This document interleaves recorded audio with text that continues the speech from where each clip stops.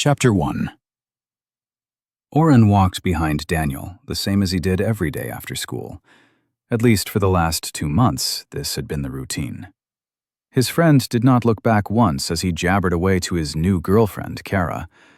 At least her house is on the way to our neighborhood, Oren thought, as he kicked a rock on the sidewalk. It skittered along for a few feet when he failed to connect fully. Daniel and Oren had been inseparable since elementary school. They had become friends due to proximity. As they had grown up next door to each other, their parents made sure they did all the same activities: soccer, baseball, even martial arts, until everyone realized Oren was terrible at any coordinated activity. Daniel had excelled at everything. That continued into high school. Daniel was on just about every sports team, while Oren just existed. He had decent grades, but wasn't anywhere near the top of his class. He had some friends, mostly people who would say happy birthday, but nothing more. The entire cheerleading team had baked a cake and sung happy birthday to Daniel. Despite his popularity, Daniel stuck around as Oren's friend. He brought him to parties, where Oren sat in the corner. He made him go to the homecoming dance, where Oren sat in the corner. They played video games together and shot hoops at Daniel's house. During dinner, Oren tried to be invisible while Daniel's parents talked to his sister and Daniel about their days. Oren's mom was an emergency room doctor, staying late into the night and working strange hours. His dad had disappeared years ago. No letter, no going out for milk. Just gone. So Oren ended up spending a lot of time at the Kaysons. Mr. and Mrs. Kayson treated him like another son. Daniel's sister was a year older than them, a senior, and the unrequited love of Oren's life. They had all played together when they were younger, but Oren knew he didn't exist in her orbit anymore. Oren stood back as the trio approached Kara's house, letting Daniel get a minute of privacy. The street was pretty empty as he looked up at the old Victorian with the well-manicured lawn. I should probably mow the lawn tomorrow before Mom gets off shift. The sound of metal on concrete tugged his attention away. He heard the mechanical grunt of a motor speeding up, the gears changing as the speed increased. He turned his head and saw a truck speeding right toward Daniel and Kara. It had already hopped the curb and was riding 2 wheels on the sidewalk. The sun glinted down, glaring across the windshield. "Daniel! Kara! Look out!" Daniel looked back to see Oren waving frantically. Oren threw his books to the ground and ran with all his might toward his best friend. Why am I charging like I'm going to tackle him? Oren thought. Daniel turned toward the growing sounds of metal grinding as the truck got closer. Oren watched his friend hurl his girlfriend through the air and prepare to dive himself. He's not going to get out of the way in time. Oren was close enough now. He went low, just like his coach had taught him in Pee-wee football years ago. His entire lanky frame hit the solid mass of Daniel as he pushed his friend out of the way of the swerving vehicle. At least, that had been his intent. Oren hit Daniel just as he jumped after Kara's body, flying through the air.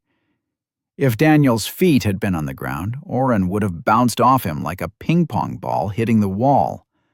With his feet already in the air, Daniel lost all momentum as Oren slammed into him.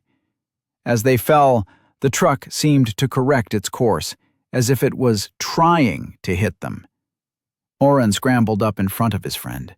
Daniel started to crawl frantically toward the house, but the truck's front bumper was too close. Oren didn't have time to say shit before the crash and pain. Interface loading. Error. Unknown essence found. Rerouting. Error. Changing parameters. Loading. Error. 2 entity essences entered. Rerouting. Initializing sequence 427AB. New user interface loading. 58%. 74%. 99%. Enter name. Where am I? His thoughts felt slow and distant. Oren turned his head to... His head didn't turn. Or maybe it did, but the floating prompt in front of him was all that remained in the darkness around him. O-R-R-I-N. He thought then, and the letters appeared one at a time before merging back into his name. O-R-R-I-N. O-R-R-I-N, accepted. Loading creation table. Error. Multiple essence error. Debug, debug, debug. Rebooting. Class table. Mainframe loading. Error. Administrator access granted. Class table loading. Select your class. The blue screen in front of his eyes scrolled by with thousands of options, using words from every video game and tabletop manual Oren had ever seen or heard of, and more. There didn't seem to be any sort of order to the selection list, but he found a few he recognized. Fighter, Mage, Rogue, Sorcerer, Dragoon, Paladin, Wizard, Priest, and some he didn't. Bloodfinder, Stalwart Wall, Knife in the Dark, Spade, Jester, Glass Fiend. Even normal-sounding jobs appeared. Farmer, Farrier, Cook. I'm dead. I'm dead, and I've been isekai'd. This isn't real. I have the day off tomorrow, and I'm going to play video games with Daniel until Mom comes home. Wake up. Wake up. Oren felt himself begin to hyperventilate. He hadn't had a panic attack since his end-of-year presentation in 8th grade, but he felt it happening now. He tried to take deep breaths and close his eyes, but the boxes remained. Error. Anomaly building source overridden. Mind bastion granted. Oren felt as if he'd been dunked in a tank of cold water, then blasted dry with hot air. Suddenly, he could think clearly again. I died. I really died. I was hit by a truck and died. This is either the afterlife, or I'm about to meet a goddess who will give me a giant sword to kill the demon lord. I know how this story goes. No use panicking. I can find a way home if I try. The hero usually gets a wish at the end of the story, right? Okay, so he started looking over his options again, slower this time. His options took up hundreds of lines of text. Fighter and straight melee are out, since I'm never going to get that right and don't want to stab myself.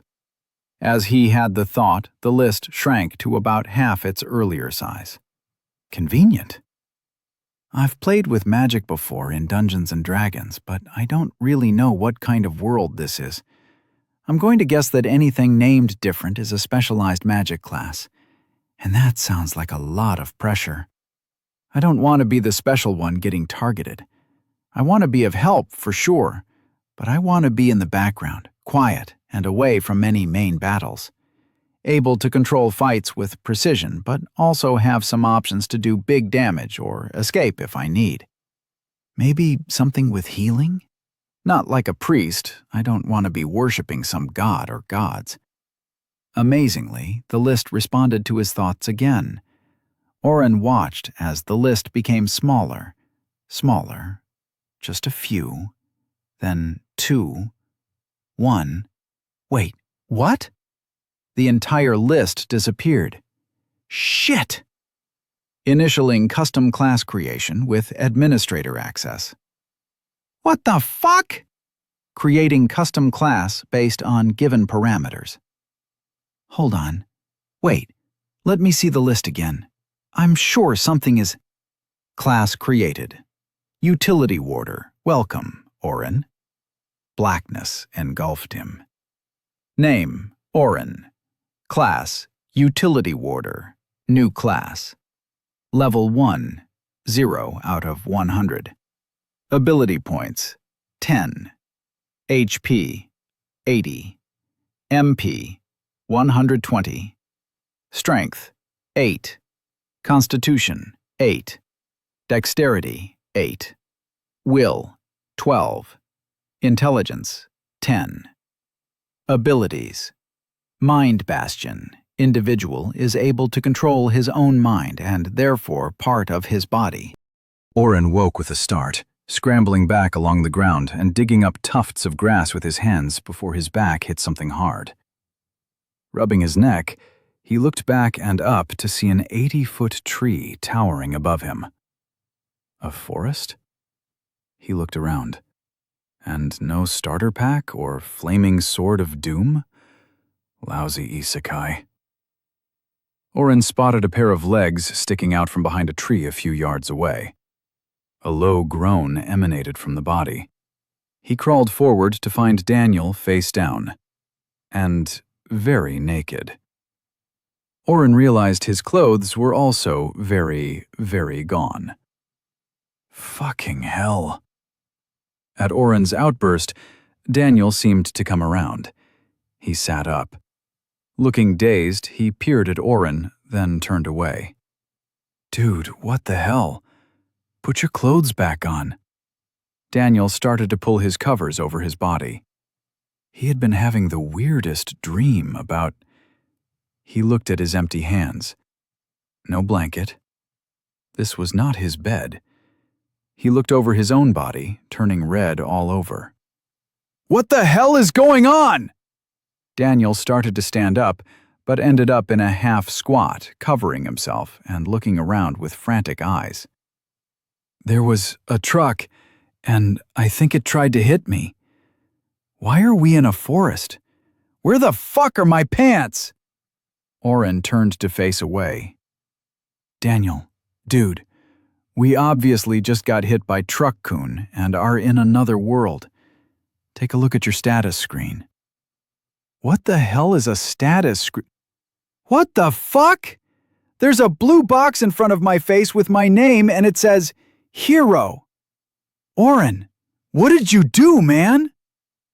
Oren was so shocked to hear Daniel's class that he turned and, after getting an eyeful of his friend again, quickly turned back. I didn't do anything. I think it was just supposed to be you that got hit by the truck and sent here. I got a lot of error messages and had to create a class and... Daniel interrupted. Listen, I don't give a shit what you think right now.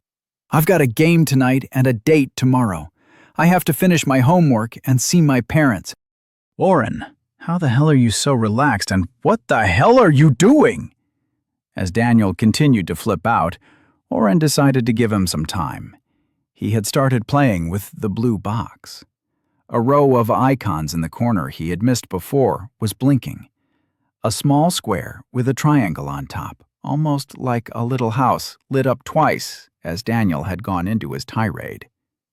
Welcome to the Store AP. 10 spells. Skills, abilities, misc. He clicked the blinking spells cursor.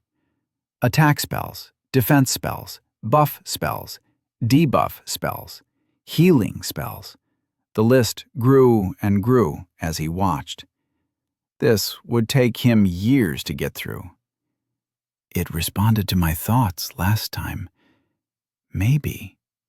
He concentrated on the blinking cursor, watching the list scroll faster and faster, until the words were a blur.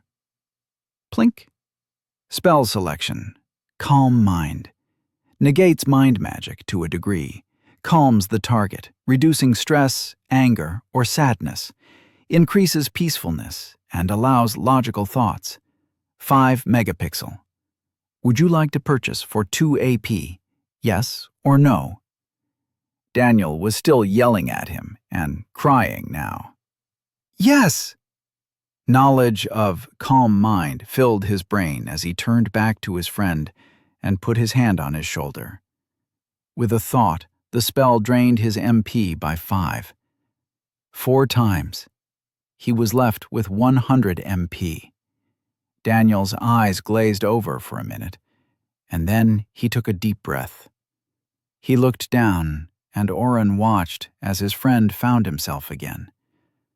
The trauma wasn't healed or gone, just reduced and pushed to the back.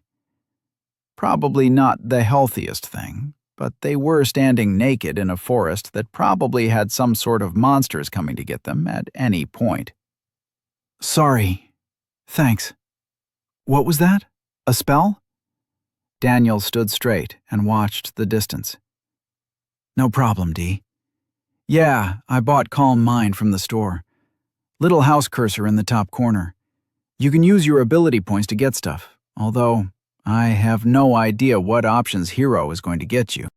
Oren replayed the list of options he had seen. He was 90% sure Hero had not been available. So you picked Hero? Anything else? I'm at 80 hit points and 120 mana points. Magic points? I think Constitution must be a 10 multiplier for health and will for magic. No idea what strength, dexterity, and intelligence do, though. Daniel risked a glance back before keeping watch of the distance again. Oren, I didn't pick Hero. I woke up to it. And how are you only at 80 health? I've got 300. What? You started with a 30 Constitution? No, that's at 15. What about your strength? Same. Any abilities? Yeah. Summoned Hero gives... Oh, that explains it. Gives me ×2 to all physical stats. So it must double my HP, my strength, and my dexterity. During the back and forth, Oren kept scrolling through the store. He tried to remember every web novel, comic, manga, and show he had watched or read that could help. He was creating a list in his mind of possible options to buy. So I'm guessing you're going to want to take a look at the miscellaneous section of the store. There are some really great options for weapons, but most are too expensive right now. I only have 8 points left, but I think I could get a... I have 300 points, Oren, Daniel almost whispered. Must be nice to be the hero. Oren regretted the thought and was glad he hadn't said anything out loud. He glanced at Daniel, glad he was too distracted reading his own blue boxes to notice any jealousy on Oren's face. Okay, well then, I'll just get some of the things I'm eyeing then. Can you get us some clothes? Some of the common clothes come in sets of 10 for a point. Daniel grunted and pointed at a pile that had appeared between them. He was already dressed. Oren really needed to start paying attention to his surroundings. He grabbed a dark green shirt and something that looked like jeans but with more movement. Well, I'm going to have to wait for some of these things, but I think these are most important right now. Spells. Heal small wounds. Heal up to 10 HP, 5 MP. 0/1000. -2 points. Increase strength. Increases target strength by +1 for 5 minutes. 5 MP. 0/1000. -1 point. Increase dexterity. Increases target dexterity by +1 for 5 minutes. 5 MP. 0/1000. -1 point. Camouflage. Melt into your surroundings. Increase ability to remain undetected for 5 minutes. Attack damage breaks the spell. 10 MP. 0 out of 10,000. -1 point. Abilities. Dimension Hole. Place items into a container of your choice, pocket, bag, etc. Store items in a dimensional chest. Retrievable from any empty container. Upgradable. -3 points. 8 points used. Oren squatted down and started shoving the extra shirts and pants into his dimension hole. Daniel was still looking into his purchases. Occasionally, something would appear around him. A sword strapped to his back, a bracer of knives. Oren blinked, and an entire set of leather armor appeared on his friend. "D, don't spend all your points. We might need some for food." Daniel looked down from his boxes. "I think we'll be all right.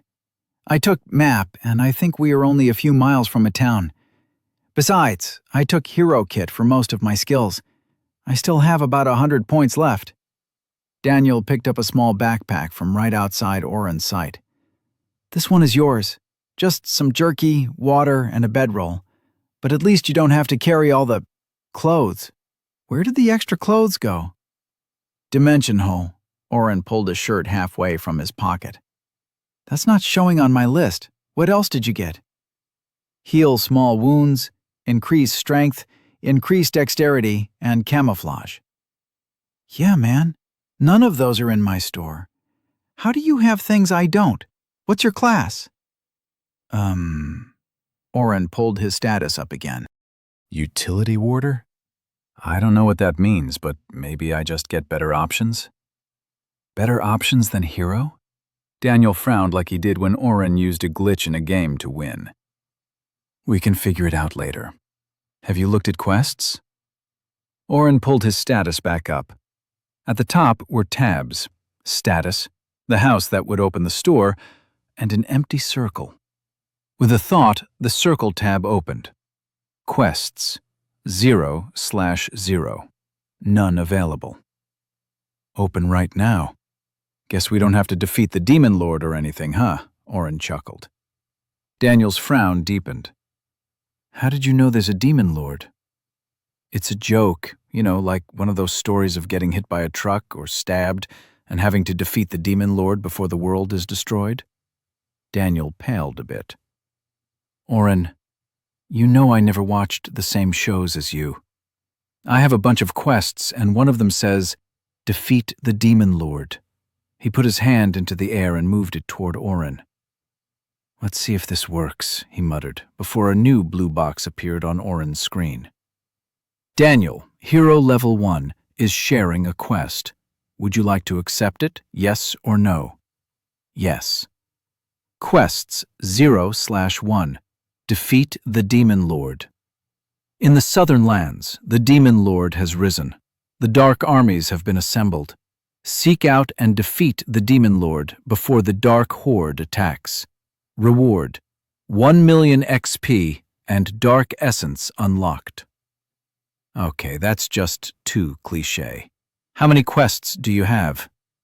6, but I already completed Buy Hero Kit. Daniel started tossing them all over to Oren. He spammed the yes response. Quests 0/5. Defeat the Demon Lord. Expand. Defend the wall. Help push back a horde. Reward: variable on participation percentage /horde. Type: defeat a dungeon. Reward: variable, obtain level 10. Reward: Hero Kit level 2. Unavailable reward. Reach the Wall of Day within 24 hours. 23 hours, 20 minutes, 18 seconds. Reward: +1 to all stats. Failure: no penalty. Weird. The Hero Kit seems to be unavailable to me. Guess I won't be getting any help there. Oren finished reading and watched Daniel pull the straps closed on his backpack. If I'm reading this right, we're only half a day from day. You ready to go hiking, oh? Daniel smiled for the first time since they woke up here. Oren felt the pressure in his chest lift. His friend was here. He'd be fine. Yeah, we got this. Daniel's smile widened. I'm glad you're here. I really don't. Something from the tree overhead reached down and wrapped around Daniel's leg, yanking him up into the dark foliage above. Chapter 2. Oren stared at the spot where his best friend had stood seconds ago. Blood dripped down from the tree above. Too much blood. New mandatory quest: Save the Hero. Reward: 100 XP and Identify ability. Failure: Death of Hero. Likely annihilation of the world. What the fuck? Oren had no offensive spell. The only reason he hadn't been scooped up as well was camouflage. He had been concentrating on his new spells and activated camouflage in terror as he saw the vine-like appendage grab Daniel. He looked up at the tree. He could see a form through the branches, struggling, but it appeared to be moving slower and slower. Oren searched the ground for anything to throw. He was definitely not climbing an 80-foot tree. A few of Daniel's daggers had slipped out, or more likely Daniel had reacted and tried to stab the vine. Oren found two and picked them up. And what good is throwing a knife into the air going to do anyone? Oren peered through the leaves and watched a second vine ensnare his friend. Even with a double increase in strength, 2 vines seemed to be more than enough to hold him tight. Strength. That's it. Oren locked his eyes on Daniel and started pushing mana into his buff spells. Increase strength. Increase strength. Increase strength. Increase strength. Increase dexterity. Increase dexterity. Heal small wounds. Heal small wounds. Heal small wounds. Heal small wounds. Oren lost 50 MP in the span of seconds. He didn't know how hurt Daniel was. He didn't know how much extra strength he'd need. Hell, he didn't know if the spells were touch-only or ranged. A third vine was snaking its way across the branches. Oren started casting again. Increase strength. Increase strength. Increase strength. Increase strength. Increase strength. Increase dexterity. Increase dexterity. Increase dexterity. Increase dexterity. Increase dexterity. His MP bottomed out. He felt dizzy for a second and tried to push more mana into a healing spell, but nothing happened. 0/120 MP. Oren tried to throw a dagger at the third vine, but it went wide, like 10 yards wide. He clutched the last dagger and drew back his arm to throw again. "Screw this!" Daniel yelled from above. His friend finally had gotten a hand free and pulled his sword off his back. He swung drunkenly with no balance. Luckily, one wild slash thunked right into the third vine as it neared his neck. Oren heard a scream from behind the trees, an unearthly, low, rock-on-rock scream. Daniel was swinging at the other 2 vines, his arm a blur as he chipped strips of plant life off each. Oren quietly stepped around the large trunk and squatted low, imitating every stealthy video game character he had ever played. Oren realized his camouflage was still active. A few yards away was a monster. It looked like a ball of vines constantly wiggling around. 3 appendages had reached up the side of a nearby tree, traversing branches to sit over where they had been chatting minutes before. It's an ambush creature. Oren did not know where the thought came from, but he trusted it. He'd always been good at figuring out strategies in games. More than once, he'd pissed Daniel off by coasting through a difficult part of some video game, pulling off something unexpected like running at the creature instead of rolling to the side or throwing a torch to distract an enemy. If I attack it now, it might just run away. Yeah, all 130 pounds of me running at that thing with a kitchen knife is totally the way to survive. Guess this world is doomed. Sorry, Daniel. Even as his mind was second-guessing, Oren was moving. He held the knife point up in his fist. He would stab it and then run. He was only about 5 feet behind it now. Sounds of Daniel's sword hitting the vines and the occasional thunk of wood as he missed and hit trees still echoed. Almost there. Crack. Oren looked down. So engrossed in his upcoming role as Jack the Ripper, he had stopped watching where he stepped and broken a long stick cleanly in 2. He felt the vine monster's attention turn to him. Obviously stopped working if he made too much noise. Shit. Well, good to know, I guess. Oren lunged forward the few remaining feet, the knife hilt gripped in both hands as he pushed it toward the monster. He saw the third vine arm swinging down toward him. It would be close. The knife hit something rough and hard. The tip snapped and turned the entire blade to the side. Then it stuck fast, and the monster howled again. The vine arm smacked Oren in the side, and he was thrown 10 feet, rolling and coming to a stop only when his left hip hit a tree. An explosion of pain blossomed from his rib and hip. The vine slithered along the leafy forest floor and gripped his foot, pulling him back toward the waiting monster. The sounds of swordplay in the trees had stopped. This is bullshit. I'm going to get eaten by Tangela, but the uglier wooden vine version. The vine had grabbed his left leg, so every pull jostled his hip and sent a fire throughout his body. Something definitely was broken. It hurt to breathe, too, probably a broken rib. His mom's constant chattering about her job had caused a few bits of medical knowledge to get stuck in his head. He hadn't even thought of her since he'd landed here. Did she know he was dead? Would his body have been brought to her hospital? She'd be fine, right? They hadn't had a dinner together in 2 years, so her life wouldn't change that much. The vine monster lifted him in the air by 1 foot. Oren heard a thump as Daniel's body, still wrapped in vines, hit the ground nearby. He wasn't moving. Oren hung upside down, waiting to die. As the vine lowered him down, the wiggling mass slowed, and a hole appeared in the middle. A mouth filled with rock-like teeth, maggots, half of a rotting animal, and breath so pungent he gagged. And there, just to the side of the lip, was the knife. The vine let go, and Oren fell into the gaping mouth. When Oren was 9, his dad had signed him up for soccer. Oren had already proven at this point that anything involving moving objects and him were a recipe for disaster. However, his father was adamant. So, Oren laced up his new shoes and set up behind their house to kick a ball with his dad. Oren faced away from the house, so anything he kicked would only get lost in the small wooded area behind the yard. Look, son, you don't have to be good at this, but you do have to try.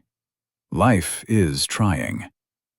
His dad paused, looking for a laugh to his dad joke. Now, set your feet and just kick when I roll it to you. His dad never pressured him to succeed at anything, just to try everything to find his passion, as he called it. The ball rolled slowly and stopped a few feet behind Oren. He picked up the ball and rolled it back to his dad. He hadn't even tried to kick it the first time. His dad let out a sigh and nodded. Readying himself, he tossed it again. This time, Oren had the speed down, and when his raised foot came down to kick the ball, he missed completely and was looking at the sky. His dad laughed as he bent over to help his son up off the ground. Really whiffed it there, huh? Don't worry, you'll get it. They spent an hour trying before Oren connected with the ball with any meaning.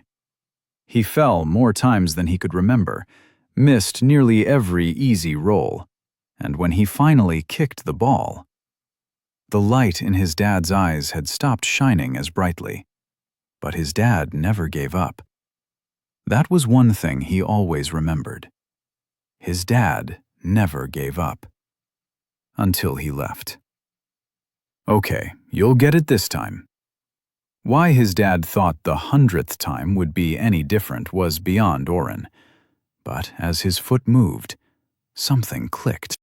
He launched the ball. All his strength was in that foot. The soccer ball blasted off his leg and whack! It hit his dad right in the face, ricocheting over Oren's head right through the dining room window. Oren had never played soccer again. As he fell, Oren remembered his dad and that soccer ball. The handle of the knife was so much smaller, but with nothing to lose, he turned his body as he fell and punted the knife as hard as he could. Of course, he missed. He kicked the side of the monster instead, but his right shin connected with the knife, driving it through the meaty part of the monster's mouth. It must have been a poor quality knife, too, because it shattered even more, shards of metal penetrating deep into the open maw of the monster.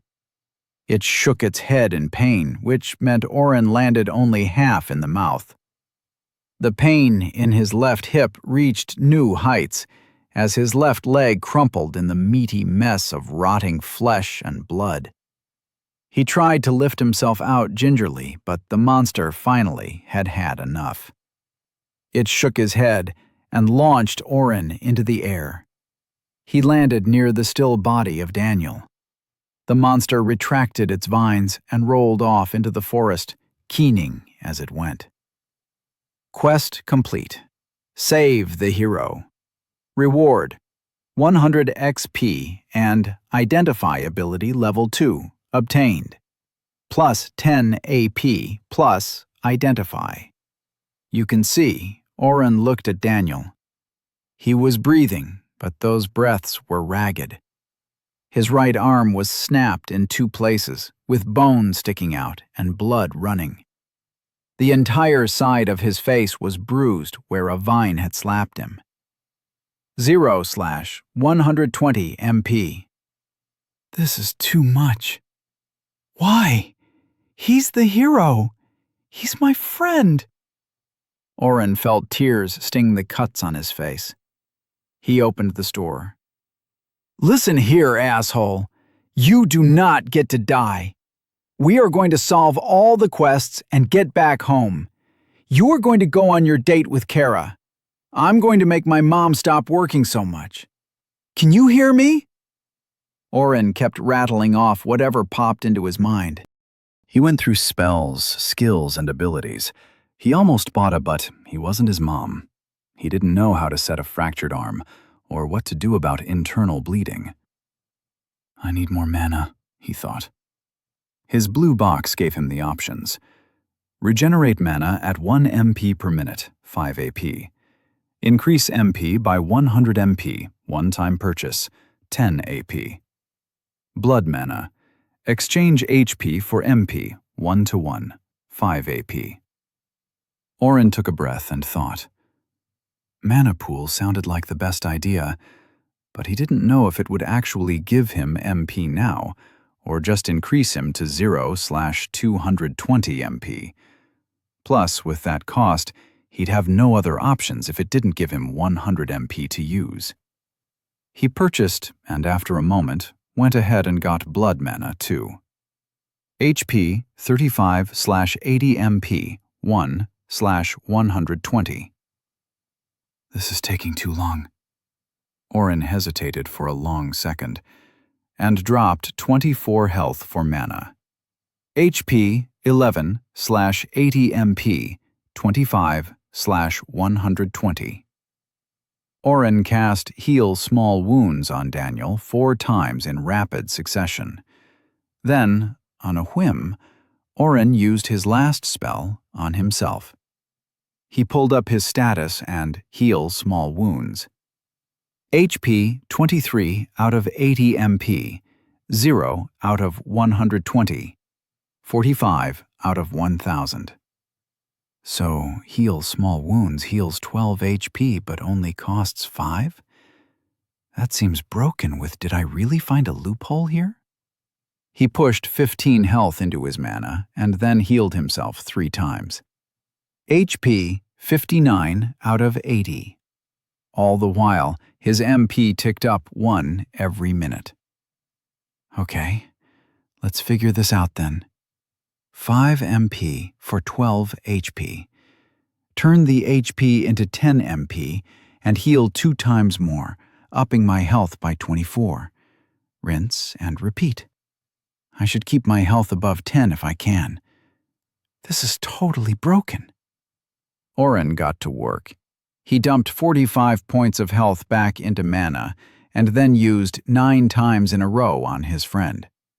That should be 108 horsepower, in addition to the 48 from before. Daniel coughed and then breathed easier. His eyes flickered open. Did we die again? Oren laughed. Oren kept the healing up, cycling. He told Daniel what had happened, his ill-fated attempt to be a soccer player again, and the glitch he had found. So you get to heal as much as you want, and regain your own mana from your health, at a rate of 1 to 2? Actually, I'm healing more than I should be. I think will is more than just my MP times 10. I haven't figured out the equation yet, but I'm going to. It definitely boosts the damage, or in this case, the healing of my magic. It's like will also makes spells hit harder. Oren realized he was waving his hands as he walked in circles in front of his friend who was still cradling his broken arm. He started healing again. Sorry. Nothing to be sorry about. You saved us. Daniel watched in fascination as the bone of his arm pulled back in and reset. Yeah, I'm glad I haven't eaten anything. That was disgusting. He cast his spell until Daniel told him his HP was topped off, then got his own HP back to full. He almost stopped, but realized he could gain more XP by pushing his MP to full too. He started blood mana cycling again. When he felt no more returns were really possible, he tried to pull up a smaller status. Level 2, 0 out of 200. HP, 74 out of 80. MP, 120 out of 120. Heal small wounds, 315 out of 1,000. Damn, I forgot identify. He tried to use the skill. Daniel Hero, Level 1, HP 300 out of 300. MP 25 out of 80. Strength 14. Constitution 15. Dexterity 13. Will 8. Intelligence 10. Abilities: Summoned Hero. Gives X2 to all physical stats. Hero Kit. Sword Proficiency, Level 1. Dagger Proficiency, Level 1. Mace Proficiency, Level 1. Axe Proficiency, Level 1. Hammer Proficiency, Level 1. Spear Proficiency, Level 1. Bow Proficiency, Level 1. Quarterstaff Proficiency, Level 1. Unarmed Proficiency, Level 1. Hide Status. Map. See the world around you. Stone Skin. Increase your vitality. Physical damage is halved for 5 minutes. Attempt to peer into others' status. Deal 2 times damage on your next hit. See up to twice as far. You can fight on. When your HP is reduced to 0, find the burning life within. Damn, Daniel. Your abilities are no joke. Oren tried. On the trees, grass, and even the knife he had thrown and found again. Nothing appeared. I guess it just works on people? How can you see my abilities? Daniel was looking down the length of his reclaimed sword. I can only get your status to say your name and HP, Oren shrugged. They were going to have to ask a lot of questions when they got to the nearby town. They should really discuss their cover story. Too many stupid adventurers and stories ended up getting duped because they just loudly proclaimed, "I'm the hero!" without doing the smallest bit of reconnaissance first. What did you say the nearest town was again? Day? Yeah, Day. D-E-Y. Daniel slid his sword back into the sheath holes near his shoulder. Oren hadn't noticed it in detail before, but it was a big thing. A two-handed weapon for him for sure. Hadn't Daniel been swinging it with one hand in the air with ease? Right, like the quest one. Oren pulled it up. 5. Reach the wall of Day. 22 hours, 5 minutes, 10 seconds. We should probably head out. You said it would take half a day to get there?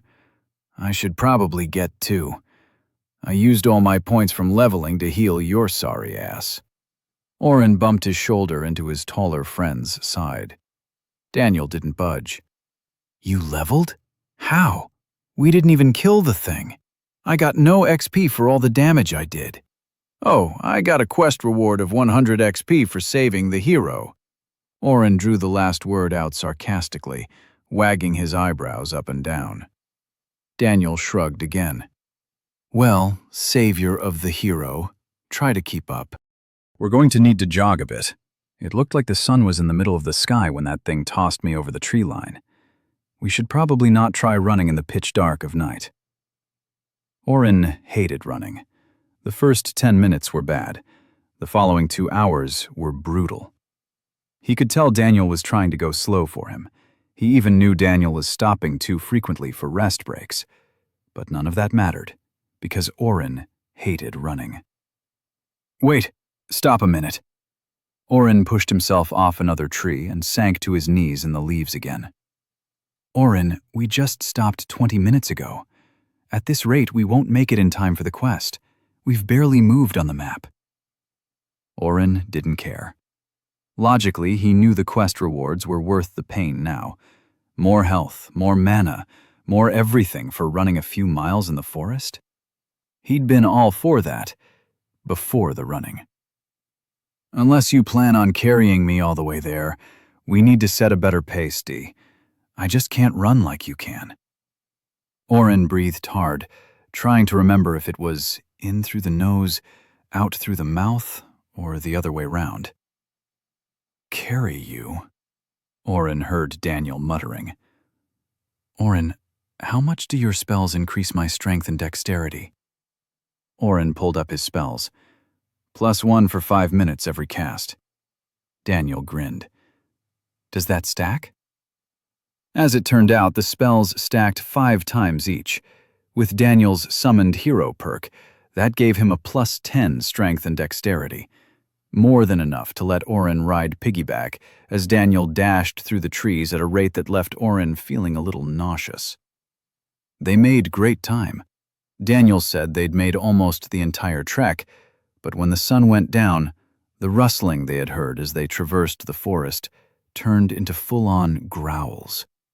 Branches swayed above them, and neither felt comfortable being a moving target. They discussed climbing a tree to sleep in the branches until a large cat the size of a small car walked by above them. It ignored them completely, but the timing and the wicked intelligence in its eyes made Daniel pick up his jog for 20 minutes. Then Oren spotted a tree with a crack in the side. There! The tree was dead, hit by lightning in the past but still not fallen to time.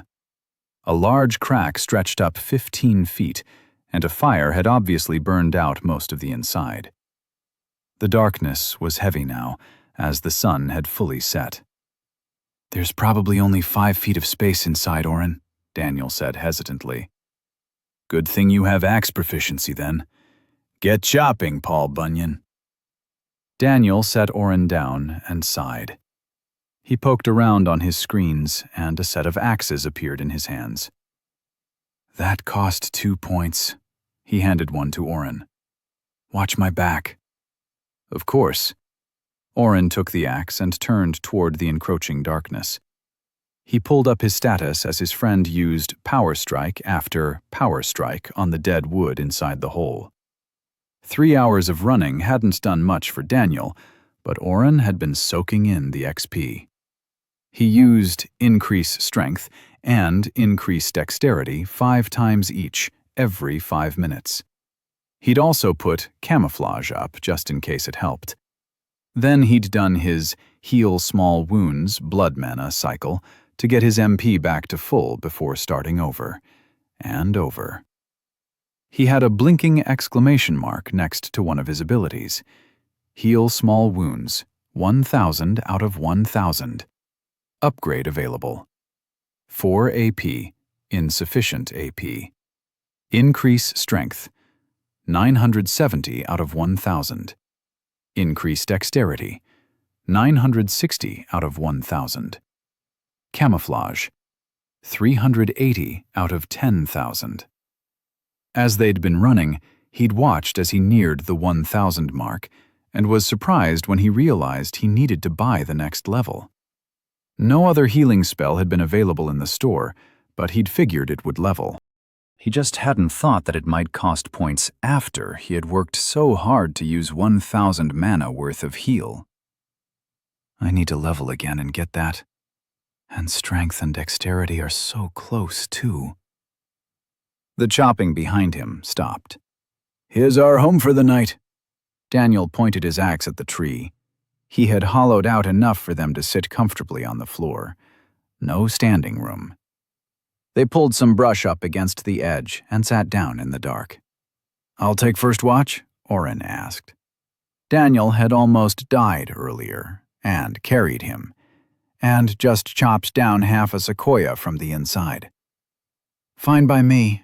Holler if something tries to eat me." Daniel pulled out his bedroll and covered himself, turning to the side. "D, I'm glad it's you I'm here with. Thanks, man." Daniel sat up and smirked at his friend. "Same, buddy. I know I said it earlier, but thanks for saving my life. Now, don't let that tiger leopard thing eat my face. I'll carry you into town tomorrow and we'll find the local king or president and get set up for success." Daniel was blinking hard as he talked. The day had taken more out of him than he was letting on. Oren smiled softly at his friend. "Yeah, we'll kick ass and find a way home." He'd remember to get a good plan ready in the morning, because no way were they going to go straight to whoever was in charge. Daniel nodded and fell asleep as Oren held a sword way too big for him, pointed toward the night. Chapter 3. Oren did not sleep. His friend snored gently and tossed occasionally. Daniel's parents had been strict with bedtimes for as long as he could remember, but Oren had become his own guardian after his dad left. Spending all night reading or playing video games had become a normal occurrence. "He needs the rest. I'll sleep in a real bed tomorrow," Oren told himself. This was all temporary. He would find them some way home. Until then, he was already piecing together a plan to survive. Spells.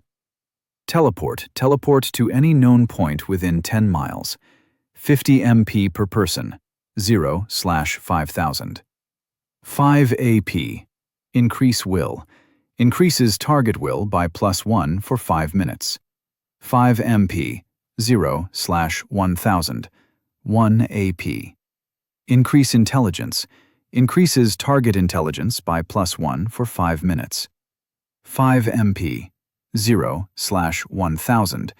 1 AP. Abilities. Sidesteps. 1% chance to evade any attack. 0/100. 1 AP. Map. See the world around you. 4 AP. Mana pool. Increase MP by 100 MP. One-time purchase. 10 AP. Skills. Merge. Combine spells/abilities for new effects. Caution. May lose original spell/ability. 20 AP. If he could max out teleport, maybe there was some way to get all the way home. Oren doubted it, though. It was probably a distance modifier. The stat increase spells would round out his ability to buff up Daniel.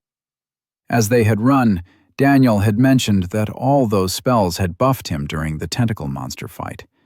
So Oren's spells were ranged to some point. If he could increase his own will and intelligence before a fight, he could do more. Plus, extra intelligence would mean a quicker blood mana to HP conversion. Oren was beginning to believe MP reset during sleep, as other than his +1 a minute from meditate, his MP never recovered. Sidesteps also would help him avoid taking damage. His HP was full, but he could still remember the feeling of the vine breaking his ribs. Skills seemed to be full of things like blacksmithing and alchemy. Nothing he really thought would be helpful short term. He'd scrolled right past Merge the first few times. It's expensive, but maybe I could combine all 4 stats into one spell, or find something to merge with Teleport to make a universal teleport or something to go home with? His first priority should be to level his healing. Then the stat increase spells, so Daniel could tank better. We can probably take on most things with a little more preparation and a few more levels. I wonder if there are any other ways to gain XP besides quests and killing monsters. The lack of even partial XP for fighting had really pissed Daniel off the day before. He spent the hours blood cycling, as he named the process. He quickly brought increase strength and increase dexterity up to 1000/1000. He also kept camouflage running on himself. He had tried to cast it on Daniel too, but nothing happened. At a cost of 120 MP, he could keep it running on himself for an entire hour. He let Daniel sleep for 7 hours before waking him to talk. Heal small wounds, 1000 out of 1000. Upgrade available. 4 AP. Insufficient AP. Increase strength, 1000 out of 1000. Upgrade available. 2 AP. Insufficient AP. Increase dexterity, 1000 out of 1000. Upgrade available. 2 AP. Insufficient AP. Camouflage, 1220 out of 10,000. Orange and red light trickled through the treetops and lit up the ground as Oren peeked through the hole in the brush he'd created. The frequent howls and crashes in the night had stopped an hour ago. "D, wake up. We should head out soon." Oren pushed his bedroll back into his backpack, using Dimension Hole to make it disappear. "No, Dad, I have a game. I need more sleep." Daniel turned over and pulled the blanket over his head. "No game today. Just reaching the wall of a fantasy town before monsters eat our faces." Daniel's breathing stopped. Then he sighed heavily. "Fuck. I guess that wasn't a dream, huh?" He sat up. "Did you let me sleep the entire night? Damn it, man." Oren was busy pushing the brush out of the front hole in the tree. "You needed it more than me." He grabbed a branch and pushed. It stuck tight. He pushed again. Nothing. "Besides, you're the one who did most of the heavy lifting." Daniel walked up beside his friend and kicked the limb. It snapped in two with a loud crack and fell to the side of the entrance. "I can't believe you did that. You've been casting spells non-stop. I don't know how you do that. When my MP got low, it felt like I got kicked in the nuts. You should have taken the chance to get some sleep." Daniel grabbed the last of the tree branches and walked out of the tree. At least the temperature isn't too cold here. That sun feels good." Oren frowned as he hitched his bag on his shoulder. "I've gotten down to below 10 MP a few times and haven't felt more than winded. Must be a class thing." He pulled up the quest box. 5. Reach the Wall of Day. 8 hours, 18 minutes, 34 seconds. Just over 8 hours. Can we make it? I really need to get mapped, too. Yes, you do. It looks like we made it about 3/4 of the way yesterday. Should be fine with time as long as nothing jumps. Shut it. Don't jinx us. Daniel smiled and knocked on the tree as he adjusted his armor. "So am I carrying you again?" It took 2 hours of Daniel running to reach the edge of the forest. Oren got camouflage to 1460 out of 10,000. Nothing jumped them either. Oren squinted against the sun. He could vaguely make out a blurry mass in the distance. It was mostly wall-shaped. "Is that?" Daniel grunted and picked up his pack from where Oren had put it down. "Yeah, that's gotta be day. I think we can probably walk from here. It's only like 4 or 5 miles. Oren frowned, but didn't argue. Riding into town on Daniel's back would be too conspicuous. "Is there a road you can see, Mr. Eagle Eyes?" Daniel pointed with his sword before he strapped it back in its sheath. Oren saw nothing but the hills and field. "Lead on, then, because some of us can't see that far." They walked for 20 minutes before Oren could make out the road in the distance. little more than packed dirt and the occasional ditch along the side. It was no wonder he hadn't seen it. Just as he saw the road, Daniel's hand darted out and grabbed Oren's sleeve. Oren opened his mouth to speak, but Daniel put his finger to his own lips and squatted down. Oren did the same. Oren tried to see what he was missing, but it wasn't until he tracked Daniel's pointing finger that he made out the small smudge in the distance getting closer along the road. It was headed toward the city. "A horse-drawn carriage?" Oren whispered. "Yes and no. About 300 yards ahead of us, near that small clump of trees. There's a group of men holding swords and something else. I thought it was just a group of travelers waiting in some shade, but now I think they're bandits." Daniel slowly drew his sword. Oren groaned. "D, you can't possibly be thinking you're going to rush in and play hero. How many are there?" "Just 4. And I have to. Just got a quest. Here." Daniel, Hero Level 1, is sharing a quest. Quest: defeat the bandits 0/4. Reward: 200 XP. Penalty: lose 2 strength for 14 days. Would you like to accept it? Yes or no? Oren hesitated to accept the quest. He could just buff Daniel and stay out of sight, but if he did that and Daniel died... Yes. Shit. Okay, what's the plan? Oren put 5 increase strength and 5 increase dexterity on both of them. He also topped off his camouflage, as it had ended while they sat and watched the carriage approaching. He also cycled his health and mana until he was topped off again. Daniel gave Oren a quick look and smirked. "Remember when Mark Lenotti tried to pick on you in middle school?" Oren moaned. "No, I'm not doing it." Daniel's grin grew. "Got a better idea?" The carriage slowed to a stop when 2 men walked in front with crossbows drawn. "Move, vagrants. You do not wish to attempt a robbery here today." The man driving the carriage looked the part of a knight, but from where he stood, Oren could tell he was outmatched. Crossbow bolts would probably punch right through the man's armor. The horse would have been dead already if he hadn't stopped. Daniel had traveled toward the city and was supposed to come from behind. With camouflage, Oren was able to get about 20 yards away from the men. 2 held the crossbows pointed at the knight. The other 2 held their swords bare to the side. "No need for names, sir," the larger man with the crossbow spit to the side. "Just have the lass throw some gold out the door and we can all be on our way. We know she's in there and what she's been doing.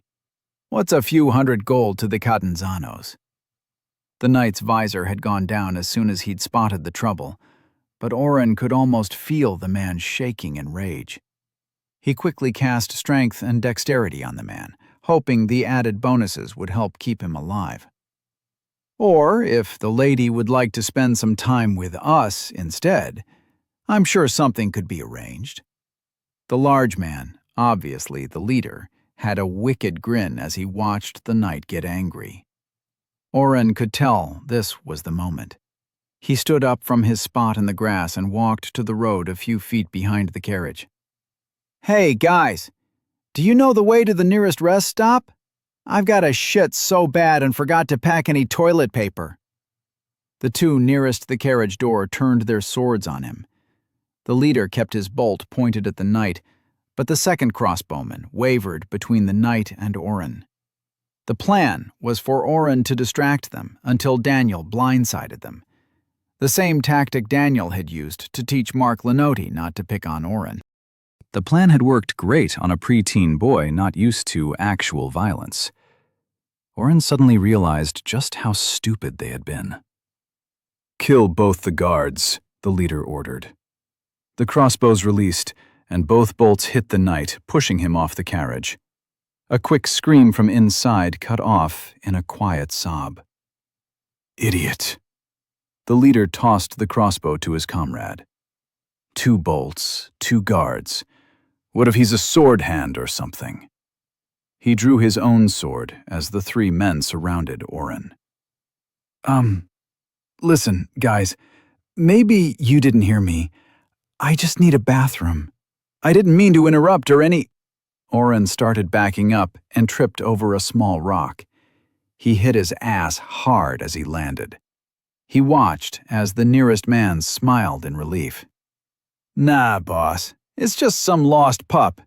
Don't worry, son. I'll make it quick. He lifted his sword to strike. When an axe lodged itself in the side of the man's face, Oren blinked for a solid 5 seconds as the blood rained down on him. The man's body dropped like a doll. Yelling and clangs of metal exploded around Oren as he sat staring at the dead man in front of him. The blood was soaking into the ground, but there was still so much pouring out of the cracked flesh of the side of the man's face. The wooden handle of the axe had been splattered as well, leaving the grain darkened as it, too, drank the man's life. Oren! Oren! Daniel was shaking him. Oren wiped at his face and saw his hand was covered. The sticky feeling, combined with the metallic tang of the blood on his lips, was too much. Oren turned and vomited on his friend's shoes. Is that your blood? Are you okay? You were only supposed to distract them, not get in their faces. What were you thinking? Daniel was getting more frantic as Oren didn't respond. Fine. I'm fine, Oren finally sputtered. He cast calm mind on Daniel, who visibly slumped. He pushed himself to his feet and looked around. The bandit holding the 2 crossbows had been opened up from behind. Oren spotted a dozen cuts on the second swordsman's arms, his body folded around a gaping stab wound in his chest. The leader's head rested by the carriage wheel. D, you butchered them. Oren dry heaved, reminding him that they hadn't eaten since yesterday. Daniel stayed quiet. He moved the axe stuck in the bandit's face with his foot, and then left it alone.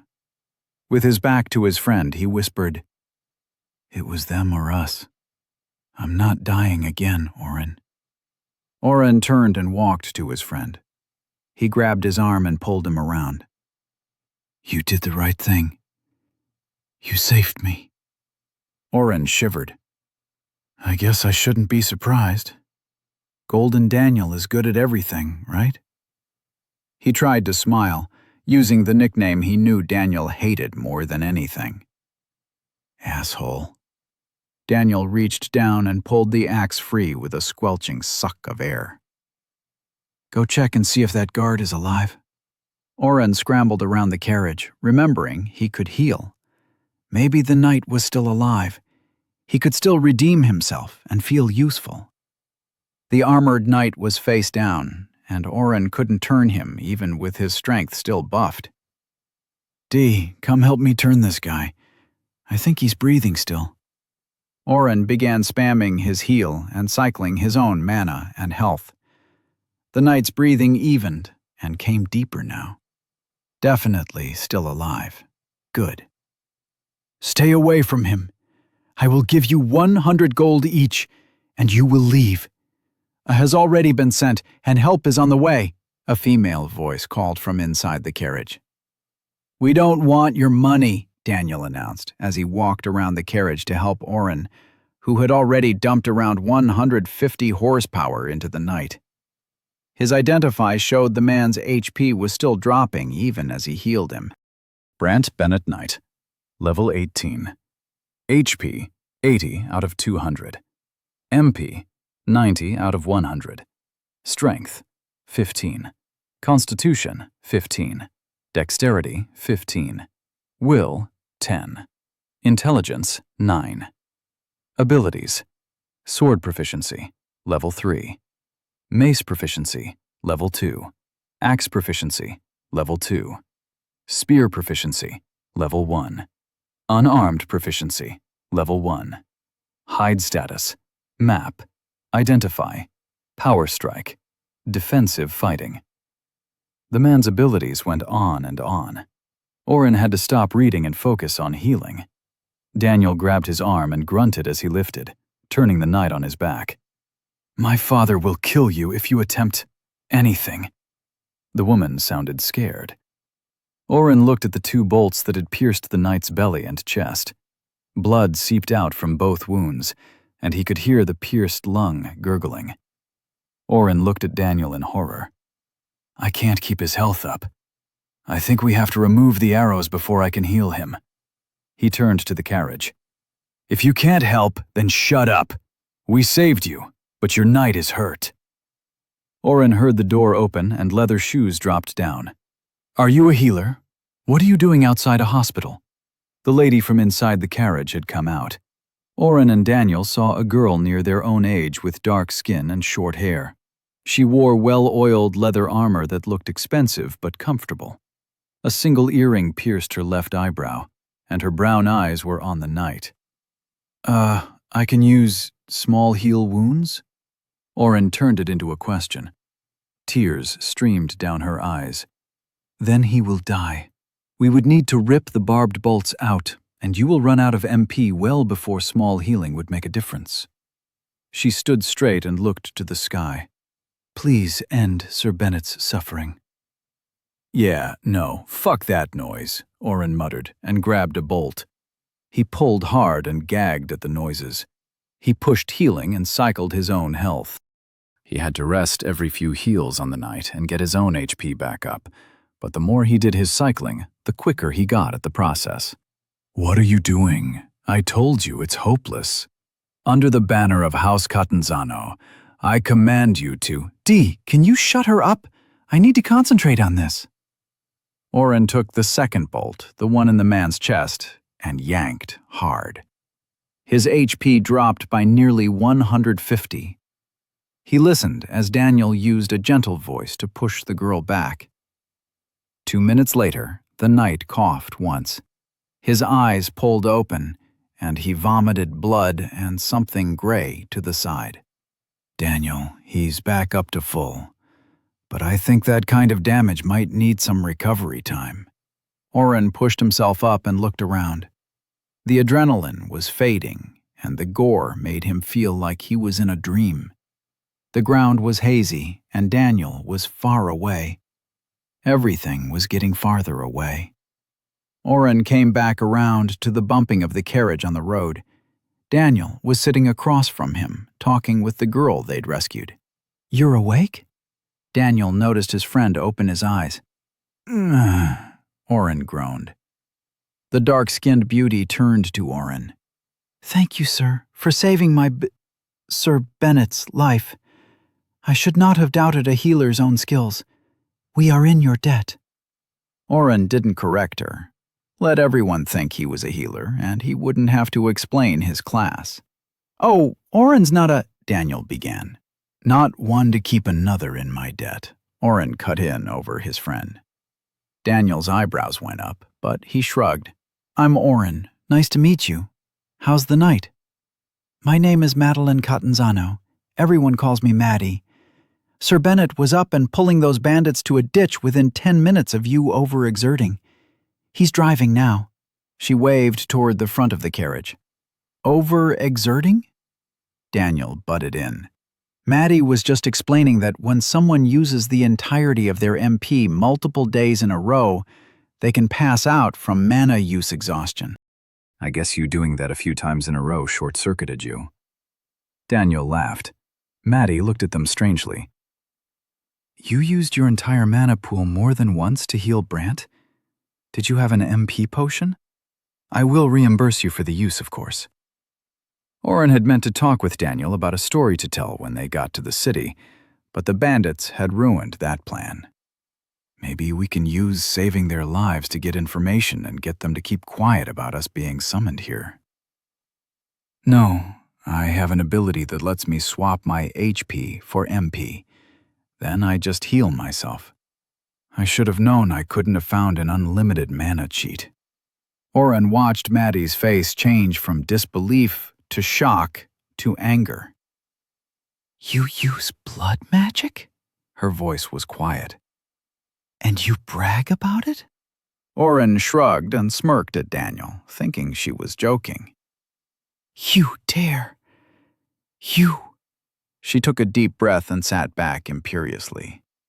Oren and Daniel, I thank you for saving my life and the life of Sir Bennet. However, the laws of Day are absolute. You are hereby under arrest for the use of blood magic. I will deliver you to the city guard, and you will be executed by the end of the week. Chapter 4. While Oren's mind raced through different scenarios, from jumping out of the moving carriage to attacking Maddie, Daniel started laughing. Leave it to you, O, to find the one thing these people have outlawed, he said, as he turned toward a glowering Maddie. First off, I have no blood magic, so you aren't arresting me, that's for sure. Secondly, I'm not even sure Oren is actually using blood magic. Or at least I've never seen anything using blood. I mean, the guy is basically just healing. Daniel paused and watched Maddie's face switch emotions several times. He asked in a quiet voice, Maddie, do you even know what ability he's using? Maddie spluttered for a minute and then put her hand out to Oren. Show me, she demanded. Oren put his hand on her hand. What are you doing? Maddie flushed and pulled her hand back. I have no idea what you want here, Oren lashed out. We saved your life, and now you want to kill us? Me? For using some sort of magic, which, by the way, uses my own HP to be able to heal my friends a bit more. Maybe we should have just completed the quest and left you to the bandits. Maddie sat emotionless through his tirade, but when he said, quest, she sat forward with blazing eyes. Quest? You found a quest? For what? What type of reward is there? No matter. It's almost always worth it. Can you share it? Do you both have it? Oren opened his mouth to tell her no, she could not share their quest. But Daniel beat him to it. No, we will not share our quests with you. Especially not after how you treated Oren about the abilities he picked. Quests? Multiple? Maddie was near hyperventilation now. Daniel smiled, crossing his arms and sitting back as the carriage hit another rut and jostled them all. The three sat in silence for a few minutes. Oren pulled up his status and noticed a lot of blinking exclamation points. Quest complete. Defeat the bandits. 4 out of 4. Reward. 200 XP. Level 3. Obtained. Plus 10 AP. He cleared the boxes with a thought and started rummaging through the store again. He should just buy teleport and get out of here with Daniel. He hovered over the buy button, but then stopped. Maddie, if we share a quest with you, what would that be worth? Daniel raised an eyebrow, but Oren ignored him. She looked at Oren with a sneer. Not enough to save your life, blood mage. Oren smiled at her and leaned against the shut door. What if I told you I'm not a blood mage? I'd call you a liar. The only classes that can use HP for MP are blood mage or vampire, and I saw you in the sunlight. Is there a way to show you my class? Or do you not have identify? Oren asked. Maddie's sneer turned into a frown. I have no need to waste the points on identify. That's for the guards or guild. And to ask to see a person's class is rude. I should not have asked to see your ability either. I apologize for that, even to a blood mage. Oren thought of how Daniel had shared his quests before. He pulled up his status and pinched the boxes he wanted. He flicked his wrist toward Maddie in a throwing motion, tossing the ability and his class boxes. The shock on her face turned to puzzlement. I've never heard of Utility Warder, and Blood Mana is a restricted ability to only Blood Mage. Daniel finally spoke up. Is Blood Mana or the class outlawed? Maddie answered hesitantly. Blood Mage is outlawed, mostly because the spells of the class require sacrifices for fuel. I've read that blood mana is used to sap targets of their HP for the large mana requirements, but it's usually not the worst of what those who take the class do. Oh shit. I didn't even think to try using it on others. Could I have drained those bandits? Oren fiddled with a loose string in the upholstery of his seat. You truly have never used your spell on another? Maddie asked incredulously. Only had it for a day, and the only person I've been draining is myself. That sounds dirtier out loud. Daniel chuckled. But if I promise not to use that spell to do blood magey things, and we gave you a quest, we could probably overlook the whole thing, right? Oren was betting quests were rare based on her earlier reaction. I mean, we did save your life, too. Daniel had leaned back and closed his eyes, ignoring the entire exchange now. He knew Oren could weasel his way into a good deal. The law technically only regulates the class, not the ability. And you did save the life of a noble going about the administration of the country's business. Hook, line, and sinker, Oren thought. If you give your word, I will not alert the guards. But if they check your status, I can be of no help. What is the quest? Maddie tried to keep the excitement off her face, but her hands were clenched on her seat cushion. Oren pulled up the quest, reach the Wall of Day within 24 hours, 3 hours, 2 minutes, 54 seconds. Reward, +1 to all stats. Failure, no penalty.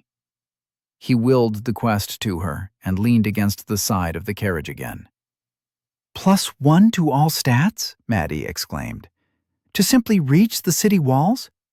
This is the most ridiculous quest I have ever heard of. What kind of quests do you normally get then? Daniel chimed into the conversation. Maddie mumbled and pushed Oren's hand off the upholstery string he had started pulling on. Sorry, I didn't hear you, Daniel insisted. Oren waited for Maddie to turn and then yanked the thread out completely at the base. I've never received a quest before. Most people see 1 or 2 their entire life, unless you find a hero. But we haven't had a true hero in over 60 years. Maddie frowned at Oren. She had noticed the vandalism. Daniel looked at Oren and said nothing. Oren could tell his friend was letting him take the lead. I haven't heard of that class, he gambled. Not surprising. Usually, the nobles try to keep it contained. Nobody knows all they can do. They start off with ridiculous boosts and only grow stronger. I heard a visiting duke tell a story that 1,000 years ago, one of them killed a demon lord and created the Sea of Fire. So anyone who took that class would probably stay away from nobles then. I guess that's why quests are so rare. Well, that's only the nobles who don't care for the people. Someone with a class can only be summoned, and that uses a lot of magical resources. Usually an entire country will pool the cost together in the face of a major threat. Most are treated like foreign dignitaries and given every comfort. Of course, they also have to defend against whatever evil arises, but most succeed. Just most? What happens to the rest? Daniel asked with trepidation. Maddie appeared bashful again. I don't think I should be talking this much about classified classes. But thank you for this quest. How did you get it? Meet any traveling? She tried for a joke. Daniel and Oren glanced at each other. It was an instance of 2 friends communicating far more than an outsider would guess. Should we tell her? Daniel wanted to trust her. Hell no. Oren didn't want to get tangled up with a noble family. I'm going to have to defeat the demon lord eventually. Might be nice to have some backing and not have to buy clothes with my points. Don't do it. We don't even know why she was out on the road. That bandit said something about what she's been doing outside the city. What if she's more than she seems or tries to imprison us? Daniel let his easy smile spread on his face. Nothing like that. We just got a quest to reach the wall and another to defend it when we were traveling nearby. We've never been this far from home. Maybe we were just lucky. Defend the wall from a horde? Maddie sat forward on her seat again. Does it have a countdown too? Would you share it? No countdown timer. Variable reward. And what's in it for us? Oren butted in before Daniel gave away the quest. Maddie looked at the ceiling. I could have my father give you knighthood for the city? Or 1,000 gold each? That's about the price to purchase knighthood anyways. Daniel and Oren exchanged another glance. Neither wanted knighthood for sure. And while money was probably good to have, what they really needed was information. Only 1,000 gold for us to split? But you have to answer every question we have until we reach the wall, Oren offered. Deal. I can pay you that right now with the tax money. She bit her lip. Please ignore that I just said that. Nobody is supposed to know I'm out collecting on my father's behalf. Maddie pulled Daniel off the seat next to her and flipped the seat cushions up. Underneath, hidden below a false top, was an iron chest with a single keyhole. She made them both turn before pulling a key from down her leather chest piece and opening the lid. Inside were stacks of gold coins wrapped in cloth to reduce the jangling they made with the lid open. There were hundreds of gold pieces, thousands of silver. I may only be able to give you a little less than half now, Maddie said sheepishly. But you can find me at the castle gates, and I'll get you the rest, of course. Or I can open credit for you at the guild. Are you registered? Oren and Daniel took 150 gold each from Maddie and began to ask questions as she opened a small basket and handed out some bread and cheese.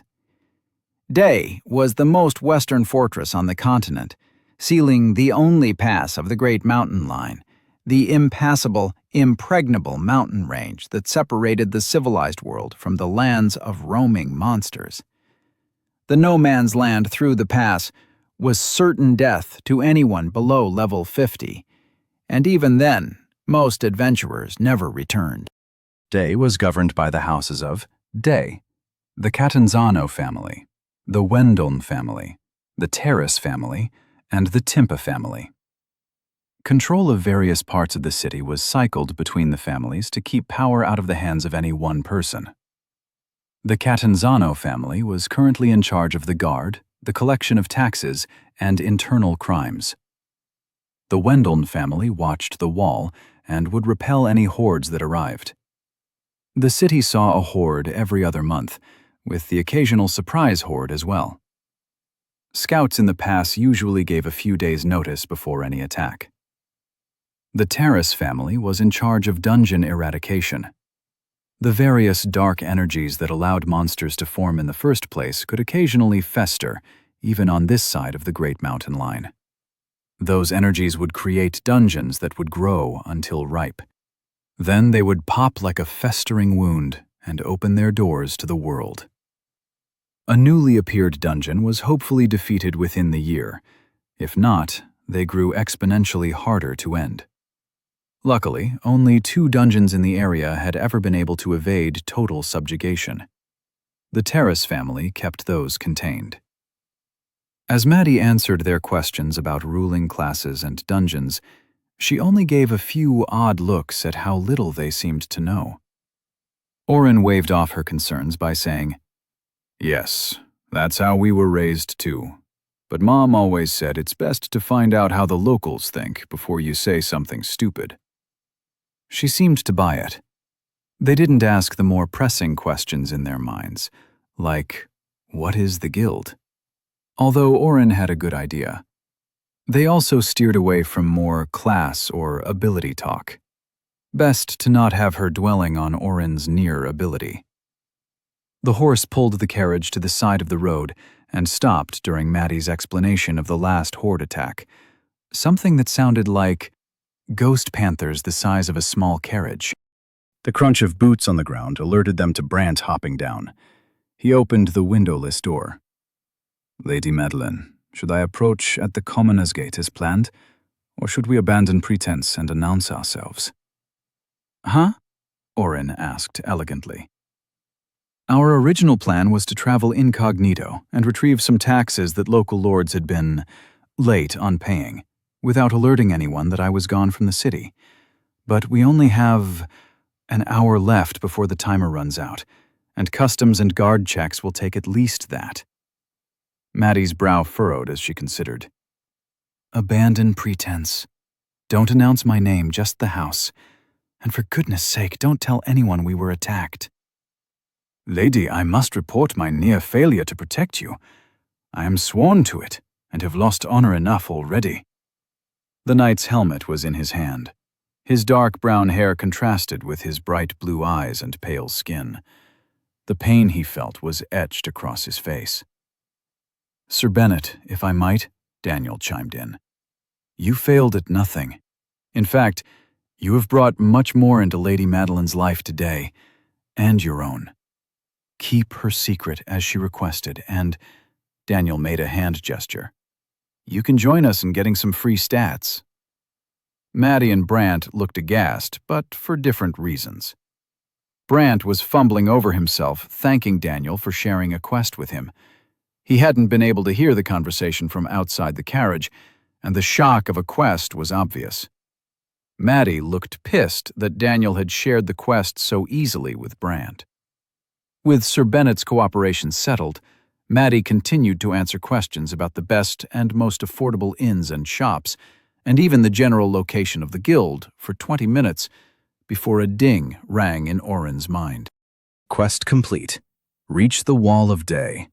35 minutes remaining. Reward: +1 to all stats. Name: Orin. Class: Utility Warder. Level 3, 0/300. Ability points: 10. HP: 90. MP: 130. Strength: 9. Constitution: 9. Dexterity: 9. Will: 13. Intelligence: 11. Abilities: Mind Bastion, Dimension Hole, Identify, Blood Mana, Meditate. Spells: Calm Mind, 5 MP. Heal Small Wounds, 5 MP. Increase Strength, 5 MP. Increase Dexterity, 5 MP. Camouflage, 10 MP. All three of them were reading and not paying attention to each other or their surroundings, so when Sir Bennet opened the door that Orin was leaning on again, nobody could react. Orin fell out bodily and landed hard on the dirt. Sir, are you all right? I apologize for... Bennet picked him up by one arm and stood him up, brushing his pants off while he continued to sputter. Brant, it's fine. Orin tried to back up. It's fine, really. Daniel stepped out, laughing. Maddie followed behind. Daniel looked as if he was going to rib his friend, but his eyes widened as he noticed his surroundings. Wow. Daniel turned a slow circle. Orin followed his gaze. They had ridden through the wall, which looked even higher from inside, but the city itself was classical fantasy brick with towering spires, paned and stained glass everywhere, and street vendors selling everything from meat on a skewer to weapons. The smells were fascinating. Orin watched a little girl drag her father to a man holding tiny balloons. A quick exchange of money, and the girl walked off with a blue balloon the size of a tennis ball floating behind her. Orin let out a quick yell when she pulled the balloon down and stuffed it into her mouth and swallowed. That girl just ate a balloon! We have to tell her! What's a balloon? Do you mean the little girl in the green dress? That's just a willow puff. Maddie oversaw a set of guards taking the hidden compartment out of the carriage. Have you never had a willow puff? Number... What? No. Orin shook his head and spotted Daniel talking with Bennet as they looked in another chest at the back of the carriage. I love the purple ones. Maddie held her hand out, and Orin noticed a glimmer of coins. Get 3, please. Brant hates them. Oren watched Daniel pick up a crossbow and turn it over. They're going over the bandit loot, he realized. Maddie coughed politely. He took her coins and walked over to the balloon man. Can I have 3, willow puffs? The man turned and smiled. His teeth were stained multiple colors, but not like a rainbow. Instead, Oren was reminded of an artist he'd done a report on who just threw paint on canvas. Colors? 3 for 3 coppers, sir. The man continued, grinning his crazy and colorful grin. Purple? Oren returned, holding 3 balloons. They floated slightly in front of him, defying the wind. Oh, what the heck is that? Daniel appeared next to him. His backpack had more bulk, and Oren saw one sword handle peeking out. Edible balloons. Oren handed one to Daniel and held the other out to Maddie. She pulled the string down and inhaled. The purple circle distorted and turned to smoke as she did, swirling into her mouth. She chewed and smiled. Her teeth were purple. Thanks. It's been a while since I've had one. Oren and Daniel shrugged at each other and tried the floating food. Although the willow puff turned to smoke, it filled his mouth like melted chocolate, but with a nutty spice that warmed his mouth, then his throat as it flowed into him. Delicious. Daniel smiled. That's good. He looked around. We might need to go try some more food. They left Maddie to her work, promising to find her the next day at her home. Walking along the stalls, the boys quickly figured out the conversion rate of the currency. 10 coppers made 1 silver, and there were 10 silvers in a gold. None of the food cost more than a copper or 2. The meat on sticks was actually 2 fully loaded sticks with veggies for 1 copper. They ate 5 of those each. Nothing was familiar, and yet, Oren already felt more at home here than he ever had in high school. With his junior year ending soon, Oren hadn't started planning for college or anything after high school ended. He knew Daniel was already getting scholarship offers, but they never spoke about that stuff in detail. But as they walked along the aisles toward an inn Maddie had suggested, the smells assaulting his nose and the sounds of multiple instruments floating in the air, Oren felt comfortable. He felt free. Chapter 5. Daniel pointed out that the architecture looked advanced. I mean, it's not like I expected steel frames and huge walls of glass, but this looks nothing like anything from Lord of the Rings. Oren shook his head at his friend. I definitely wasn't expecting this either. 3 main gates on the east side of Day funneled into a large entryway. Maddie and Brant had left them in that area, called the Gateway. The buildings were modest there, flat for the most part, and with just the hint of what was to come. As Oren and Daniel traveled farther into Day, the buildings soared higher. Oren peeked into a clothing shop. The floor was a clear stone, not glass, but still easy to see through. Underneath the feet of shopping patrons, 20 bodies hunched over dresses, suits, robes, and what looked like a big floppy hat. Entertainment while you shop, Oren thought, and management can make sure the workers aren't slacking. Move along, a voice demanded. Oren moved quickly and wasn't hit this time. The guard at the first shop had simply kicked him earlier. Daniel had left him behind and was standing in front of one of the taller buildings in this middle district. They had decided to go straight to the guild building at Maddie's recommendation, but were getting sidetracked easily. Oren came up beside his friend. What's this one? They had found clothing shops, armor shops, food shops, and even a shop for just gloves. Hundreds of different styles of gloves. It's beautiful, Daniel muttered, and nodded his head toward the open doors. The 2 metal doors stood open to the street, with no guards at the front. Inside was a square marble floor with workstations at each corner. Furnaces, larger than the men working them, spewed flames into the air. Oren could feel the heat from across the street. Along the walls hung weapons, spears, swords, pikes, maces, daggers, and more. Oh, it's a weapons shop. We saw a few of those already, but I guess none that were making them as the customer waited, huh? Oren really didn't get Daniel's new fascination with weapons. The sword in the left corner. Daniel started walking. I need that one. Dee, we've been over this like 5 times. You can't buy a sword right now. You have one already, Oren started. Daniel kept walking. Oren hurried after his friend. The heat from the forges kept most people from entering the shop, but as they entered, Oren saw the beauty of the inside being missed by everyone outside. A small stairwell to the side led up to another floor above, but the center of the store was vented with a large open space flowing up to the ceiling. The ceiling was a puzzle of interlocking metal blocks. Oren watched as the smoke and grime of the workstations flowed up and settled on the slanted metal slats. The shiny metal darkened with soot. Clink. The smallest noise preceded the slat's movement.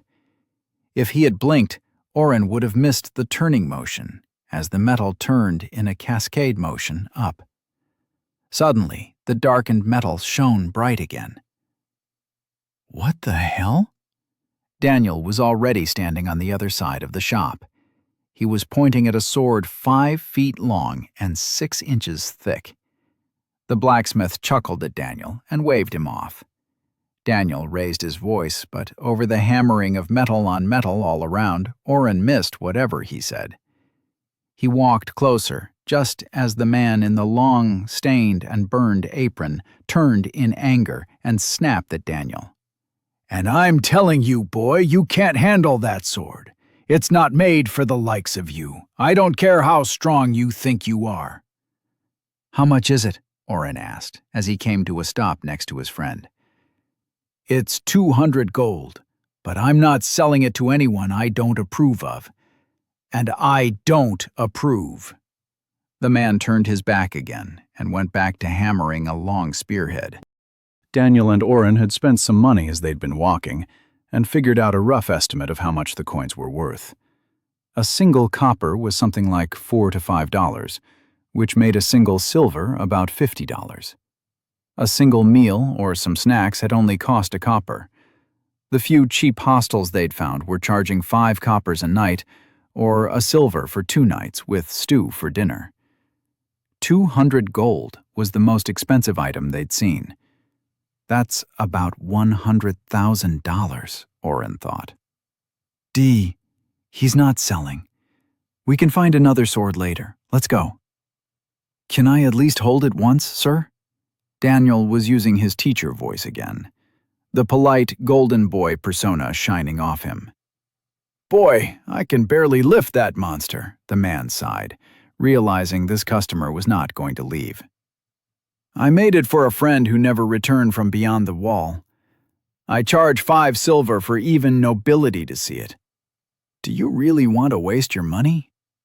Daniel pulled out a gold piece and handed it over. The man shrugged, hit the spearhead 3 more times, and put it in a barrel of water. It hissed with steam. Then he grabbed a metal cube with handles and dragged it over the wall. It's mostly mithril and cold iron, but the shaft and grip is the femur of a dragon, sworn and validated by the guild. Took me 3 months to grind that smooth, and another 2 to beat the thing into shape here, he said, as he stood on the metal cube and put a sheet of chainmail in his left hand. He balanced it under the sharp edge of the blade and grabbed the handle with his right.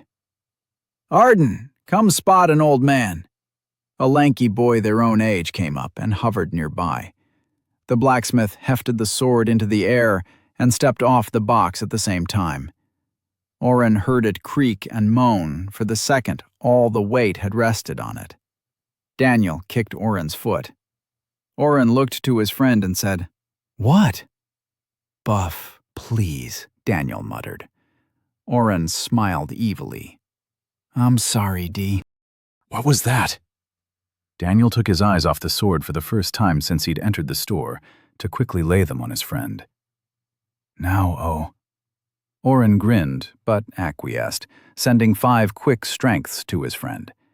With Daniel's bonus, it was an extra 10 strength. If you drop this sword, I will not pay any hospital cost or penalty fee. Give it here. Daniel stood tall, with his legs apart as if he were about to hit the weights. He put his hands on the hilt and tried to lift the sword up. Nothing happened. The tip of the sword did not leave the blacksmith's hand. I tried to tell you, son. It is not weighted for a human. Daniel continued pulling his arms up, trying to get leverage. It made no difference. Oren took a look at his store list and made an impulsive decision. Would you like to upgrade, increase strength, 1,000 out of 1,000 for 2 AP? Yes or no? Yes. Increase strength, level 2, 0 out of 5,000. Increase target strength by +2 for 10 minutes, 10 MP. Double strength and double time, but double cost, Oren thought, as he cast the spell on his friend, hoping it would override the weaker level 1 spell. On the 5th cast, the sword's tip raised a few inches from the blacksmith's hand. Daniel's face was covered in sweat. Well, I'll be damned, the man muttered, before deftly catching the sword again as Daniel let it drop back down. Sorry, sir, Daniel groaned as he sat back on his heels. I should have listened to the expert there. It's just so pretty. He let out a smirk. The blacksmith grunted as he stood on the box, depositing the sword back on its horizontal stand. No, sir, boy. I'm Jovi. This is my corner of the blast furnace, and you got farther than anyone in a long time. Keep the money. That was worth the workout. He cracked his knuckles and handed the gold piece back. If you get that mighty strength of yours higher, you might even swing old Gertrude someday. Gertrude? Oren cut in. Named after the one who should have wielded her, Jovi whispered reverently. Oren wisely dropped it. Thank you, Jovi. I'll be back for her, Daniel said, still panting. Just how heavy was that hunk of metal? Could he even swing it? Oren thought as he dragged Daniel out. The dirt road had turned to cobblestone inside the city, but as they got near the western part of the wall, the cobblestone gave way to finer inlaid stone. The houses and shops lay farther away from each other, with more height and small gardens. Fences and walls were more frequent. Oren and Daniel received more looks as they followed Maddie's directions to the guild. I don't get it, Daniel whispered. We've got on basic clothes and armor. We don't look too different from everyone here. Why are we getting all the looks? Oren was also starting to get worried. Humans of every shade were prevalent. Maddie had dark skin, but Brant had been as white as he was. Daniel's light brown features were mirrored by a dozen different people they'd passed as well. Oren had grabbed Daniel and stared as a group of dwarves had carried large boxes across the street. But nothing that he could see allowed for the constant glances at them. Let's just hurry and get to the guild. Brant said we'd be able to rent a room there cheap, and we need to discuss our future here. Oren hitched his backpack up on his shoulder and sped up. The guild was housed in one of the largest buildings they'd seen. As they rounded the last corner, it took an entire block, one street off the main road. Daniel gestured. It looks like an old Spanish fortress. What fortress had 6 stories and a dozen different towers? I lose count every time. How many do you see? Oren asked. There's only 6. No, wait, 10? Magical fuckery. Daniel gave up and started walking again. It was nearing the end of the day, and people were starting to leave their jobs. As they climbed the steps to the guild building, about a dozen others were entering as well. Through the doors, the boys were jostled along with the small sea of people. They were deposited to one side as most of the group traveled through another door to the right. As the doors swung open, laughter and banter echoed through the hall. Food. Oren nearly floated to the smells coming from the dining hall. In front of them was a small window in the wall, with a bored man sitting behind the metal bars. A sign above read, "Reception." "Excuse me, we were looking to join Days Guild?" Daniel inquired politely. "Not Days Guild, just Duh Guild," the man drawled. "More kids from the war front trying to strike it rich, huh?" Oren and Daniel glanced at each other. Maddie hadn't mentioned a war. Yeah, Oren muttered. "Well, it don't matter much to me." The man pulled out a piece of paper and a fountain pen. "Sign this. It says you won't break the laws of the country you're in. You will defend any city you are in from a horde. You will take on one quest a month. Break the rules, and you get booted. Depending on the local guildmaster, that could be a week before you repay your join-up fee, or forever. So don't push your luck. Can you both read and write?" "Yes," they chimed together. "Better than most. Sign here and here. If you want to rent a room, it'll be this form. Here for a single, that'll be 5 silver a month. A double is 4 silver. A quad is 2 silver. "Why so cheap?" Daniel asked. The hostels for a week had been just a few silver. "Most who pay don't return much, if ever," the receptionist shrugged. "Meals ain't included. Your room is only yours for the night. They get switched up regular. Cuts down on the murders, you see." With Dimension Hole, it wouldn't be a problem, not having a solid home base where they could store things. "We'll take a double," Oren signed the papers, with Daniel adding a scrawl after. It's 5 silver each for registration, plus your 4 silver for the room. 1 gold, 4. He held out his hand, and Daniel paid him. They got a room key with so many nicks, Oren was sure he'd cut his fingers. They also got a beaten copper ring to wear on their pinky, or smallest finger you got left, to show they were in the guild now. "D, let's grab some food to go and talk in our room. We haven't really had a chance to decompress, and I'm starting to feel my lack of sleep," Oren suggested. Daniel nodded, and the two made their way through the door to the right of the reception area, into the dining hall. A man sitting on a stool reading a book glanced up as they entered and put a finger on the page he was on. 1 silver. "A silver for food? What are you serving?" Daniel asked. The man grunted and folded the book on his finger. "Newbies, huh? It's 5 copper a person for as much food as you can eat here or carry off in one trip. It's really more just 5 copper to come through the doors, as we've also got the quest board over yonder." He nodded his shaved head to the back of the long dining room with 20 large wooden tables lined up, 4 long and 5 deep. "We have to pay to get a quest?" Oren said in shock. "And to eat." The man opened his book again. "As I said, 1 silver.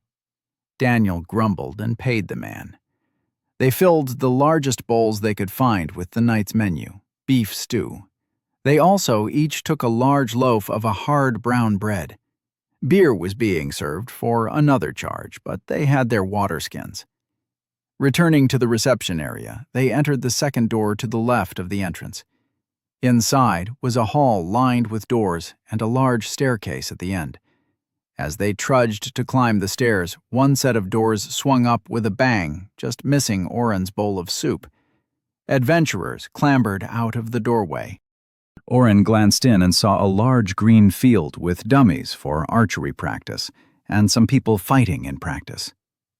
A training area? I thought the whole thing was a solid building.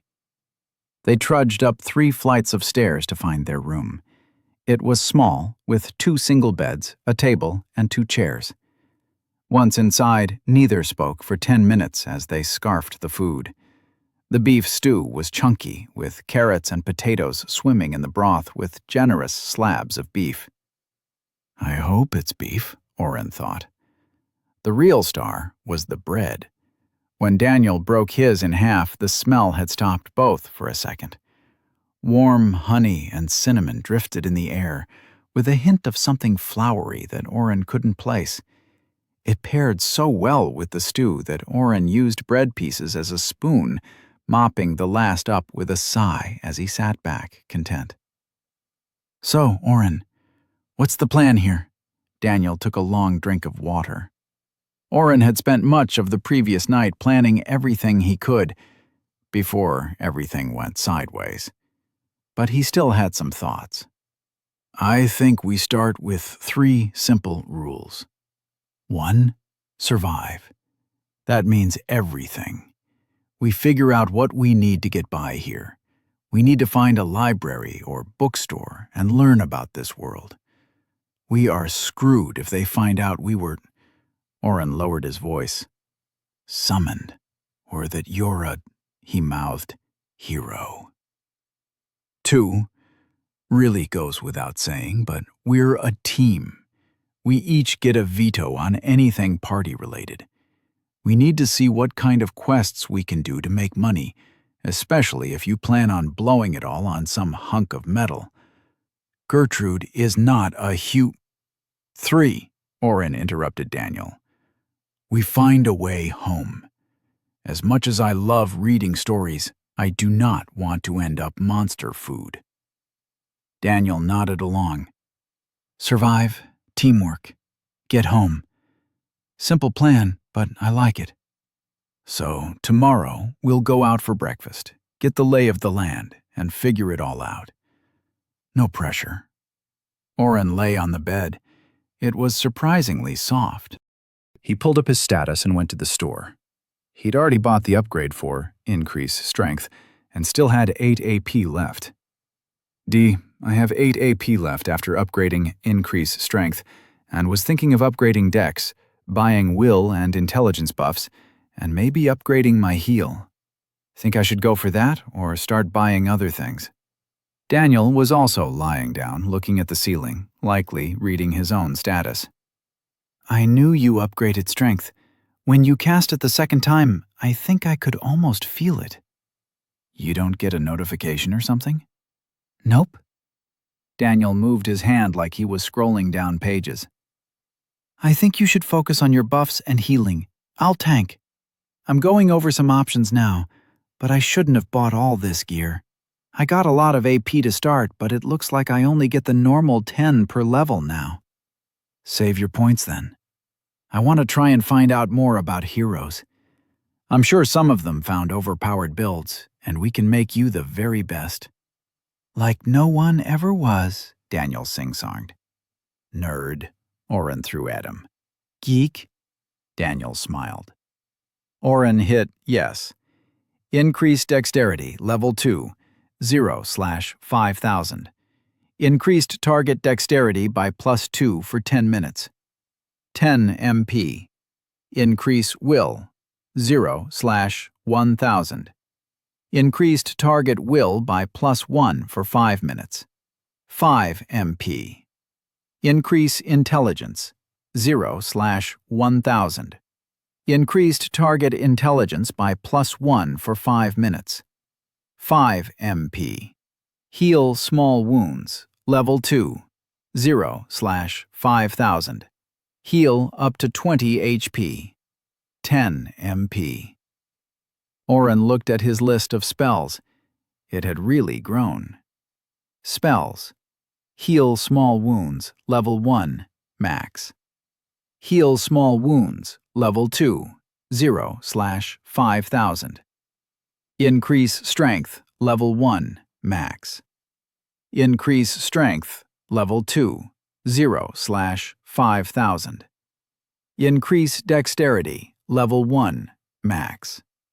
Increase dexterity, level 2, 0/5000.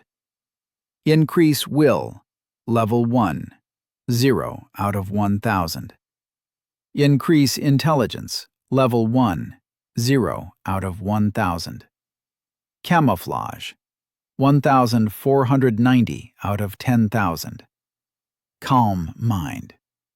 Oh, cool. I guess upgrading leaves the last level available too. That's good to conserve some MP if I need, I guess, Oren noted. Oren suddenly stood up from his bed. Damn it. Daniel also stood up, hand already going to his sword. What, are we under attack? I've got a shit. Oren looked at his friend. God, I hope they've invented toilet paper. Chapter 6.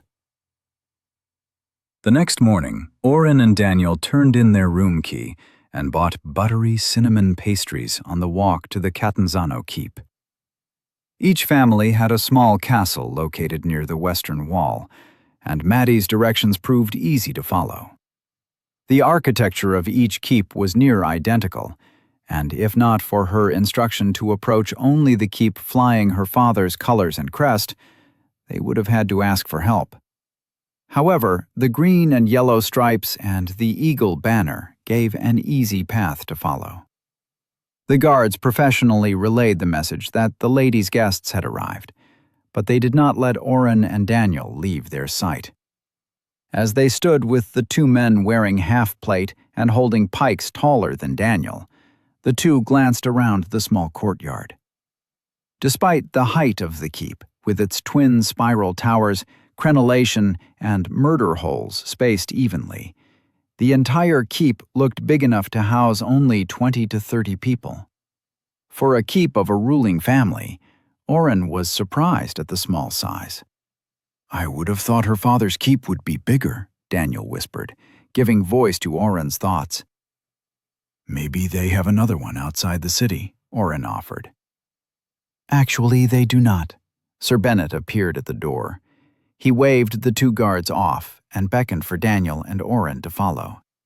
The four families live modestly, or are supposed to. Most men-at-arms are stationed with a particular section of the guard, like at the wall or in dungeon parties. It wouldn't do for us to get used to defending against hordes just to switch to guard duty for the next 2 years. Hi, Brant, Daniel said cheerfully. Good to see you. Brant smiled and led them through a small welcoming hall to a sitting room. The furnishings were old but comfortable looking, with a set of paintings over the fireplace. One was a woman holding a mace in one hand and a dagger in the other. The second painting was a short man, sitting over a board game and holding a book off to the side with one hand. 2 large sofas separated by a short wooden table completed the room. The Lady Catanzaro will be with you shortly. Would you care for refreshment? Brant played host. Is it normal for a knight to get tea? Oren asked. Brant flushed. My lord has seen fit to assign me some small tasks to remind me of my duties.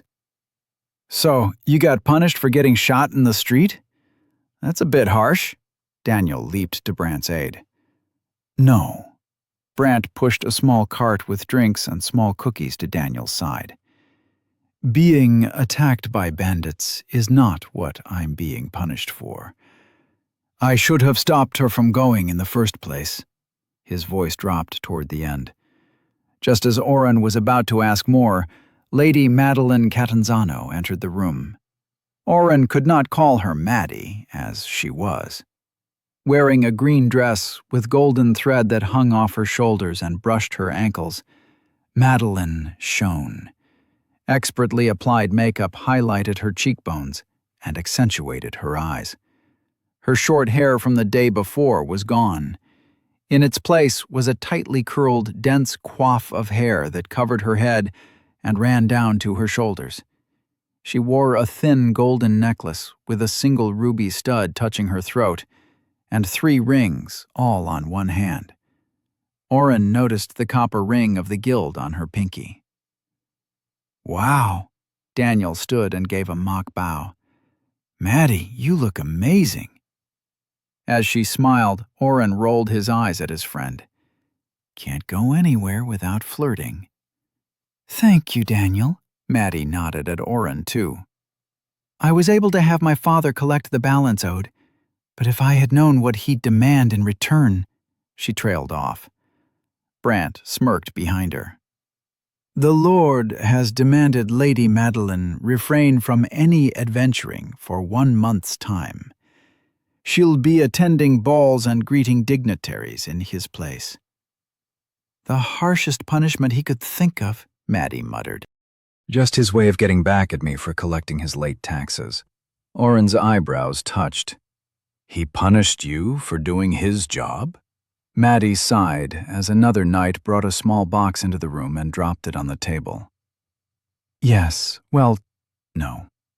There have been some politics that kept him from forcing the local barons to pay the yearly harvest taxes. I thought that if I showed up and appealed to their better nature, I could help.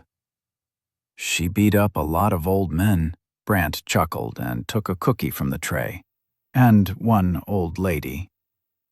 Sir Bennet, you are excused, Maddie stomped her foot. With a grin and a nod, Brant left. Oren heard him laughing down the hall. Anyways, I might have stirred up some trouble for him. And I then spent a lot of that money on those 2 quests. She shot Daniel a peeved look. Even if it was a good deal. We should have charged more, huh? Oren grinned. Much more. Maddie returned the smile. Daniel poured himself some of the tea and nibbled a cookie. So, he was mad you bought the quests? Oh, not at all. He was excited beyond measure. She held an empty cup out, which Daniel filled for her. She took a sip and sighed contently. The stat bonus from the wall quest will help set me apart for a few years at least. I don't have to push myself as hard, and that means more time for him to make me wear this. She gestured at her dress. It really does look good, Daniel murmured. Maddie smiled softly at him. It's not that I don't enjoy it. I just would rather be leveling and defeating dungeons with Sir Bennet. He's been rather lucky and earned a few extra stats from defeating dungeons, or else Father would never have let me take on any dungeon. So defeating dungeons can give extra stats. Oren filed that away for later. Of course, he also was livid that I robbed you both of 2 quests for only a little gold. Maddie looked at her feet. I thought it best not to mention the other condition. She peeked up at Oren. A little gold? Oren crunched the numbers on the estimates he'd put together. 1,000 gold would be $500,000. Well appreciated, Oren said. We set the terms, though. I don't think we were cheated. Maddie gave Oren a thoughtful look. He wanted to meet with the 2 of you, but was called away early this morning over some crime or another. Perhaps we can treat you 2 to dinner later this week? Daniel glanced at Oren, who nodded. They agreed to meet in 3 days for dinner. After collecting the box full of gold, Oren had a thought. Maddie, is there a library or bookstore you'd recommend? We really need to catch up on a few things and don't want to accidentally break some law from around here we don't know about. Maddie paused. There are a few bookstores in the main shopping center I could recommend. Bartholomew's has class theory books and some spell guide books. Heidi's Corner is good for fiction, but also has the best legal selection outside the courts. Books has a good selection of other assorted stuff. That's where I go when I'm looking for something on a specific monster. Thanks. That will be a big help to us, Daniel said. We should go check those out, Oh. Maddie hesitated for a minute. I know you 2 are not from Day. I don't mean to be rude, but were you run out of your home during the war?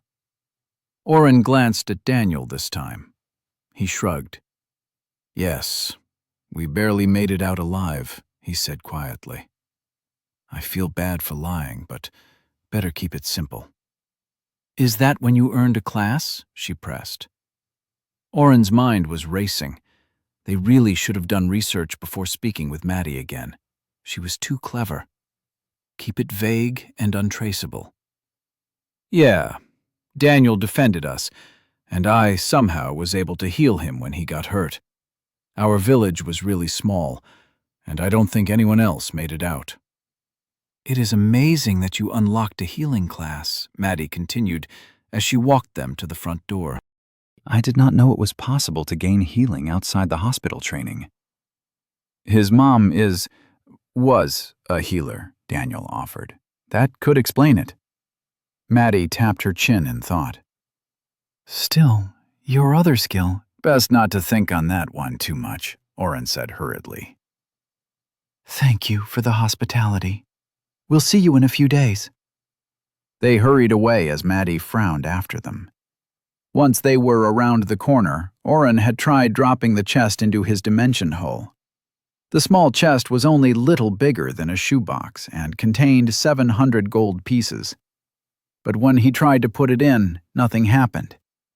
Shit, I must have reached the storage limit, Oren griped. Currently, he had both of their backpacks and bedrolls, the extra clothes, his 150 gold from Maddie's first installment payment, and Daniel's crossbow and extra sword from the bandits in his storage space. All that had sat on only half his bed as they'd taken inventory this morning. I must have about 3 feet by 3 feet of storage. He was tempted to just try dumping the gold coins in, but Daniel convinced him to just wear their backpacks, minus the bedrolls. The box fit this time. So, Bartholomew's, Heidi's, or books? Daniel asked. They had returned to the main street for shopping. Daniel was eyeballing Jovi's weapons store down the road. Oren kicked him in the shin. They spent the next 3 hours browsing all 3 bookstores. Oren found a class primer book at Bartholomew's, which was supposed to help parents explain the most common selections to their children. I guess parents are responsible for guiding the choice. The store's clerk had even let him peek into the back room where they kept the spell books for a silver coin. He'd boasted that many of Day's most prominent adventurers relied on them to help supply viable options for their wants. When Daniel had questioned what a spell book could do, the man peered at him strangely. You learn a spell without spending the ability points. What backwater village did you crawl out of? Oren had worked to assuage the man's concerns, and they'd left with the primer and 1 spell book. Daniel had over 100 AP left, but Oren was back to none. He spent 100 gold on Sidesteps. It was the cheapest book he'd seen in the back room that he wanted. Actually, it was the only book he'd seen that he'd wanted. The options were pretty slim. The primer had only cost 2 silver. That's still nearly $100 for a book, Oren thought. Maybe we can invent the printing press or something. The only problem was he had no idea how to make something like that. Heidi at Heidi's Corner let them know that browsing the legal section was free with the purchase of any book in the store, but the legal books were not for sale and could not leave the store. Oren quickly pieced together the little library of law books were a social service that Heidi had assembled to help those who couldn't afford a lawyer. They decided to come back the next day. Books, books, books ended up being the biggest score. They spent 10 gold on 15 books, 4 different bestiaries, 1 dungeon theory guide, 2 how to defeat dungeon guides, 3 history books written about different countries, 4 children's books about various topics that Oren thought might be helpful, and something called the Leveler's Guide, which the shop owner recommended. All in all, they spent 110 gold and 2 silver. Daniel complained they had enough to buy the sword he wanted, but Oren reminded him that Jovi likely wouldn't sell it until he could lift it alone. They carried their haul back to the guild, got a key for their new room, and started studying. The Leveler's Guide does not purport to give information that helps the adventurer to gain levels, but instead gives best practices for the adventurer to survive long enough to gain levels on his own. While most adventurers will gain experience through monster hunts or dungeon subjugation, a leveler's adventurer will seek to find ways to level his skills outside these dangerous activities. Oren put the dry and repetitive guide down and rubbed his eyes. While the Leveler's Guide, or the LG as Daniel called it, had a lot of good information, the author had seemingly gone out of his way to make it difficult to find. Luckily, Daniel had read it first and circled particularly good portions with the one pen they'd purchased. While Daniel was reading the guide, Oren had worked through the primer book and the 4 children's books. All 5 combined were smaller than the LG. They'd compared notes and then swapped the books to see if the other had missed anything. This is just like how we used to study for classes, Oren thought. The books had been full of information, and Oren was replaying their conversations with Maddie as he worried they'd outed themselves as not from this world. Luckily, his years of reading Isekai comics seemed to have paid off. The primer had noted that most children would not gain a class until 17 or 18 years of age. Even then, some didn't until their early 20s. Traumatic events could trigger classes early. A footnote had mentioned that trying to trigger a class early through traumatic means always backfired and created a block to gaining a class until the victim was well out of their teens. What kind of asshole tried to traumatize kids for a class? Oren shivered. Once someone was classed, they could gain levels in that class. The primer had gone over a lot of civilian classes and how the best way to level was to do a good job. It might have been propaganda to keep a hard-working lower class down, but the LG had noted that the only way farmers could level was by rotating crops correctly, getting a good harvest, and running off rabbits from eating their crops. Oren had a thought of a farmer chasing bunnies and gaining XP, and laughed. Adventurer classes, like Oren and Daniel, could gain XP from quests, dungeon subjugation, and monster kills. A quick peek into one of the bestiaries showed that each monster had a set amount of XP given based on historic records. Some of the rarer monsters had an asterisk near the XP. Supposedly, if you brought proof of killing one of these to the publisher with the XP blue box, they'd pay you for the information. Classes could gain XP to level 100. The XP costs were exponential. While the first 10 levels were only an increased 100 XP per level, Oren was currently at level 3 with 0/300 XP. The next 20 levels were a multiplier of 1,000 XP per level. The number jumped again by 2,000 XP at every level in the level 31 to 50 range. At levels 51 to 70, it increased to 5,000 XP per level. The book noted that above that, the numbers increased, but all high-level adventurers had declined interviews. The LG turned out to be more a lifestyle guide than practical information. It advocated using your spells and skills outside of combat to level your attacks as much as possible before engaging in dangerous activities. The author hammered on about the use of the party function and the problems with an unbalanced team. Create a party with Daniel, yes or no? When that box had popped up in Oren's vision, he'd sighed in relief at the thought of lost XP if they'd encountered any monsters. Yes. Strangely, other people did not give XP if killed. I guess that explains the bandits not giving us XP. We only got it from the quest, Oren thought. A party would split the XP evenly across all who participated in the fight. The paragraph under this worried Oren. Daniel had even written a note. How will Oren get XP? Participation in a monster fight is based on damage done to the creature. The use of a healer in a standard 5-man party is therefore a detriment. The leveler recommends hiring a healer to wait his proper place behind the 5-man team of damage dealers. Many parties fail to survive the attempt of corralling a monster in an attempt to let a healer strike a beast. Let the healer find his own experience elsewhere. D. Do you think my buffs count as participation? Oren questioned. I don't. Daniel put his book of children's fairy tales down. It was the least helpful book Oren had read so far. I think you're going to need to get in and do some damage to get the XP from monster fights. Dungeons also give a set amount from crushing the core, according to that book. Shit. Oren shifted on his bed. That was how I read it too. I'm going to have to get something offensive, I guess. Daniel shrugged. Or we can just subjugate all dungeons together. He smiled at his friend. Oren put the LG down for now. He flipped through the bestiaries and dungeon books, but was feeling off. Had he made a mistake in picking his class?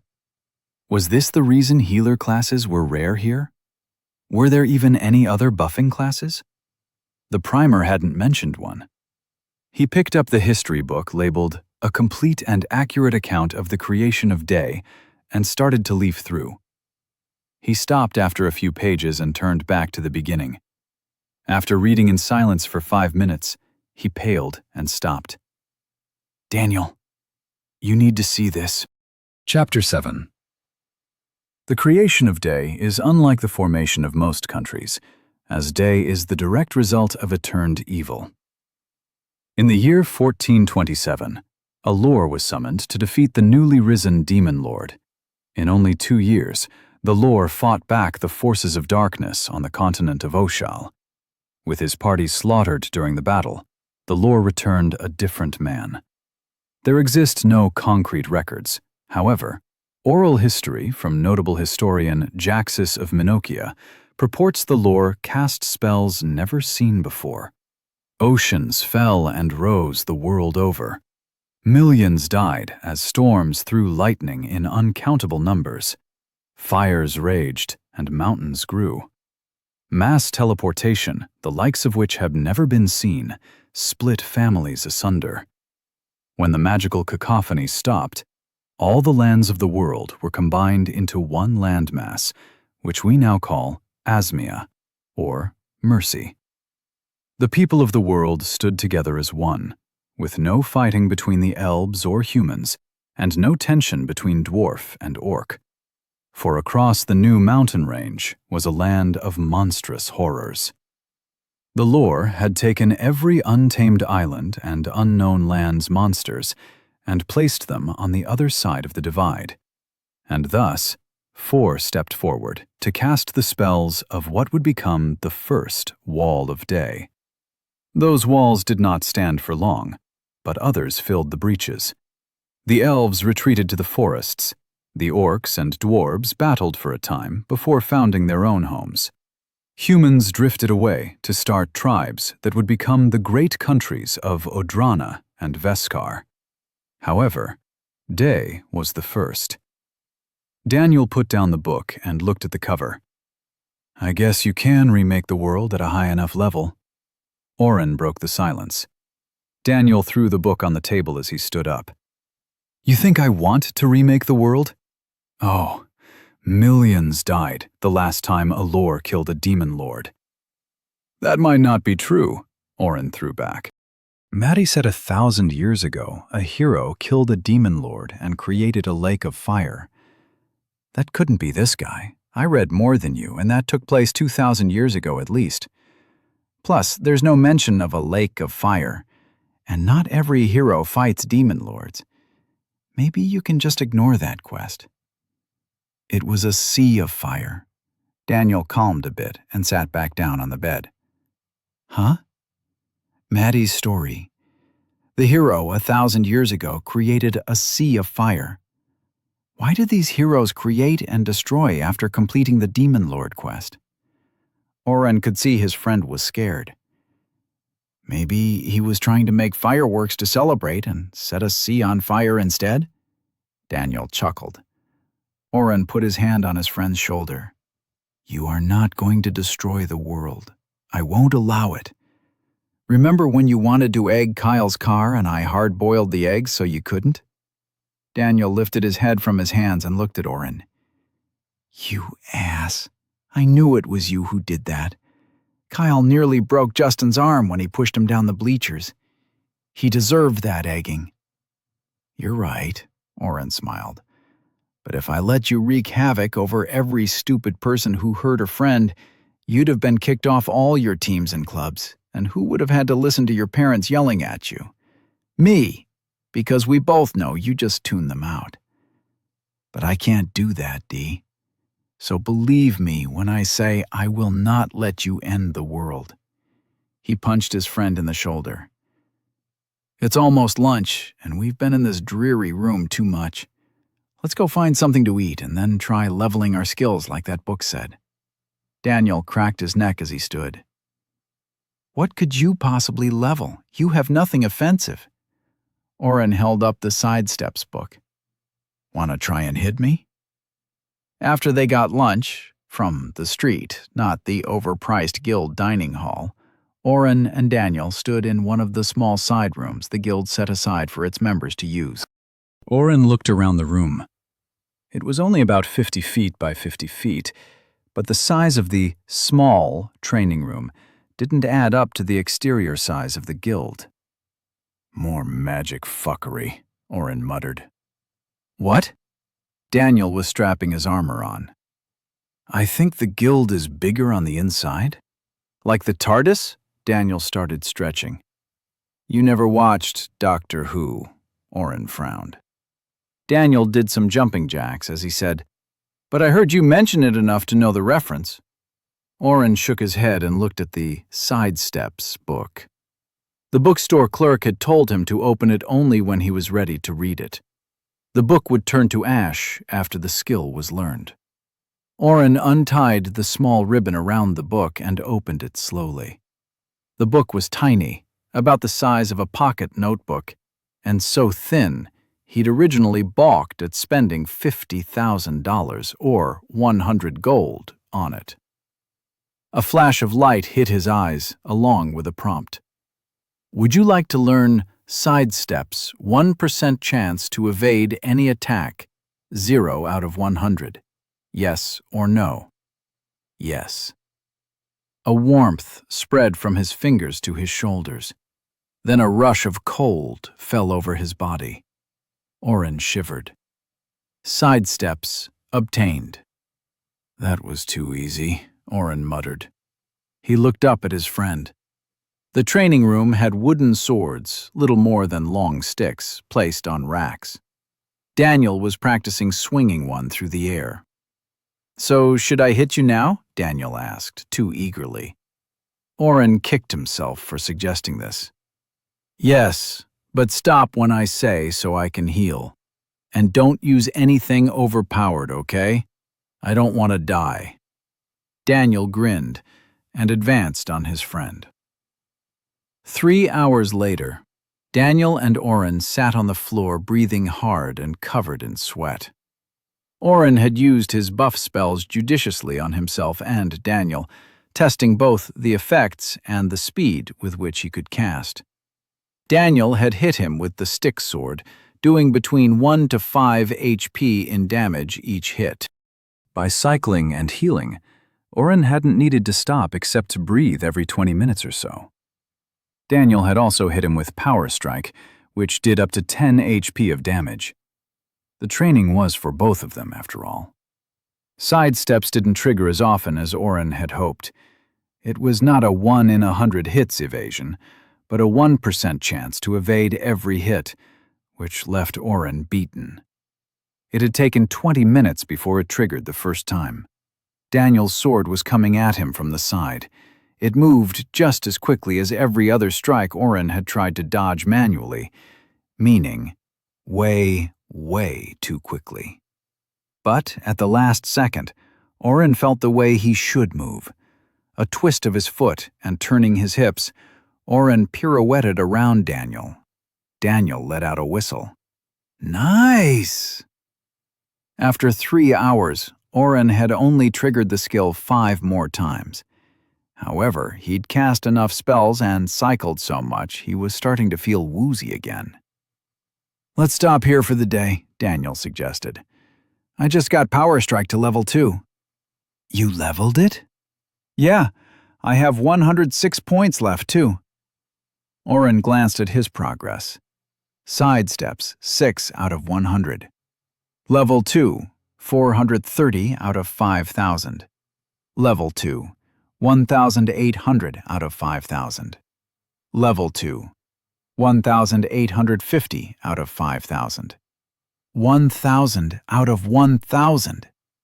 1,000 over 1,000. He'd increased his own will and intelligence before starting the training session, getting his will up to 18 and his intelligence up to 16.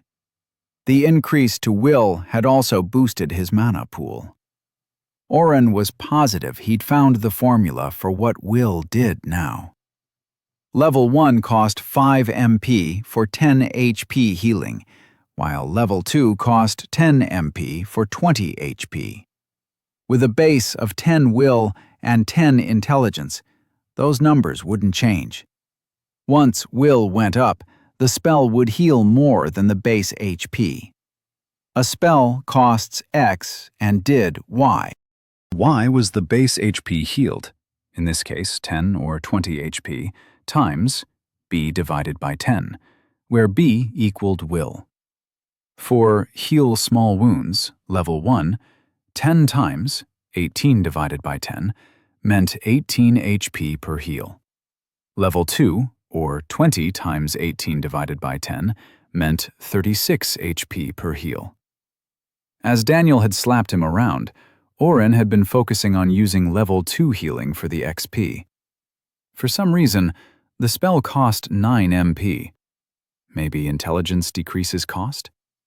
He'd need more data points before he could figure out that math. In any case, casting 5 will and intelligence boosts on himself and Daniel every 5 minutes for 3 hours had quickly maxed out his levels. Taking a hit every few seconds from Daniel had also let him heal himself for over 700 HP before MP fatigue set in. He'd drained his full MP multiple times. "Something just isn't right, D," Oren said. "All the books mentioned not to use more than 1 mana potion a day to avoid overexertion.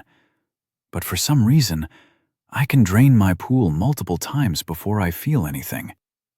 Daniel shrugged. He'd spaced out when Oren tried to explain his math formula for will, too, simply stating, "Will makes spells hit harder? Cool." Oren spent the next 2 days leveling his spells with Daniel. Daniel also bought more skills as they worked through the books and made a game plan for the future. The general consensus was a group of 5 doing damage was better than the waste of a single healer. Classes that gave bonuses to others were not even mentioned in the books they had bought. Oren had returned to books. The owner, an older man with a hunched back and one white eye, had answered questions and done his best to point Oren to what he sought. A single gold piece, and he left with esoteric and obscure classes. It had been a waste of money. "It makes no sense," Oren complained as Daniel tried a new skill, double strike. Daniel's sword moved once, but Oren took 2 hits. He topped off his health. Daniel's damage was increasing at a ridiculous rate, and he was using his extra ability points to level his skills, while Oren was stuck with no extra points to spend. 48 out of 100, level 2. 1,350 out of 5,000, level 2. 5,000 out of 5,000, level 2. 5,000 out of 5,000. 0 out of 1,000. 1,000 out of 1,000. 1,000 out of 1,000. Daniel paused in his attacks. It has to be an evolution thing. Why would people use classes for fighting that can't gain experience? But that makes even less sense, Oren continued. Healers exist and are brought all the time as the non-party's 6th man. But they have the hospitals behind them, countered Daniel. The hospitals were located throughout the civilized lands. Almost like a cult, healer classes were forcefully recruited to work a length of time for them before being let out into the world. Most stayed on in some capacity. They provided good health care. Payment was figured out after healing, with some sort of work program allowed. It wasn't quite slavery, but some people were required to work for a few months before being allowed to leave. And, thinking of slavery, Oren frowned. During their lunch break the day before, they'd traveled down a side street they hadn't explored before. Every meal, they'd ask for a recommendation for the next from the stall they chose. They'd been looking for a noodle shop when they found the slave market. Prisoners of war, debtors, and even criminals were lined up and being auctioned off. The business was brisk and over quickly, yet Daniel and Oren had stood in a daze after the crowd dispersed. They'd seen their first elf. He'd looked beaten, with the slavery bracelet on his hand before he was sold. A few questions to the men in charge, and Daniel had dragged Oren back to the training room. Oren had to heal himself a lot more than usual that afternoon. Slavery was legal in the world. Depending on the reason, they theoretically could pay off their debt price or serve their sentence. But the slaver had smirked as he insinuated ways to increase the holding time of a slave.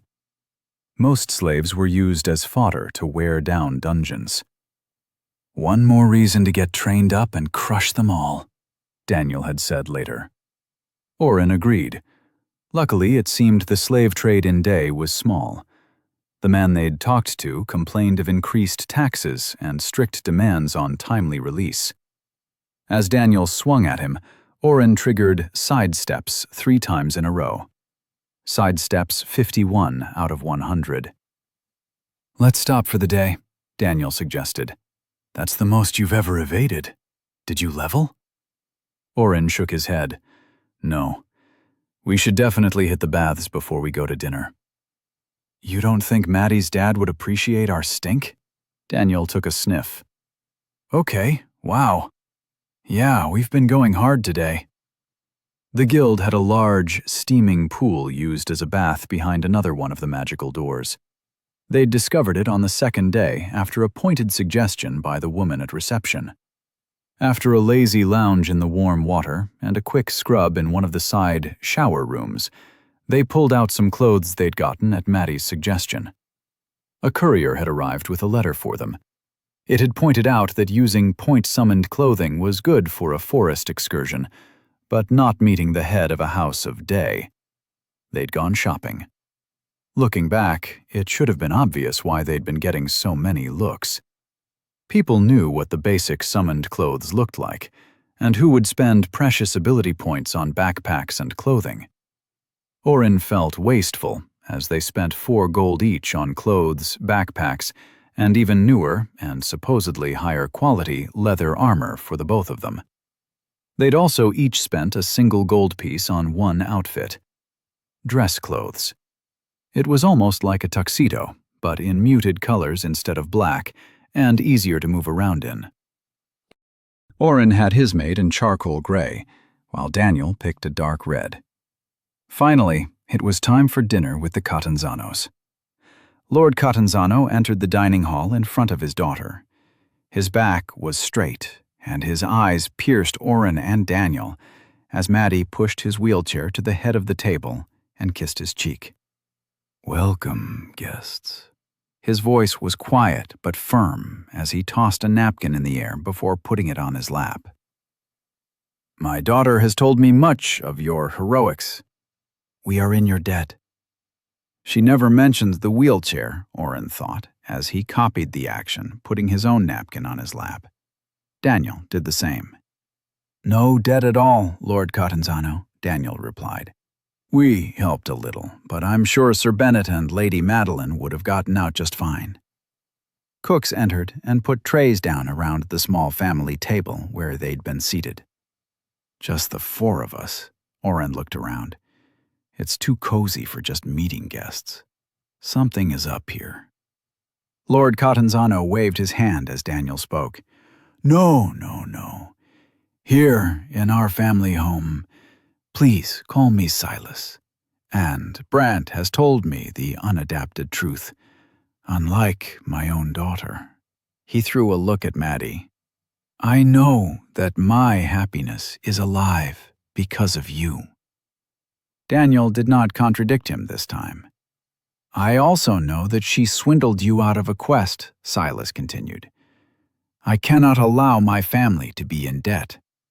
Silas poured a glass of wine for himself and offered some to Daniel, who shook his head. Oren also declined. They both tucked into the food, though. Steamed carrots and potatoes, slabs of something like pork with tiny onions sprinkled on top, hearty gravy to drown everything in, and more of that honey bread.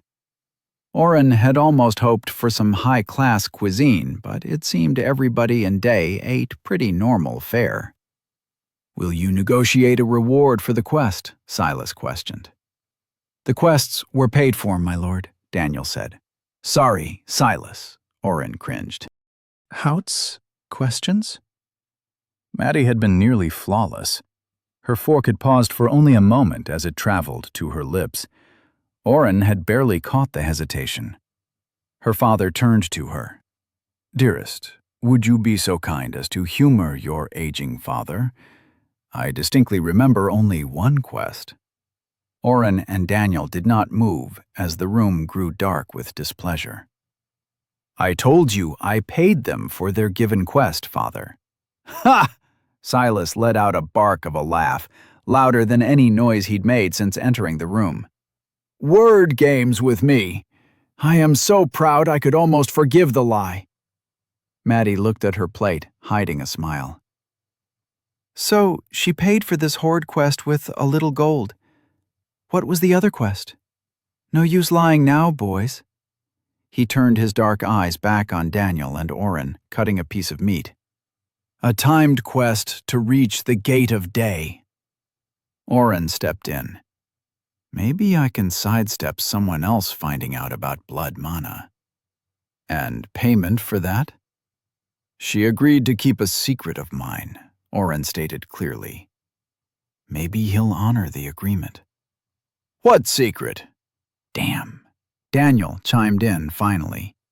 "One that cost a quest, sir. What would you offer to know it?" "This is why I love you, you dumb jock." Daniel and Oren had always been an odd friendship. What nobody could understand was they filled in each other's blind spots. While Oren couldn't play a sport like Daniel, he could help him understand nuances and strategy. While Daniel couldn't write a paper as convincingly as Oren, he could spot holes in his logic or convince someone through conversation loops that Oren would never see. I could just demand my daughter tell me," Silas smirked. "But I won't. I see this means a lot to you. I will let the matter rest." Maddie, Oren, and Daniel sighed with relief. However, now that we have established your quest has the worth of a secret not to be afforded a Lord of Day, Oren felt the walls closing in as Silas's smirk turned predatory. "We can discuss the discrepancy in price of only 1,000 gold for the other." Maddie gulped. "I value two things in my life, my family and the knowledge I obtain and use to defend my family and people. 2 quests given to my daughter, with one's price being knowledge I cannot obtain." He trailed off. "Yes, I think I know the price Madeline should have offered for your quest, Daniel." Daniel and Oren did not know the man and had not followed his rambling thoughts, but Maddie had. Oren saw her eyes widen. "No, Father, you can't." "Daniel, you shall marry my daughter." Chapter 8. The table was silent. Maddie was holding back tears and seemed ready to rush from the table. Silas let out another short, "Ha!" I apologize. Silas chuckled into his glass. "My Madeline tries so hard to take on the duties of her future station. I sometimes go too far with my teasing." Maddie looked panicky as he spoke, but then calmed. "So that was a family joke?" Daniel guessed. "Father does like to tease me about my future husband," Maddie murmured as she resumed eating. "I'm sure you are a wonderful man, but Madeline's future husband must meet high requirements," Silas said between bites. Oren and Daniel exchanged glances and relaxed. "So he likes to play games," Oren filed that away. "But to the matter at hand, I would have offered much more, but if you are adamant that the price was fair, I will not push further, Silas continued. However, once you leave this table, no further succor or favor can be given for these deeds. We are satisfied, Daniel said immediately. Maddie smiled softly at him. Good then. On to the matter of you saving my daughter's life. Will this never end? Oren threw a look to Daniel. Kill me, please? Daniel eye-rolled back. Silas offered more gold, but Oren had another idea. Actually, sir, we are new today and wanted to try our hand at helping defeat a dungeon. Dungeon subjugation in Day was regulated by the houses. Knights were sent with select teams to destroy new ones. The only way to defeat a dungeon was going with one of these groups or finding one in the wild by chance. What level are you, son? Not immediately shut down. There's a chance, Oren thought as he said. Level 3, sir. Maddie choked on a piece of carrot. 3? That's not possible. Silas frowned. And you, Daniel? Daniel glanced up from his bread slathered in gravy. 2? Maddie sat still. Nobody under level 10 goes into a dungeon, boys, Silas started. But beyond that, how did 2 freshly classed kids, no offense intended, defeat a band of bandits that took out one of my knights? Shock and awe? Oren mustered. Silas stared at Oren for a minute and then laughed. This was more than the single guffaw he'd displayed earlier. He pushed back from the table and bent in his chair. Sorry, that... Oh, he tried. Sometimes I forget that for all the bluster of classes and levels, even a farmer can take down a hero. Weird idiom, Oren thought. I suppose luck was a great part of it as well, Silas continued. I mean, you haven't even reached your first stat increase yet. However did you do it? The full story now. Daniel and Oren told them of spotting the bandits from a distance and sneaking up, Oren's distraction, the crossbow discharge into Sir Bennet, and Daniel's judicious use of power strike. They glossed over Oren's healing of Brant. So while he was hacking away, what were you doing, Oren? What kind of attacks do you have? Oren tensed. I had cast my spells already. I do have some small healing, but mostly I focus on buff spells. Silas looked lost for the first time at dinner. What is a buff spell? I increased Daniel's strength 100% and dexterity. That's not possible, Silas frowned. That is not a spell I've ever heard of. In for a penny, Oren thought. I have them for all 4 main stats: Dex, Strength, Will, and Intelligence. Oren pulled his level 1 spell slots out of his status and held them up for Silas. See? Silas read the spells, and his eyes widened. This would be expensive, mana-wise, for one person. But you could charge good gold, very good gold, to, what was the word, buff a team before they went into a dungeon. He looked back at Oren. But do you have any attack spells? You must. Every parent teaches their child to get one first. These must have cost you more ability points than you gain when you class. I bought Will and Intelligence recently, yes, but I have no actual attack spells, Oren explained. Daniel and I classed together, so I haven't really had the need for an attack spell. But you can't gain experience without an attack spell unless you are in melee. And no offense, young man, but you do not have the build of somebody who risks life and limb. I'll figure something out. Oren had spent most of the last 3 days reading more of the options in the store. He had a general idea of what he needed to do. The problem was going to be gaining another level first. Dad, maybe Brant and I could take them into the pass, Maddie suggested. Not too far, just the first quarter, where stragglers might be. Silas did not look excited at the prospect of his daughter going out into danger again. Before he could deny her, Oren added, "Or, if they weren't available to come with us, maybe just access for me and Daniel?" Access through the western wall required approval from a house or the guild. The guild only approved access for quests or silver rings, the next rank above Oren and Daniel. Houses would send their own to train, or those who paid enough. Carrying around more gold sounds good in theory, but I'd rather have favors, Oren thought.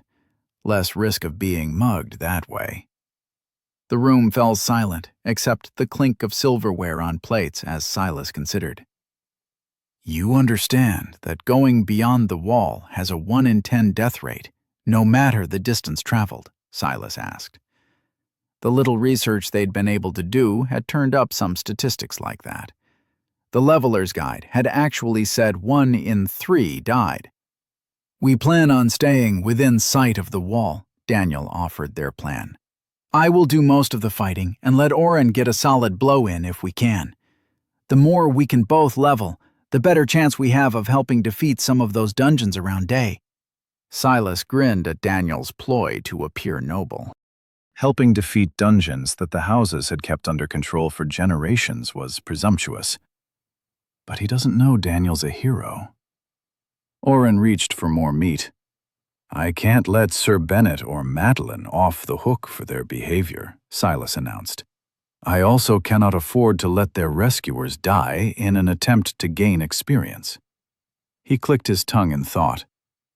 "I suppose I can spare a man to take you past the wall. I'll instruct him personally to stay back and only interfere if things look fatal. There are no guarantees, though, and you must be back before dusk. There have been rumors of darkness creatures roaming the pass recently." Maddie pursued her lips and shook her head as the chance to escape her punishment slipped away. Daniel grinned at Oren. They'd gotten access and could gain levels. "We would be fine going on our own, sir," Oren tried. "There's no need for you to waste your manpower on—" "Nonsense. I can't have you both dying so soon after arriving in day. The guild would be at my neck for restitution if I let a new crop of adventurers go off alone." Oren had seen the jaws of the trap set and tried to evade it. "His man will no doubt report back every skill we use. He's trying to spy on us. We would be fine going alone, and that he knows we're already at the guild means the spying has already started. Now, enough talk. Which of you two know how to play Kala?" Oren silently thanked the shopkeep at Books for recommending one of the children's books. It had a small section of the popular pastimes and games of the world, including one section on Kala. Seen usually as a game of chance, nobility and officers use Kala to improve resourcefulness and strategy in the face of unforeseen circumstances. Teaching your child to play Kala with the marbles only will be a great pastime, motor function activity, and counting game. Introduction of the strategy cards should be held until they are older. See my next book, Raising Teenagers to Excel in Class, for more. The game looked at first glance like checkers, but with marbles resting in small depressions on each of the 64 squares. Either side started with 8 marbles chosen from a black bag. They could be set up on any of the 3 lines closest to the player. Different marble types were possible on the draw. White marbles moved forward or back 1 square and attacked diagonally like a pawn in chess. Black marbles moved diagonally 1 square, but could only attack right in front. Green marbles could be placed once and never moved, but had to be taken out before any opposing piece could move past it. The book had called it the forest line. The last type was red. It also could be placed only once, but could attack 1 time before being used and taken off the board. The game ended when someone touched their own marble to the back line of the opponent, or all an opponent's marbles were taken. Already more advanced than basic checkers. Silas tried explaining the strategy cards as well. "It's surprising you don't even know the basics," he'd muttered, while servants cleared the food and put an elaborate box with tiny drawers in front of him. He started unfolding lids and pulling drawers as the box expanded into a beautifully inlaid kala set. "There are 10 different cards," he explained, as he shuffled them out. "Each allows an extra action on the player's turn. We each receive an agreed number, up to 2 before the game starts. Of course, you can also sacrifice a marble for another card." He began to lay the cards down face up on the table. "There are 2 of each type of card. Lightning strikes take out a green marble or forest line. Rains will negate the use of a red marble. There are also 4 change color cards, 2 red and 2 green. You can use a color change on a white marble only." He pulled out the last 2 cards. "These are special, though." One card had a man standing on a hill surrounded by a bright light and with a sword raised above his head. The other was a creature of darkness slouched on a throne. "The demon lord and the hero," Maddie said, as she watched over her father's shoulder. "The demon lord allows you to bring 2 extra black marbles to the table for 3 turns. You place them only on your back line. The hero lets you bring 1 white marble to any spot on the first 5 lines.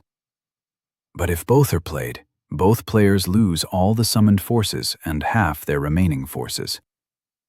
"That sounds too complex for me," Daniel whispered to Oren. Oren cracked his knuckles and smiled. After Oren's dad left, his mom worked more night shifts in order to keep the house running. Before Daniel's family found out and began having him over, Oren had had to learn to heat up whatever dinner was in the fridge and put himself to bed.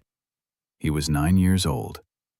Of course, instead of following the schedule laid out by his mom, Oren had stayed up watching TV, playing video games, and eating candy and cereal. He fell asleep in school, and his grades suffered. But every video game was completed to 100%. He searched every hidden room, found all the bugs that let a character off the regular map, and slowly learned how to complete all the puzzles. His dad's video game selection spanned decades.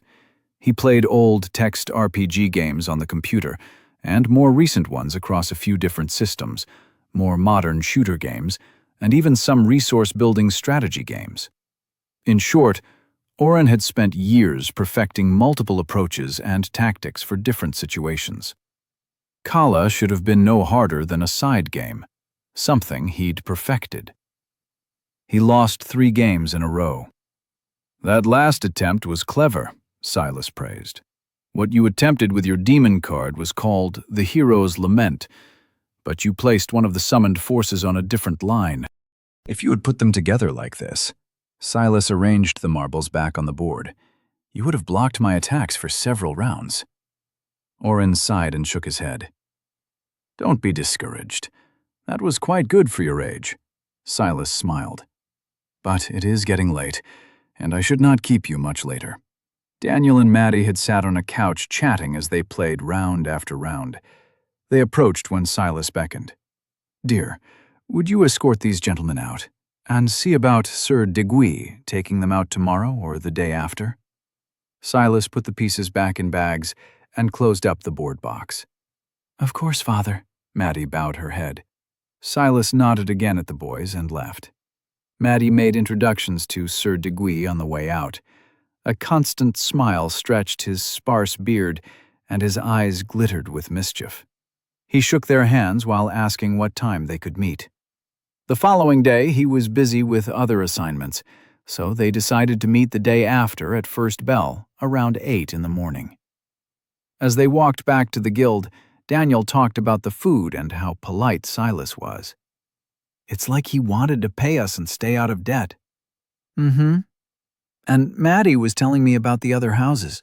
Before the last duty change, another house gave a year of tax exemption to all their barons, which isn't actually legal. That's why she was out collecting, but now her father is mad she did it." Oren put his hand on the small knife he'd taken to wearing on his hip.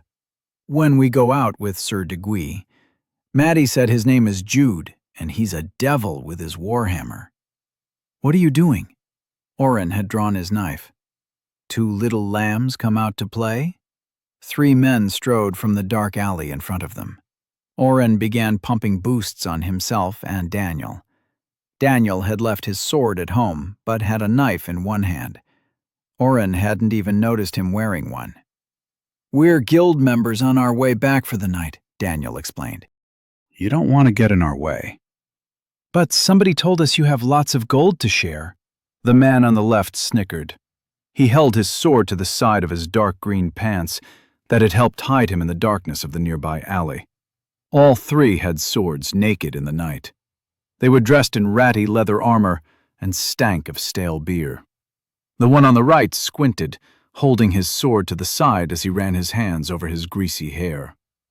The leader stepped forward, both hands on his 2-handed sword. "There's another behind us, maybe 2, Oren whispered to Daniel. He nodded. "I really need to get an attack spell." Oren kicked himself. "Tomorrow I'll check for a spell book." "If you just want gold, maybe we can all go get some food?" Daniel tried. "We'll be eating well enough later," the leader said, hefting his sword in the air. Oren used Identify. The men were all under level 10, but not by much. The leader sat at level 9. All had basic fighter classes. He peered behind him, but couldn't catch a glimpse of the following men he'd been concentrating on as Daniel talked earlier. "Have it your way, then." Daniel squatted and held his knife point out toward the muggers. The 3 men spread and advanced. Daniel didn't wait. With a step, he appeared in front of the leader. Shock hit the man's face as Daniel pushed the knife into his neck and withdrew it in a spray of blood. The bandit's sword dropped as he put his hands on his neck and fell to his knees. The man on the left yelled and swung at Daniel. The man's sword swept across Daniel's back and opened a cut across his shoulder, but Oren had already cast a heal on him. Daniel swept up the leader's sword and, with a turn of his heel, slashed through the other man's leg, leaving a deep cut and darkening his green pants. They exchanged blows as the 3rd man circled and approached Oren. Shit, shit, shit. Oren could try to use blood mana, but he'd promised not to use that. It's life or death, though. Sorry, Maddie. He cast blood mana and tried to target the man with the greasy hair. Nothing happened. It must be touch only. Fuck, he thought, as the man swung his sword. The blood on the cobblestones saved him from the first strike. The 3rd man had overextended and slipped a little. Oren scrambled back and threw his knife. It missed. "D, a little help!" Daniel was still fighting green pants. They both had cuts, but Oren had been spamming heals as fast as he could. Another minute or 2 and Daniel would outlast the man. Oren didn't have a minute, though. He pulled another knife out of his dimension hole. His foot turned on a loose cobblestone and he fell on his butt. The knife handle hit the stone and vibrated out of his hand. The mugger smiled and raised his sword to strike. As the sword flowed through the moonlight, Oren realized he was going to die. He had no spells that would help him here. He tried camouflage. The sword struck his chest. His dress clothes were torn apart as the pain hit. Damage taken, HP 54/90. Oren screamed as 36 points evaporated. His chest was on fire, and blood filled the cracks of the street. The man took his sword and pushed it through Oren's stomach. "Shitty little asshole. Killed Leonard. Now I'm gonna gut your friend, too." He twisted. Damage taken, HP 4/90. The greasy man pulled his sword out of Oren and turned his back, walking toward Daniel. Green Pants had used some ability and was still standing despite the multiple bleeding wounds. HP 3/90. Oren was bleeding out, but his mind stayed calm and continued processing. This must be Mind Bastion at work. I think it just turned off my pain processors. Most people would be taken out by the pain alone. Oren quietly cast 3 heals. His wounds closed, but he could still feel the pain beyond the wall of Bastion. His movements felt sluggish even at full health. Camo was still active, and his knife was a few feet away. Daniel was being backed into a corner, defending himself and screaming, "Oren, you killed him!" I guess work's on the hero, too. Oren picked up his knife and crawled through the bloody street. He pushed himself up to one knee and vomited. Daniel took 2 hits as his back hit a wall. He swung wildly. Just put the sword down and give us your gold. We won't kill you, will we, Jay? The man chuckled as his friend circled. Oren got behind the man who'd stabbed him and put his blade to the man's throat. That's enough. Oren had meant to scare the man and make them leave, but as the man felt the cold blade touch his neck, he jerked hard to the side, letting the knife cut into his carotid artery. Blood sprayed as he tried to stanch the flow. Daniel used the distraction and pressed the attack. As Green Pants watched his friend fountain his life from an unseen attacker, Daniel slipped under his sword and buried the blade in his chest. A turn of the wrist, and the man coughed hard before falling forward. His weight pulled the big sword from Daniel's grip. Oren, you're alive? I saw him put a sword in you. Daniel let the body fall and ran to his friend, pulling his torn jacket open to check. Faint scars were still fading on his stomach and chest. He didn't finish me. Oren was staring at the unmoving body of the man he'd just killed. During the bandit attack, Daniel had done the hard work. Daniel had not been shaken at the killing. Oren turned and threw up again. I killed him, D. Oren wiped his mouth and resheathed his knife. I didn't mean to. He should have stopped and just left. Why? He trailed off. Daniel had Oren take their gear out of his dimension hole and pulled his leathers on over his blood-soaked dress clothes. Strapping his sword on his back, Daniel half-carried Oren back to the guild. The other 2 muggers never showed, Oren thought in a daze as Daniel explained the blood to the receptionist. Guards were sent to retrieve bodies and look for any witnesses. Why would they watch their friends be cut down and not take us out? Daniel got a dazed Oren cleaned up with a wet rag and into some new clothes. As he dropped Oren into his bed, Oren noticed a few cuts still seeping on his friend. That feels better. Thanks, O. I guess that means you're coherent again? Daniel sat on the side of the bed. Was I really that out of it?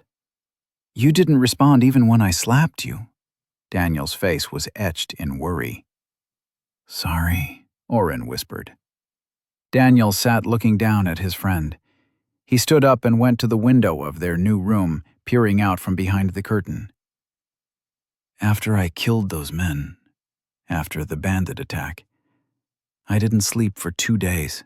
Oren shifted and sat with his back to the wall. I didn't know that.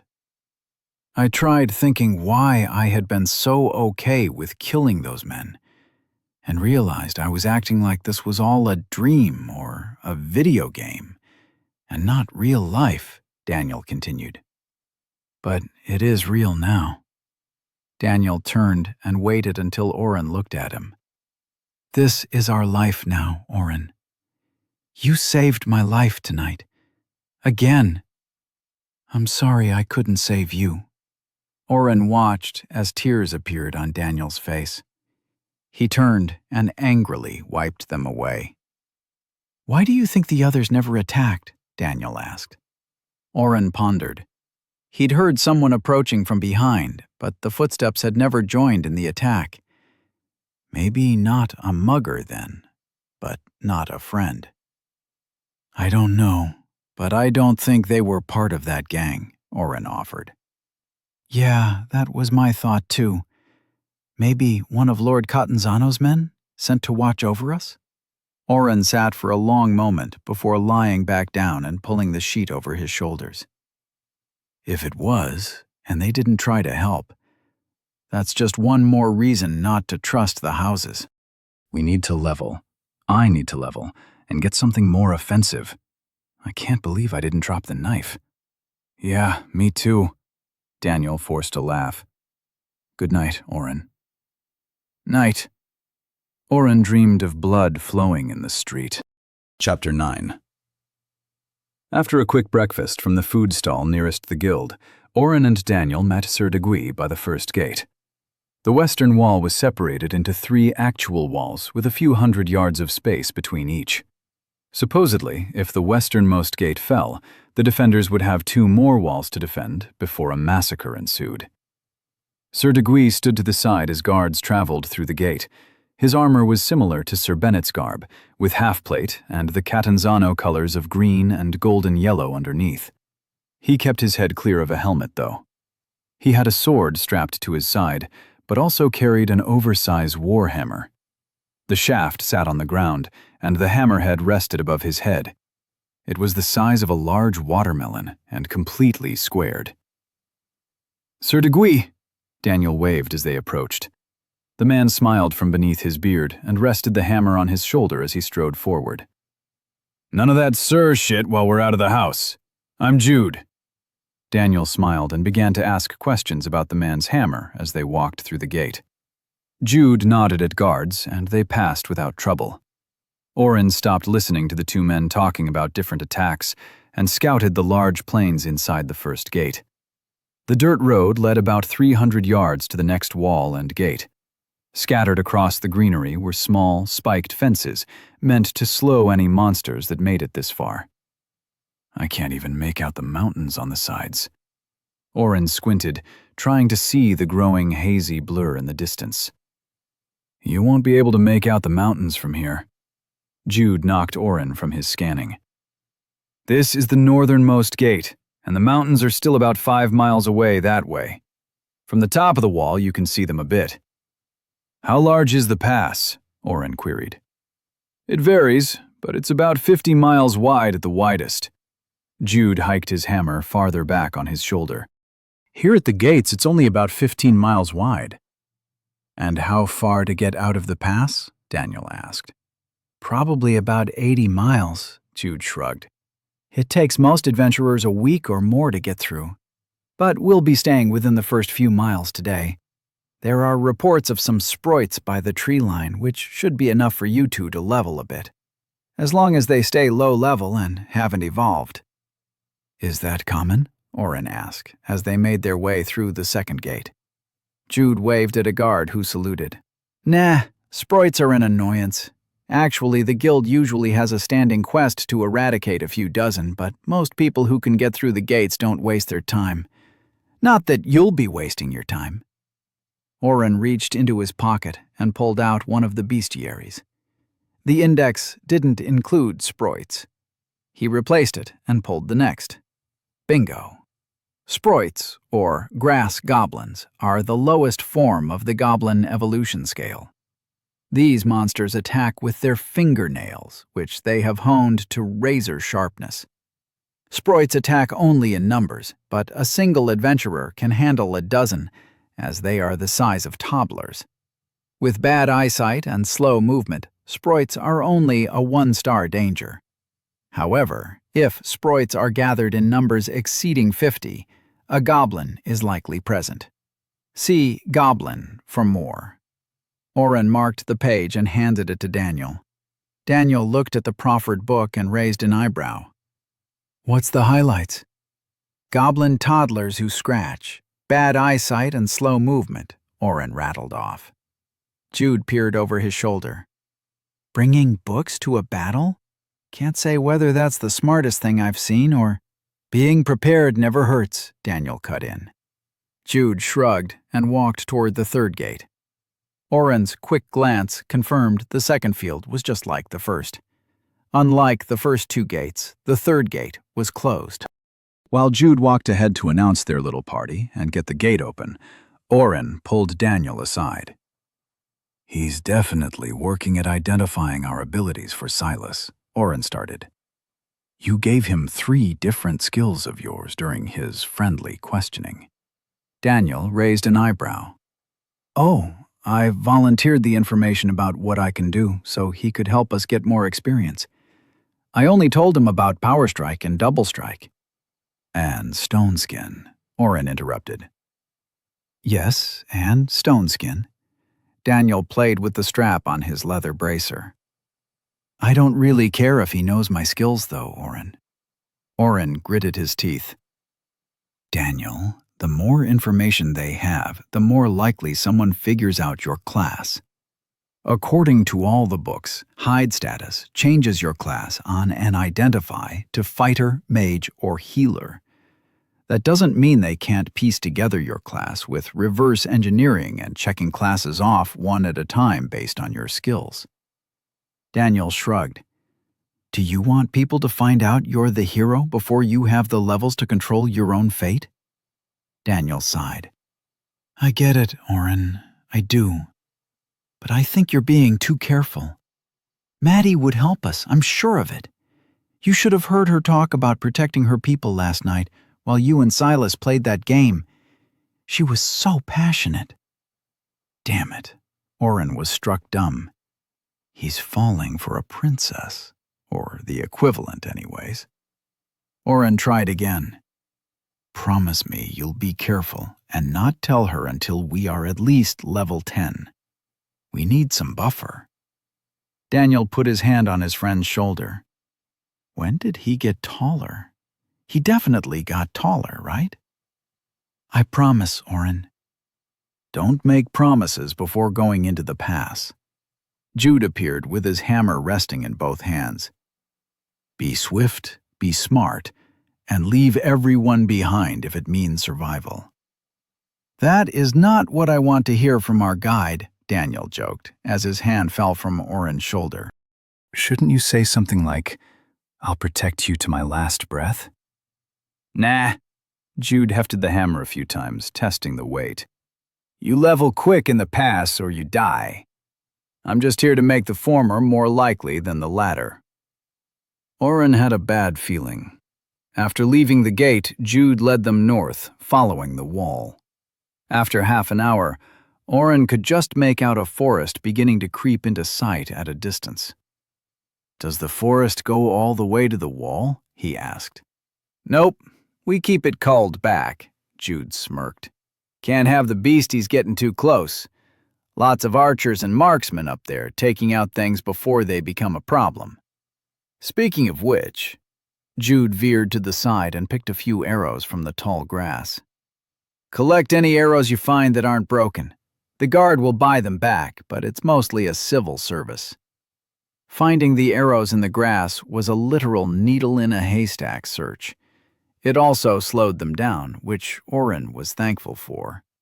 He was scared out of his mind, especially after nearly dying the night before. Oren, we don't need to find every arrow, Daniel complained. We should focus on hitting the trees. Oren stood from where he had been sweeping the stalks of grass and sighed. The plan was for Daniel to tank the sproits while Oren used camouflage and took out any stragglers.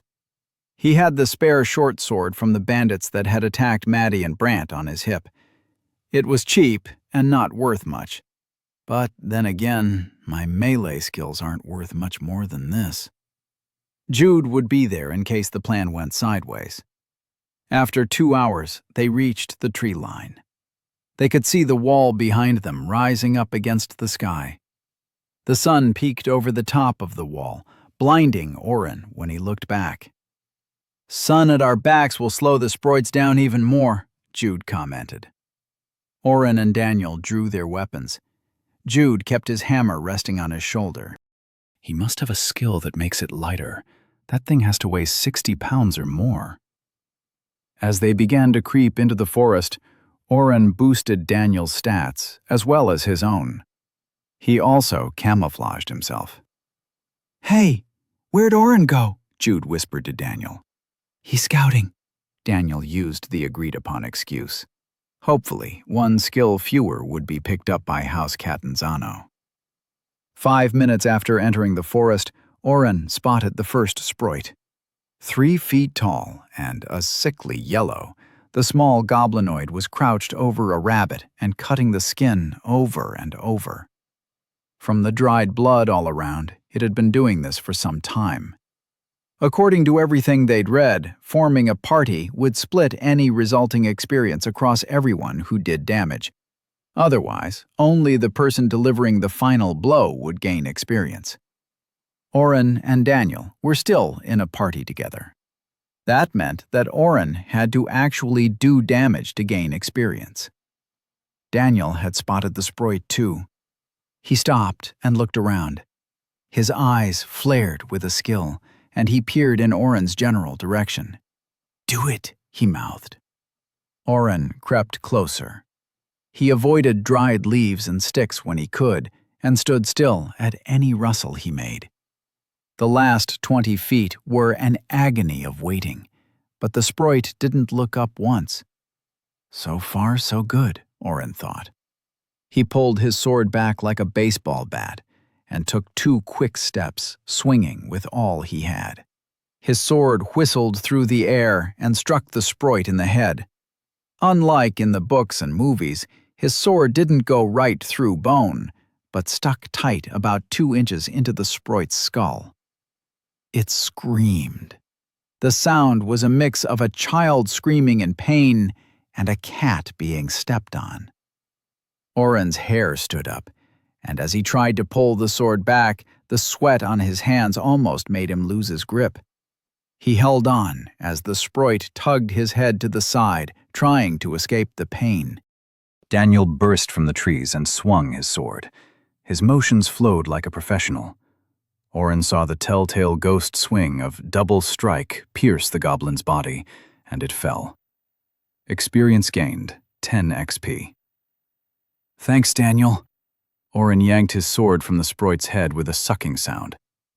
"The sword isn't as tough as—" Daniel put a finger to his lips and eyed to their right. Oren set up camouflage again. 3 sproits jogged into sight. The front sproit let out a scream that clawed at Oren's ears and then dropped into a sprint at the sight of Daniel standing over the monster's body. The other 2 followed closely. Oren froze for only a moment before getting in front of Daniel. He stood to the side and let the first sproit pass him. He went to one knee and swung at the second. This time he aimed lower. His sword took off the sproit's leg, and it skidded along the forest floor, adding its own scream to the echoing cacophony now surrounding them. "I did it!" Oren took his sword back to swing again. The third monster changed direction and eyed him. Damn. Camouflage drops after an attack. Oren took another wild swing and clipped the chest of the sproit. It dropped back and tried to circle. It's actually pretty slow. Oren tried to swing again, but the sproit simply ducked and then clawed up.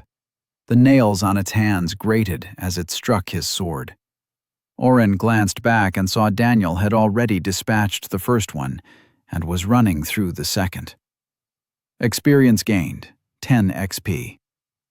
I didn't do any damage to the first one, so no gains there.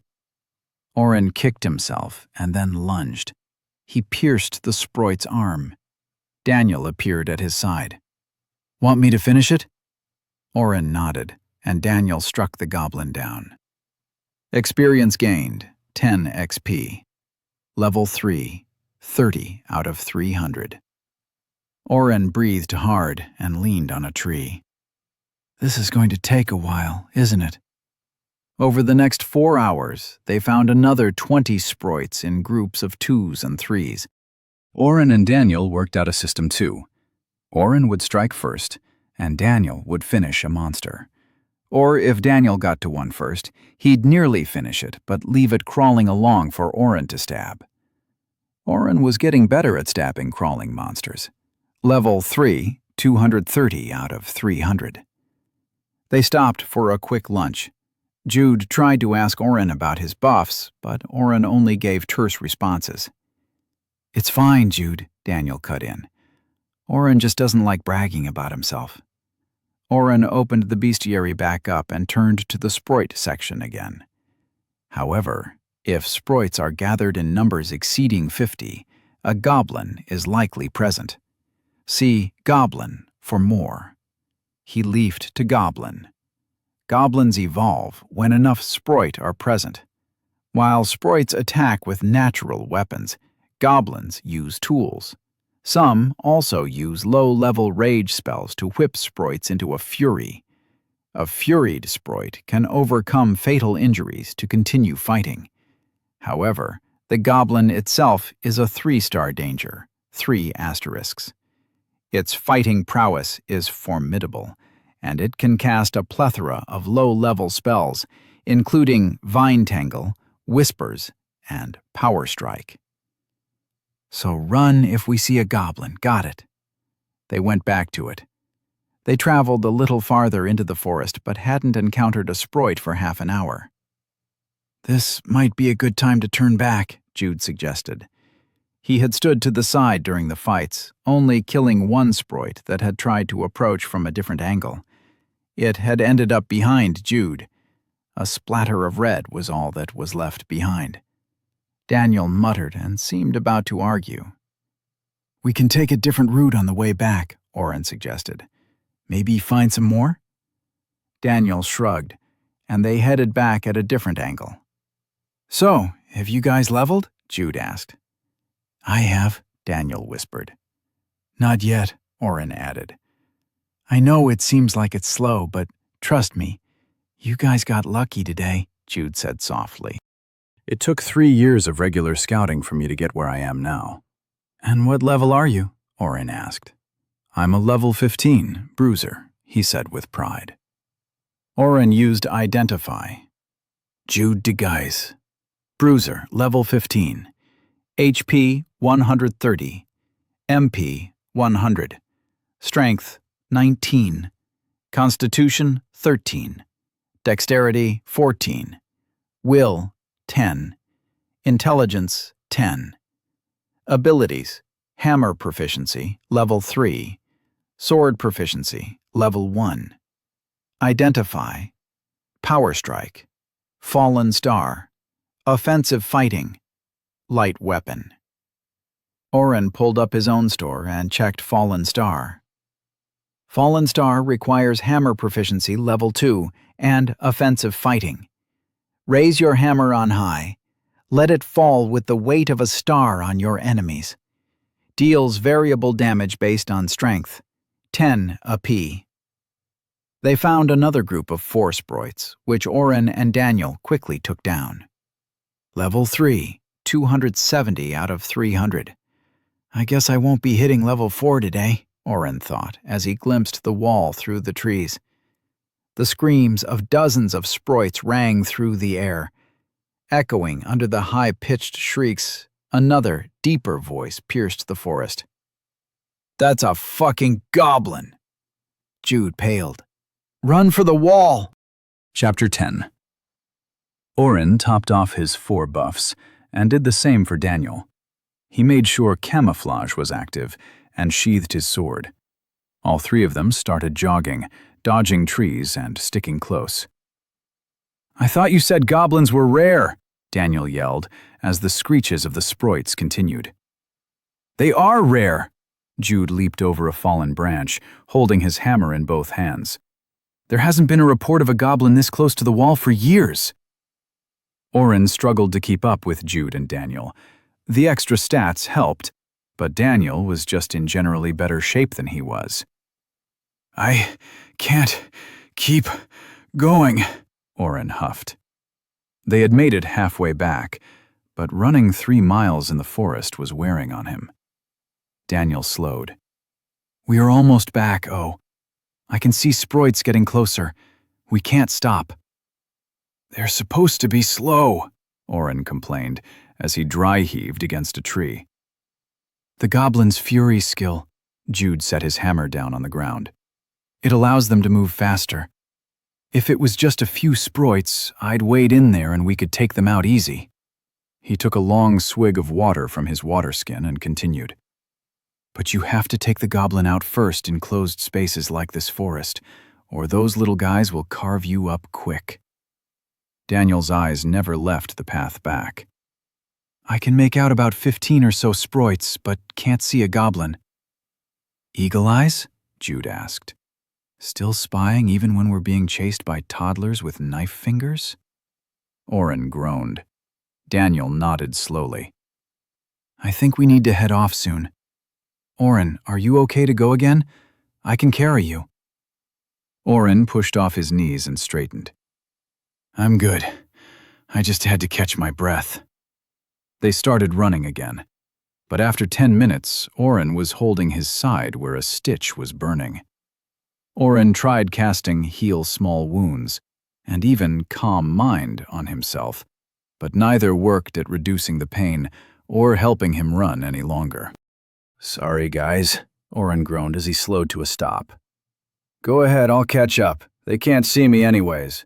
Jude's eyes narrowed. How? I've got a spell that makes it harder for them to see me. Oren purposefully kept his answer vague.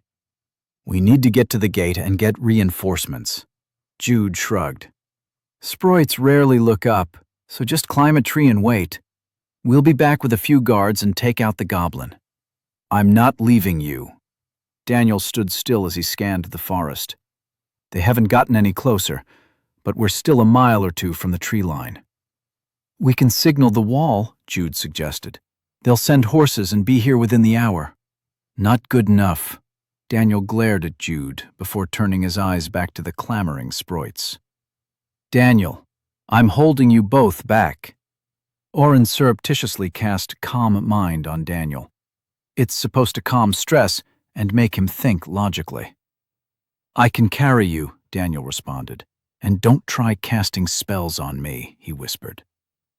In the end, Oren climbed on Daniel's back, and they set off again at a slower pace. You could buff Jude, Daniel suggested quietly. He could run ahead, and we could maybe get a straggler or two.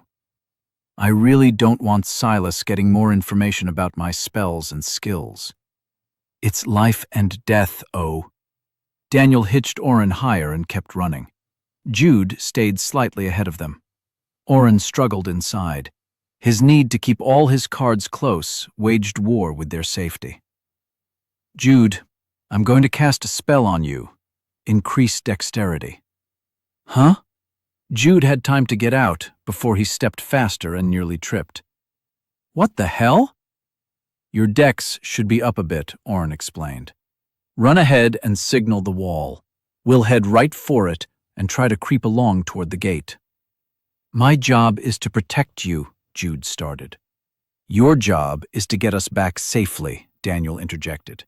If you don't signal the wall, it'll be all our asses on the line, so hurry. Jude's face tore for a second, and then he saluted. He turned and looped along, leaving them behind. You could be running that fast too, Oren tried. Not leaving you behind, little man. Oren slapped the side of Daniel's head. I'm almost as tall as you. Don't start that shit again. Daniel chuckled, and 15 minutes later they spotted the edge of the forest. We made it, Daniel sighed. From the north, Oren heard screams of sproits. More coming from the left, he began. But another noise cut through the howls, low and grating. Is that another one? Daniel groaned. I'm starting to think we're really unlucky, Oren. Oren silently agreed. Daniel and Oren made it to the wall and began traveling south toward the gate. Loud thrashing followed in the forest across the tall grass. I can't get a perfect count, but I think maybe 40 sproits, Daniel said. I saw one goblin. It was lime green and 10 feet tall, O. Jude should have signaled and waited for us. Oren looked around. I think he left us and went back to the gate. He did say, leave people behind to survive, Daniel muttered. After 20 minutes of creeping along the wall, Daniel pointed. Traveling from the south was a cloud of dust being kicked up. Horses. Jude is at the front. He brought about 10 guards. Will that be enough? They don't know about the second goblin. Oren made sure his sword was loose and ready to draw. I don't like it, Daniel said under his breath. I think I'm going to buy a skill I've been looking at. Long cuts. I'll be able to hit all my attacks from farther away, but it costs 10 AP. If you think it's worth it, Oren shrugged.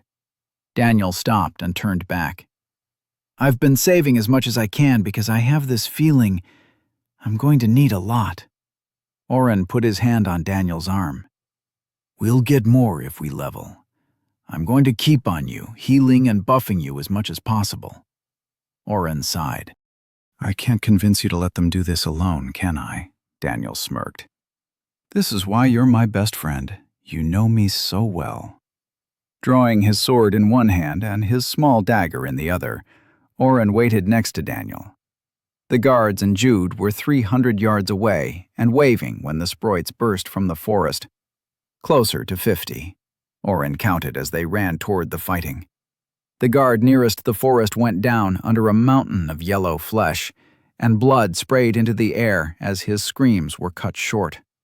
"Ride and pass formation!" Jude yelled. The men turned their horses and rode toward the wall. Another guard went down when a sprite launched itself at the horse's flank.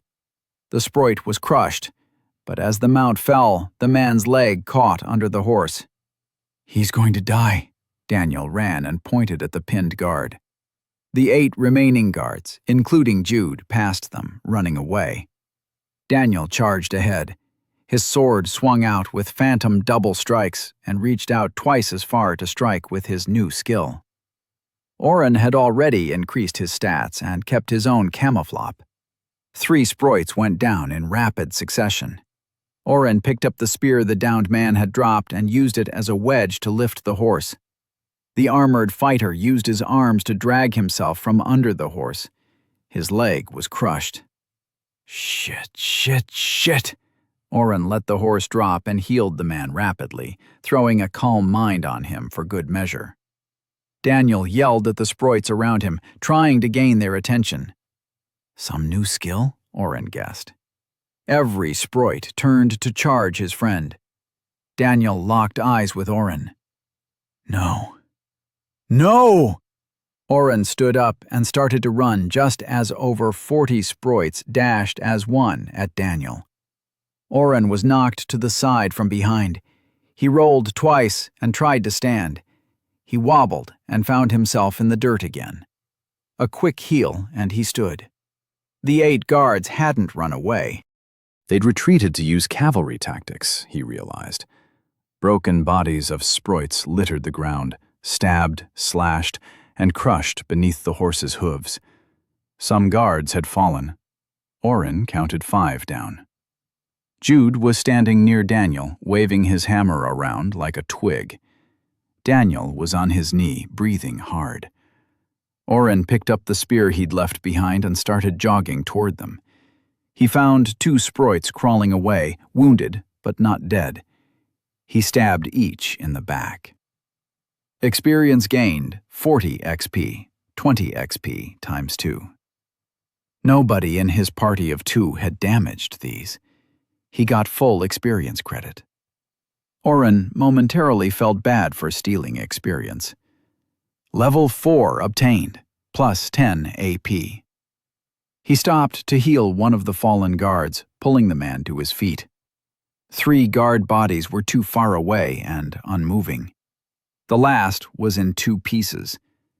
Just as they reached Daniel and Jude, the remaining 2 guards brought their horses to a stop. One pointed a long polearm at the forest. "Sir Degai, the goblin is coming out." "There's 2, Daniel gasped out. He had furrows of blood across his chest. Oren started cycling and healing. "Oren, boost them all, everything. The other one is hanging back up there," Daniel pointed. Oren didn't hesitate.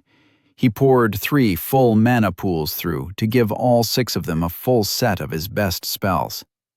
"What the hell?" The guard he'd healed was holding a mace and looking down at his hands. "Boss, I know," Jude cut in. Guess you were holding back earlier, huh? Oren grimaced. Stay back, Oren. Daniel pushed himself to his feet. If anyone falls, try to drag them back. Oren can heal. He just spent how much mana, and he can still heal? The only remaining woman asked incredulously. She had no weapon and wore the robes of a mage. She dismounted and started walking forward with the fighters. The horses ran back to the wall as soon as their reins were released. Oren looked at the list of spells and skills he'd been coveting. Create a ward around yourself or a target to protect against attacks. Protects for MP maximum, 20 MP, -5 AP. Casts an unerring beam of light that hits a target for 1 HP damage, 10 MP, -1 AP. Modify a spell to do its opposite, 5 MP, -4 AP. Would you like to buy these spells for 10 AP? Yes or no? Yes! He had explained his plans earlier with Daniel, but Daniel didn't know he'd leveled. I wonder if he gained some levels from all those sproits he took out. The thought ran through his head, and he jogged to catch up with his friend. He cast Ward on himself. What are you doing? Daniel stopped talking as a shimmer of air coalesced around him. You did it! Should give you an extra 130 HP if it works like it says. Oren was about to cast it again on the rest of the group when the goblin stepped out of the forest. Standing over 10 feet tall, with skin the color of faded grass, the goblin held a long sapling in one hand with a large rock tied to the end, a homemade mace. It roared a deep growl that pushed back the long reeds around the 6 of them. Stand ready, men, Jude commanded. And women. The mage put her hands over her head and started summoning a tiny globe of water. And women. Jude smiled and swung his hammer through the air. The goblin looked out at the dead sproits and pushed a tree out of his way. The 2-story tall oak bent and snapped with a loud crack. It stepped out and ran at them. Let Lethe trip it, then bring the pain. Jude stood still. Lethe, the mage, grew the small ball of water larger. The goblin was running hard across the football field that separated them. 3 steps, and it already had closed the distance. Any time, Lethe. Jude sounded worried. With a grunt, the spell exploded. From the small globe over her head, water and cold air gusted. In an instant, the ground in front of them turned into a large ice rink. She had covered the ground in a few inches of slick ice. Badass spell. Oren watched as the goblin stepped and went down hard. It slid 40 yards and let out another roar. The second goblin stepped out from the forest. Nearly identical to the first, it held a gnarled staff in its hand. Mage goblin! Lethe shouted as it pointed its staff at the group. The grass around them twisted into the air, growing thick. It waved against the wind for a long second, and then shot out at the guards. Oren felt dozens of sharp roots grab at his legs. They pierced his boots, and he felt nothing. Ward, 60/130. It worked just like he thought it would. I've got mage armor. Oren tried his other spell, Light Strike. A light beam flashed from his pointed hand and hit the goblin mage in the face. It blinked hard and roared. Free the guards! Daniel stepped around the guards who were clawing at their feet. Blood seeped through all of their boots. He dashed around the icy ground and charged the goblin. Oren stuck the spear he still held in the ground and started hacking away at the vines with his dagger, healing as he went. 2 of the guards took off with Daniel. Lethe and Jude cautiously walked on the ice. The fallen goblin's leg had snapped when it went down. It was trying to crawl toward them. Jude tried to hit it with his hammer, but it dodged and rolled. Let me try something, Oren said as they backed up, keeping out of its reach. He tried casting inverse through increased dexterity and targeted the goblin. It slowed noticeably. He did it 4 more times. "Now hit it hard." "I've always wondered what this would be like at a higher level," Jude muttered. He held his hammer above his head. A blue-white light filled the air behind the hammer, and Jude spun the metal around twice before jumping and swinging it straight down on the goblin's back. The goblin exploded. Jude's hammer had splattered its back, but the shockwaves had continued to throw damage down all its extremities. All that was left was a head and bloody meat in the shape of a 10-foot-tall body. "Bloody hell, sir!" Lethe paled. Jude was stunned, too. Later. Oren grabbed and pulled the knight. "There's another." They were too late.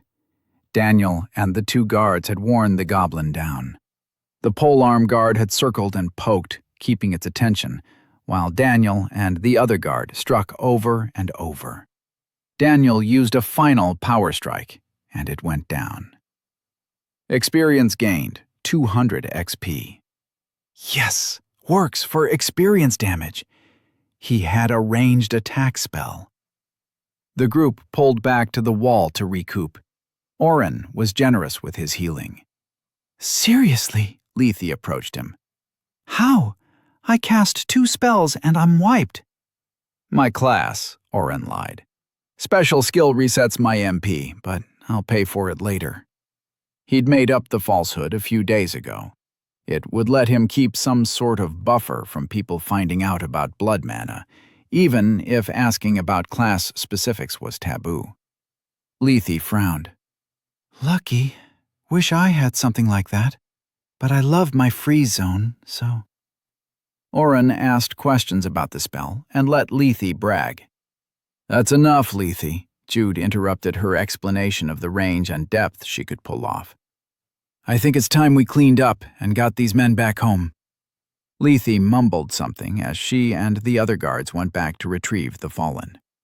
"I'll let you 2 take horses back," Jude offered. "Just give them to the guards at the gate." He looked at the carnage. "You both did good today." As he walked away, Daniel clapped Oren's shoulder. "Do you know how to ride a horse?" "Nope." Oren looked at the huge war horses behind them. "Do you?" "Of course not." Chapter 11. After returning the horses and selling the 3 dozen arrows they'd collected, Oren and Daniel headed back to the guild. Daniel tossed a silver coin to the doorman, and they entered the dining hall. Together they stood in line to get dinner. Slabs of a dark red meat, a leafy vegetable cooked to a crispy exterior, and more honeyed bread. Oren took 2 pieces.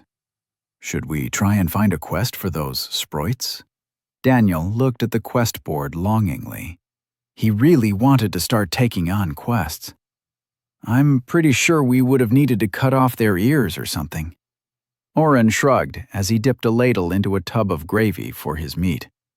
"How else would they know how many we took out?" Daniel sighed and piled his plate with 3 slices of the bone-in meat. Dinner was good.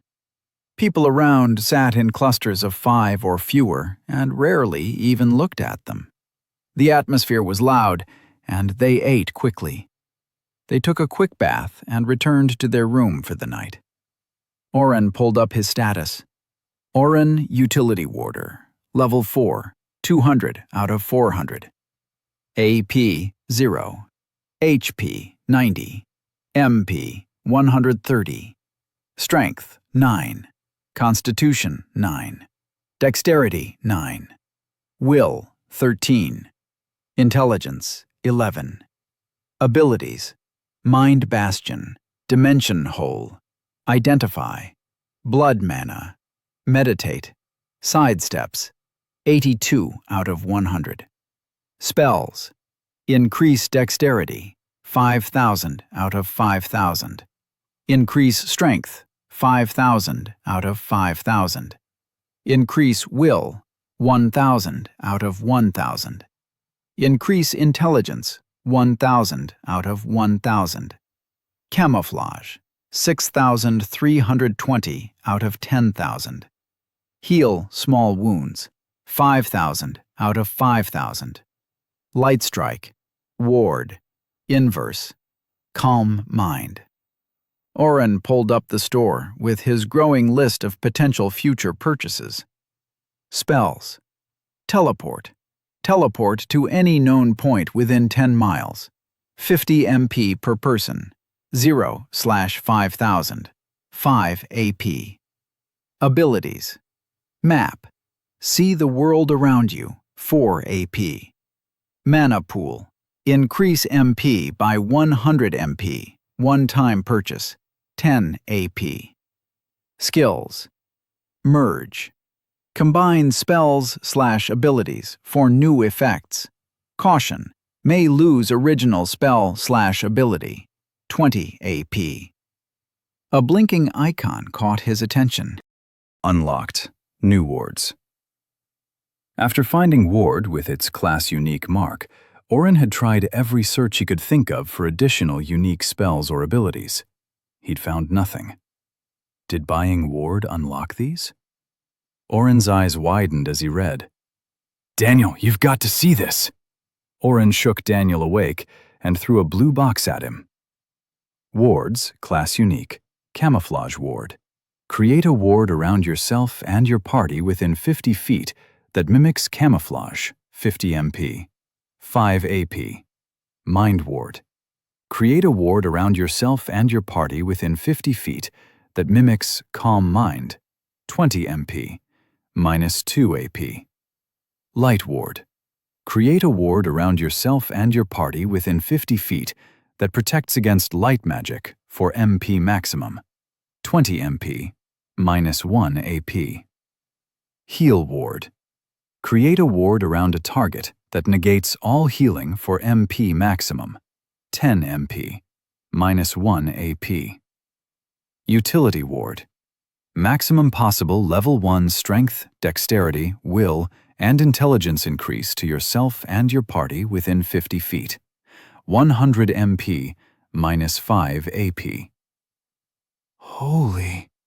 Daniel trailed off as he read. These are all linked with my spells, Oren finished. Every time I buy a spell, I think I get a new ward. Do you think utility ward casts just one time, or are all 5 stacked? I'm guessing stacked, which should be +5 for each stat at level 1.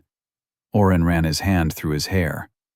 Once I unlock all 4 at level 2, I'm guessing it'll be up to +20. Yeah, I've been meaning to ask, Daniel started.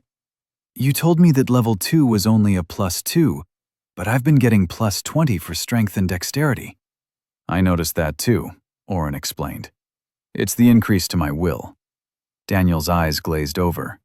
You're going to explain more math to me, aren't you? I don't have level 2 will or intelligence increase yet, so I can only increase my will to 18 and my intelligence to 16, Oren started. I told you the math already, but in short, that +2 strength increase gets multiplied by 1.8. So, at 3, 6 for each strength increase, and I'm assuming it's just rounding up to 4, so let's call it 4, I'm increasing strength and dexterity by 20. That's going to get more insane when you get level 2 will, huh? Daniel asked. Oren smiled evilly. You'll probably be able to pick up that sword you like so much, but probably not swing it yet. A +10 to will gives me a 2.3 modifier, so I can buff your strength up 25 points. They sat in silence, thinking. You know, Daniel started, almost none of your spells show up in my store list. Oren shrugged. It's just weird, don't you think? Daniel continued. I'm supposed to be a hero, and I don't have anything that will turn my entire party invisible. Not invisible. At least, not yet. Oren smiled. I'm hoping that's what I unlock at the next level, though. And, of course, you have something that turns your entire party invisible. I'm in your party. It was Daniel's turn to shrug. So, if will is increasing all of your spells so much, are you going to focus your level 10 stat points on will? They had finally finished reading through the books they'd gotten. Only the Leveler's Guide had mentioned stat points, and even that was only a few sentences. Every 10 levels, an adventurer gains a number of SP, or stat points, to allocate at their whim. While magic users usually focus on their will or intelligence, and warriors focus on strength or dexterity, constitution is also a worthwhile choice. Completely unhelpful, Oren had thought when he read it. But no other book even talked about SP. I think so, Oren drew out his words. I haven't nailed down the intelligence math yet, but I know it decreased my MP costs. Either way, I am leaning toward will. Good. I'm putting mine into strength. Daniel squeezed his hand shut. I want my sword. Oren shook his head. How many levels did you get today, anyways? I know you took out a few sproits on your own. Daniel puffed up. I'm at level 5. That goblin took me right over the line. Oren smiled and congratulated him, but felt a bit down that Daniel had overtaken him in just one outing. Should we try a quest tomorrow? Daniel turned on his bed to face Oren fully. I think so. Oren cast camouflage on himself. Might as well keep trying for the next level.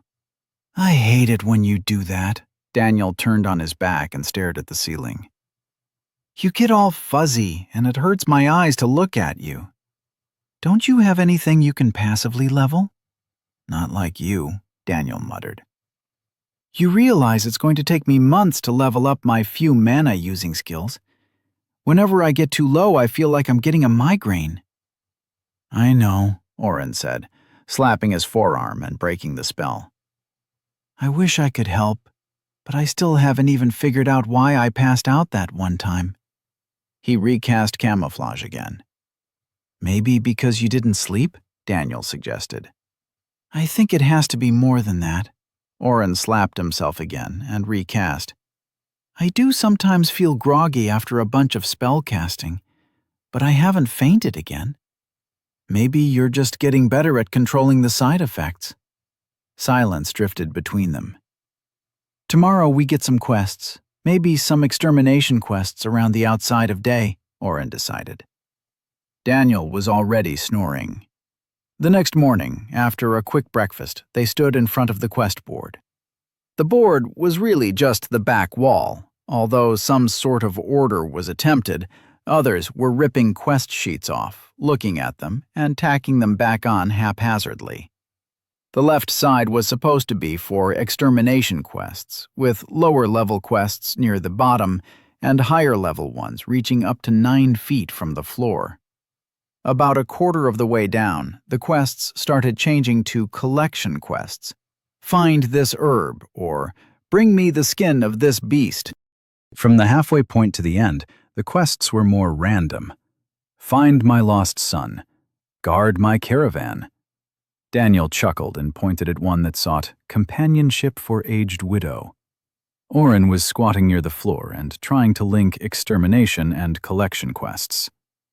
I think these look okay. This one is from a farmer who needs help with the large rats attacking his crops. He held one sheet and then waved a second. This one is from an apothecary looking for bags of large rat teeth. I'm not hunting ROUSs for silver, Daniel said as he crossed his arms over his chest. Damn it, Daniel. What else would you like to do? We aren't high enough level to try most of these. Here, Daniel jabbed a finger at a page at chest height. Some old cave needs clearing out, pays 10 gold. Oren squinted at the cramped writing of the advert. It doesn't say what's infesting the cave, and it's marked 4 stars. Daniel shrugged. It's on the way to your rats. We could check it out at least. Daniel brought the 3 quest sheets to the front receptionist.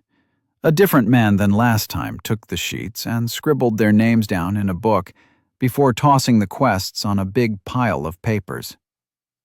What happens if we decide we can't finish a quest? Daniel asked. The man sighed and pushed his long hair back. Newbies. The quests you just handed me will be back on the wall in 20 minutes. If you come back with a letter from the quest giver saying you did it, we'll pull the quest and you get paid. If you give up and don't tell me or another to mark it out, nothing happens. You do it too much and maybe you get reported, but you'd have to be an asshole yanking down multiple quests a day to get that. You die, someone else will finish the quest. Taking on a 4-star with just the two of you? Daniel nodded. He went back to scribbling notes in his ledger. Hope you have a bigger party than just you two. The farmer, Toby, was located about 4 miles outside the northernmost eastern gate. The cave was in some foothills about 2 miles north of that. The quest sheet had mentioned bringing ears of the beasts. With Oren's buffs, they made the 4-mile hike in only an hour. I love magic. Oren looked back at all the forced outdoor running from high school with dread, but with his increased dexterity, they both jogged faster than he could have ever run before. Toby was a mid-40s man wearing a wide-brimmed hat. His farm grew cabbage and was easy enough to find. Toby himself was trying to get a yoke back over a mule in the middle of a field. "Are you Toby?" Daniel yelled over the fence. "You two here for the rats?" The man waved them over and tossed the curved harness on the ground. They climbed over the wood logs and tried to not step on any of the green heads growing. "I'm Daniel, and this is Oren." Daniel held out his hand. Toby shook it and then gestured to the yoke. Daniel smiled and picked it up. Although he had no idea what he was doing, Toby held the mule and directed his motions. Soon enough, the mule was strapped in. "Thanks, boys." Toby slapped the mule's backside, and it started off, dragging some contraption behind it. "She's a good one, but hates working days." "What is that thing?" Daniel pointed at the spade-like device with a basket over it. "Well, I got to get the ground tilled, but I don't like wasting my time going back over to fertilize and seed, so I set it all up in one." Toby looked proud of his invention. "That works?" Oren asked. "With a few skills I've picked up, it does," Toby smirked. "All right, this way. She knows the lines and can do the rest herself." "The mule?" Toby smiled and nodded, walking off toward the farmhouse in the distance. When Oren looked back, the mule was plowing straight lines down a well-beaten path. Magic fuckery, he decided.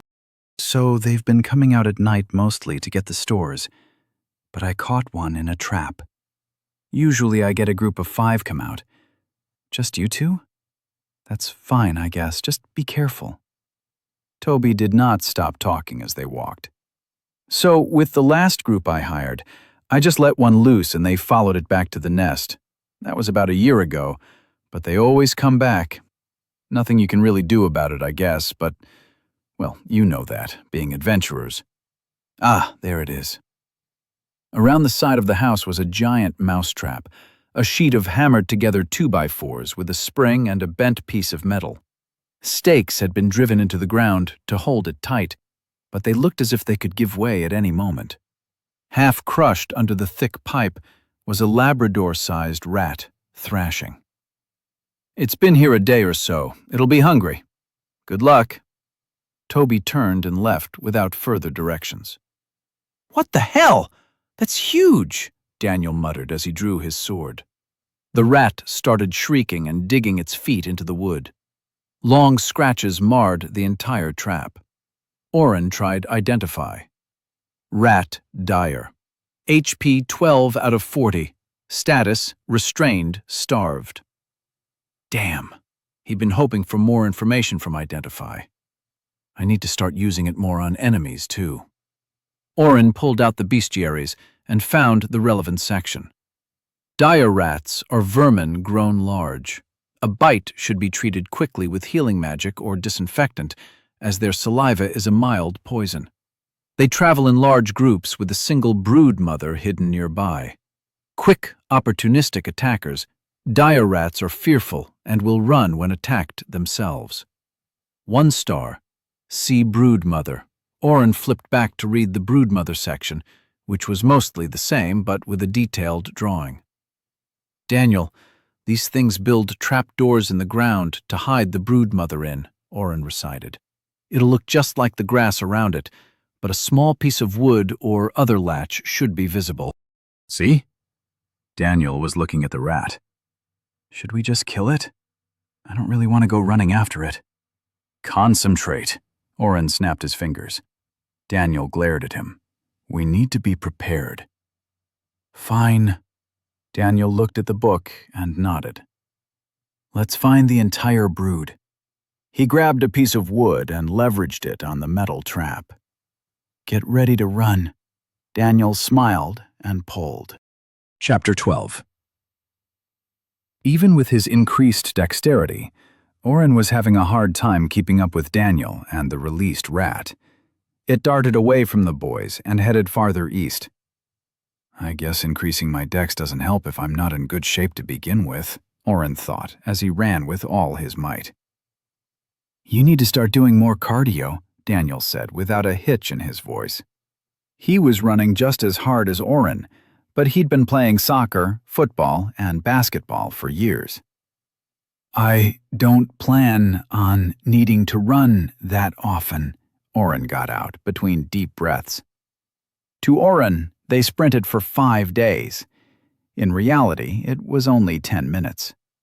They reached the top of a small hill and saw the rat in the distance slowing. Small holes dotted the countryside. That's a lot of dens, Daniel smiled. How do you want to do this? I was thinking of hitting each one with light strike, then keep camouflage up while healing you, Oren suggested. If they are too quick, I can try inversing their dexterity to slow them down too. Daniel cracked his knuckles and pulled his sword out. I'm going to wait for them to get all around me, then try out whirlwind. Oren nodded. Daniel had finally started spending all those saved-up ability points. Daniel waited while Oren cast Ward and all the increase spells.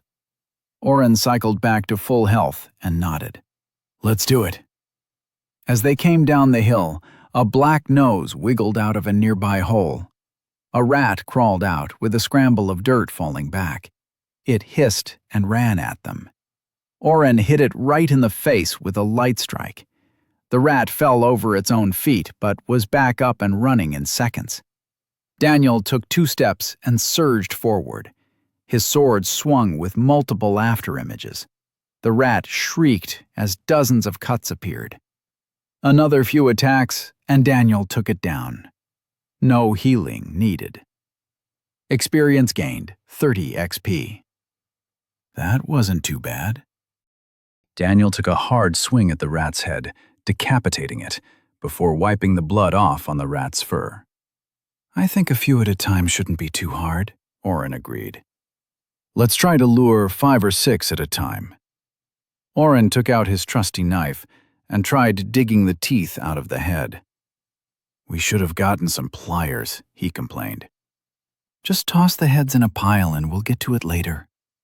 Daniel was eyeing the nearest dens. Fighting more than one rat at a time turned out to be harder than they'd thought. Daniel used his yelling skill, pull attention, to grab aggro, and 4 rats left 2 of the holes to attack.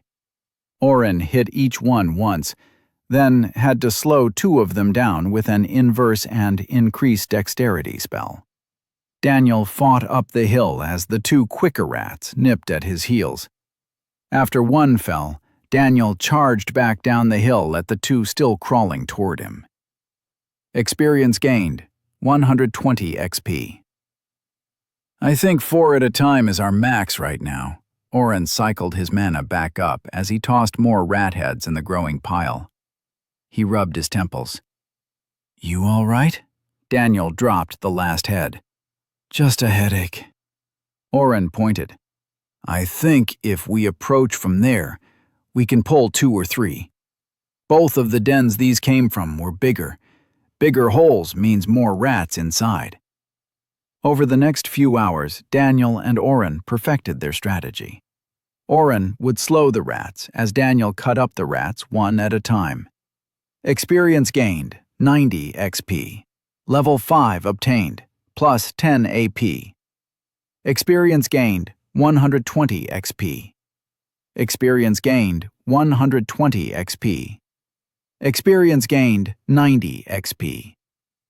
They only pulled more than 4 one time when Daniel stepped too close to a third den. 6 rats harried Daniel and surrounded him before Oren could slow more than 2 of them. "Hit them with light strike, quick!" Daniel yelled. He counted off the hits and then activated his skill. Oren stood 20 yards away and was still thrown to the ground by the blast of wind that centered from Daniel. All 6 rats were shredded meat and gore. "Daniel, are you all right?" Oren ran through the matted fur spread around a squatting Daniel. "Yeah," Daniel whispered. "That tanked my mana. Headache." He spoke in halting words. Oren cast Heal Small Wounds and Calm Mind on Daniel, who shivered and rolled his shoulders. "That helps, but I'm going to need a break." "I'll collect the heads. Go sit down." Oren pulled a water skin out of his dimension hole and handed it to Daniel. Experience gained, 180 XP. Level 6 obtained, plus 10 AP. Oren pulled a sword out of storage and started hacking. When he pulled the last head over, Daniel was lying in the grass with his eyes closed. "This is easier experience than going outside the wall. I already hit level 6. Daniel grunted. "Still feeling it?" Daniel turned over and put his hand over his eyes. "You should buy Meditate." "Can't," Daniel mumbled. "Not on my list." Oren shrugged and then realized Daniel couldn't see him. He did a search for mana in the store.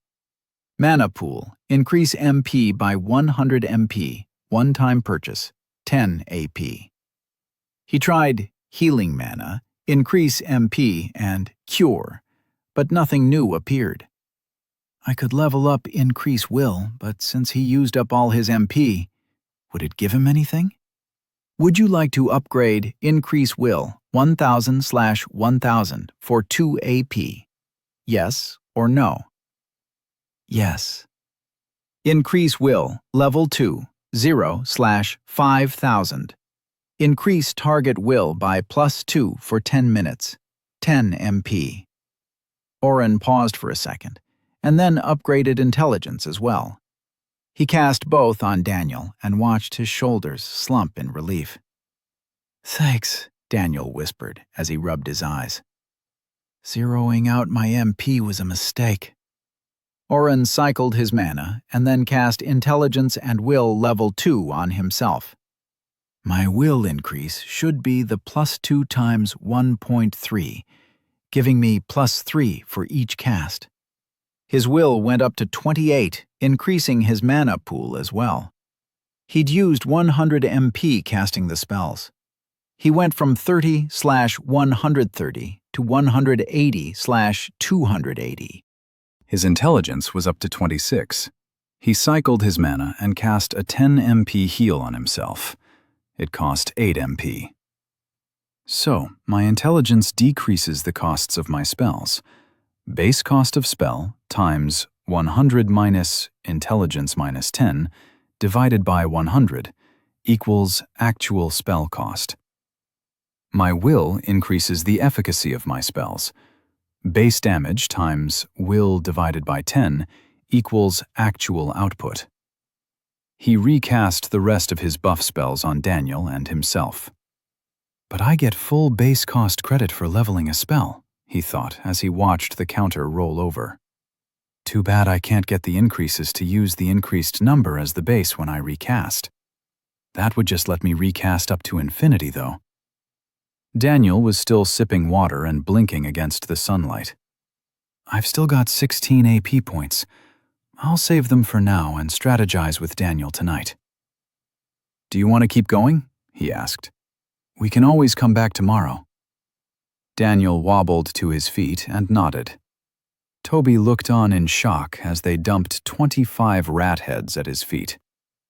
You two were gone so long I thought you'd died. He kicked a head to the side as he counted. This would be amazing for a full party. How'd you do it? Hit them with a sword until they stopped moving, Daniel grumbled.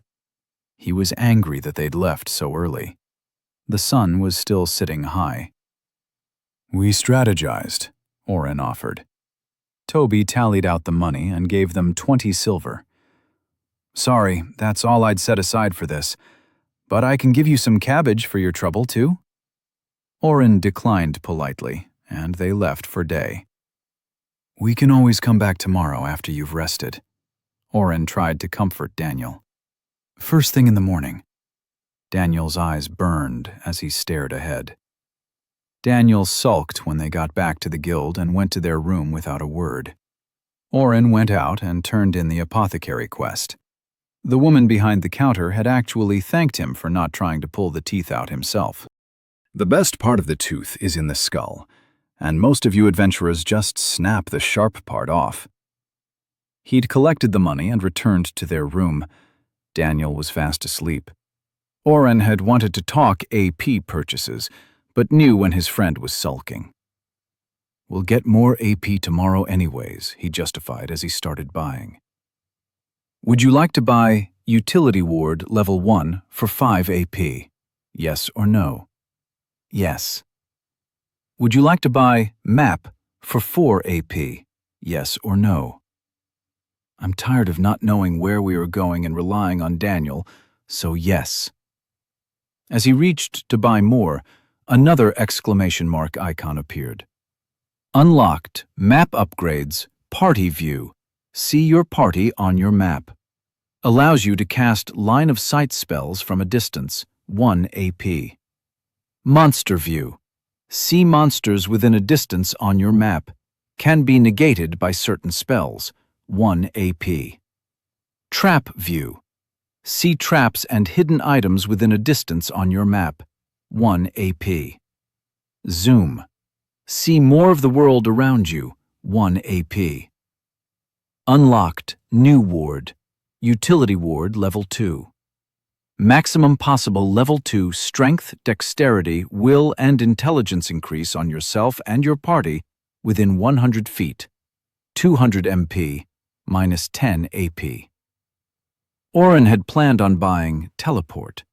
Walking all day was definitely not his thing, but the map upgrades would make scouting the rat nests easier, not to mention Trap View. I wonder if it picks up treasure, too. He bought all 4, leaving him with 3 AP. I'll save those for now. He pulled up his map. A dot next to him showed Daniel. No monsters showed up around him. He did see a few tiny dots under the bar next door. Probably dropped money. He tried playing with the zoom feature and was able to get about a mile around him in view. He smirked and played with the map until he fell asleep. Ah! Daniel screamed as he hacked at the rat in front of him. D. It's dead. Oren stood off to the side. After Daniel had woken him before the sun rose, they'd headed right back for the rat dens. Oren was barely able to keep up. When he'd told Daniel about them upgrades, Daniel had stopped talking with him. Experience gained 600 XP, 20 times 30 XP. Level 7 obtained, plus 10 AP. Daniel lowered his sword and stood, breathing hard. I need to get more AP, he muttered. Daniel, what is the deal, man? Oren took a step toward him. Daniel's sword rose up again, pointing to Oren. You don't get it, do you? Daniel roared. You can just go and go and go, but I'm so tired and have to keep up. I have to get more AP. I have to protect us. Do you realize how many people must already want us dead? I mean, we were almost murdered the other night, for God's sake. Daniel crossed the distance in an instant, pushing into Oren's face. We've been here a week, and every day is just more killing, he was crying. I killed people! Human beings! He wiped his tears angrily. And on top of it all, I'm expected to kill a demon lord. Do you know why I save my AP, Oren? Look. He pulled up his status screen and shared a blue box. Demon Seal, hero specific. Seal the Demon Lord. Only usable one time. The Demon Lord must be at low health when used. 300 AP. That's 30 levels of ability points, and it didn't unlock until I hit level 5, he was screaming now. How many points are you at? Oren breathed. Not enough! Daniel turned and threw his sword like a javelin. It struck a rat and buried into the ground. Oren stepped forward. Daniel, we'll figure it out. We'll find more good farming areas like this and… You don't get it! Daniel spun back around. You are not the hero. I am. You don't have to deal with the pressure. You never have. What does that mean? Oren shook in rage. I'm here with you. I've had to kill people too. I'm keeping you healed and buffed. Because you still think it's all a game. Just like back home. You follow me around and I do all the work while you sit back and relax. And still everyone rewards you for just trying, while I'm expected to be better, to be perfect. I'm sorry my friendship stresses you out so much, Oren shot back. I'm sorry you feel that pressure, but that's not my fault. Nothing is your fault. Nothing is ever your fault, Daniel yelled. You are the reason I'm here. You got in my way and that truck hit me. You are the reason I have to do so much, get such good grades, and play soccer and football. Otherwise, my parents would pay no attention to me, because they have to take care of the abandoned kid next door. Oren stood quietly as Daniel continued. You eat my food, you creep on my sister, you follow me around like a puppy. Then you land me in another world and somehow you continue to try and butt into my life. Why do you always think you know what is going on or what to do? We are 17 years old. We aren't some heroes from one of your stories. You aren't some mastermind. We should have gone to Silas and gotten his support right away. I'm not the hero here, Oren kept his voice tight. You're right. If you think I'm holding you back, go ahead. But don't come begging for my help when they use you in political games or just try to kill you. We've learned enough that I thought you wouldn't be this stupid. Oren's voice broke as he screamed back. I'm sorry I thought you were my friend. I didn't realize I was such a hassle to deal with. But don't blame me for your choices. Don't blame me for trying to save you. Trying and failing, Daniel shot back. That's all you do. You just get lucky, and people say, good job. You got lucky with your class and expect me to say thank you every time you heal me? Do you not see how slow we are going? You are slowing me down. I should be in a full party, running dungeons and getting more experience. Instead, we have to hide out here because you have a weird and illegal class. Just one skill and I don't… You can justify all you want, but you still aren't listening, Daniel cut in. You don't get tired or run out of MP. That's weird. But worse, Daniel picked his sword up out of the rat and wiped it clean. You don't even seem to care that we've been killing people, Oren. I've been crying myself to sleep each night. I've barely been sleeping at all. He looked up, and Oren finally saw Daniel's haunted eyes. The sallow look of his skin and how dirty his hair had become. You've been sleeping fine. You move to the next thing and don't care at all. You scare me. Oren didn't respond. Nothing to say? I've heard you break up with your girlfriends, Oren retorted. I know how this ends. You are kicking me out of your party, huh? You don't see what I'm talking… See you around, friend. Oren spat the last word. He pulled up his store, purchased teleport, and disappeared. Chapter 13. Oren stumbled as he appeared on the road outside Day. A few people glanced his way, but he'd learned that teleportation magic wasn't too rare. Your party has been disbanded. He stormed up to the line of people waiting to get through the gate. That idiot. The guard was checking a cart full of goats, moving them side to side as he hunted for something. He doesn't think about consequences. He just wants to play hero. The guard said something to the cart driver and went back to moving the goats around. He thinks I'm not affected by killing that guy? The line moved up as Oren realized he hadn't really thought about it. I had a nightmare that night, right? The guard was now making an adventurer take every item out of his bag. Oren shook his head. Still, he was out of line. I don't butt into his life. I tried to save him from that truck. He just wasn't paying enough attention. And if he wants to go play hero, I can figure it out myself. Oren stood in front of the guard. Business? I live here, Oren grunted. Reason for leaving? I was hunting dire rats for a quest. The guard looked Oren over and chuckled. All on your own? Oren felt himself draw blood mana in a new way. The sun was still out in force, yet his vision felt dark. A smile crept across his face as the guard stepped back. All on my own. He reached out toward the guard. Hurry up. The man behind Oren jostled him. His vision cleared. The guard was staring wide-eyed at Oren. Oren blinked hard and dashed through the gate. Nobody stopped him. Oren ran all the way to the guild, tossed his coins for a single room on the counter, and slammed the door shut behind him. What was that? He stared at himself in the small mirror over a sink. His eyes looked normal, and the shadows he had felt earlier were gone. I just need some sleep. Oren left his room the next morning and went back to books. He'd spent so much time in and out of the different bookstores around Day, the clerk recognized him instantly. Oren, welcome back! How did Daniel like that book on sword classes? Hey, Rick. Oren ignored the question. I need to see all the books you have on vampires.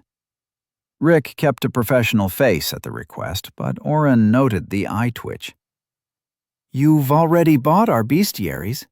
I need more. I need to know about the weirder skills. Rick's eye twitched again.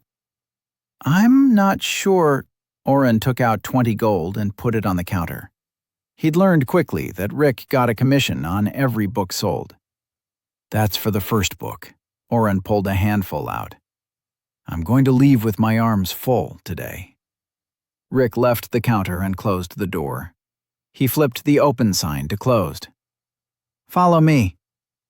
Books was 2 stories, but Oren had only been in the lower level.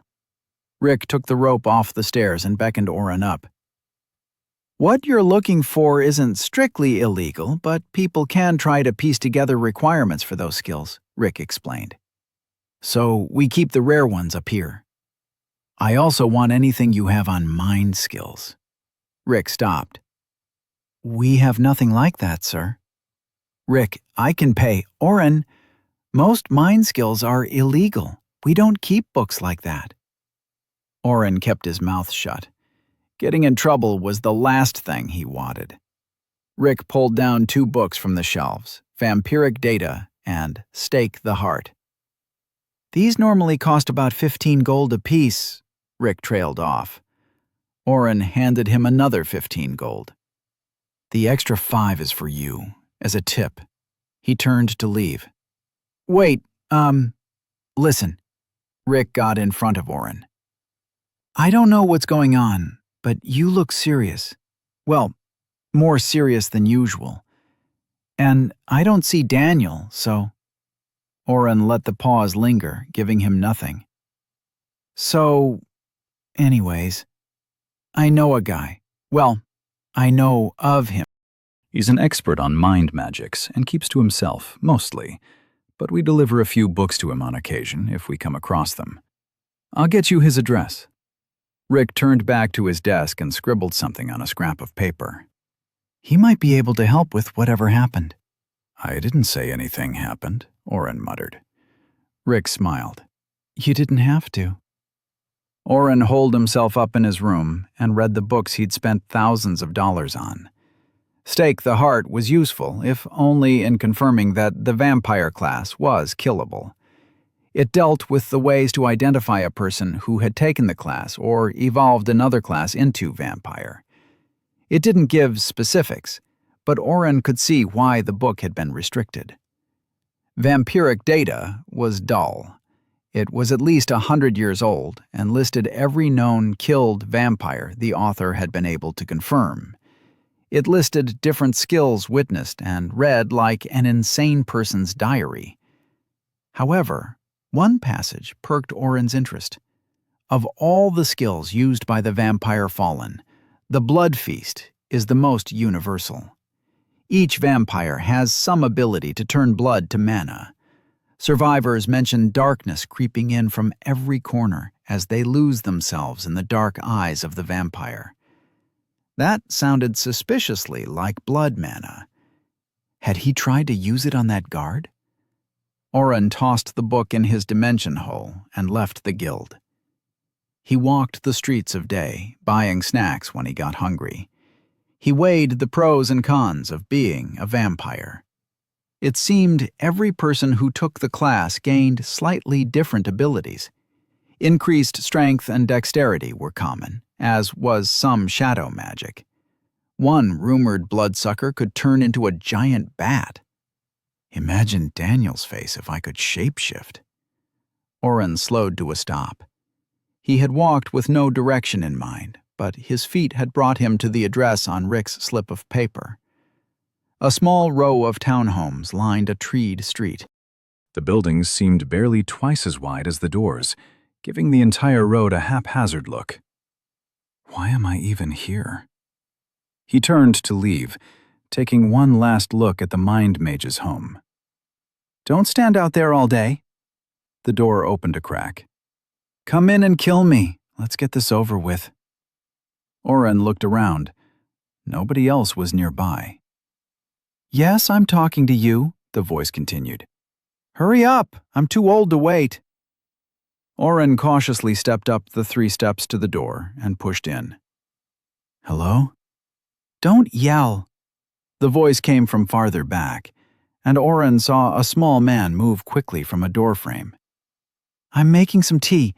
2 drops of honey, right? Oren felt frazzled. For the first time since landing in this world, he hesitated, unsure. Come in or leave, but don't come back next week because you'll be dead by then. Oren stepped through the door and closed it. He walked down the long hallway filled with small paintings until he entered a cluttered kitchen. A shock of white hair stood up from the hunched bathrobe, pouring tea into 2 cups. Sit. The voice came again, and Oren realized it was in his head. Of course it's in your head. How else would I talk to you? The old man turned and stuck out his tongue, or at least a severed stump that had once been a tongue. He smiled merrily and put the cup of tea in front of Oren. So, bad mind skill? Who sent you?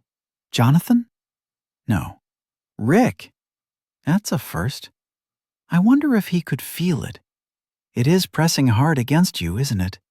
Headaches? Blackout spells? Murderous rage?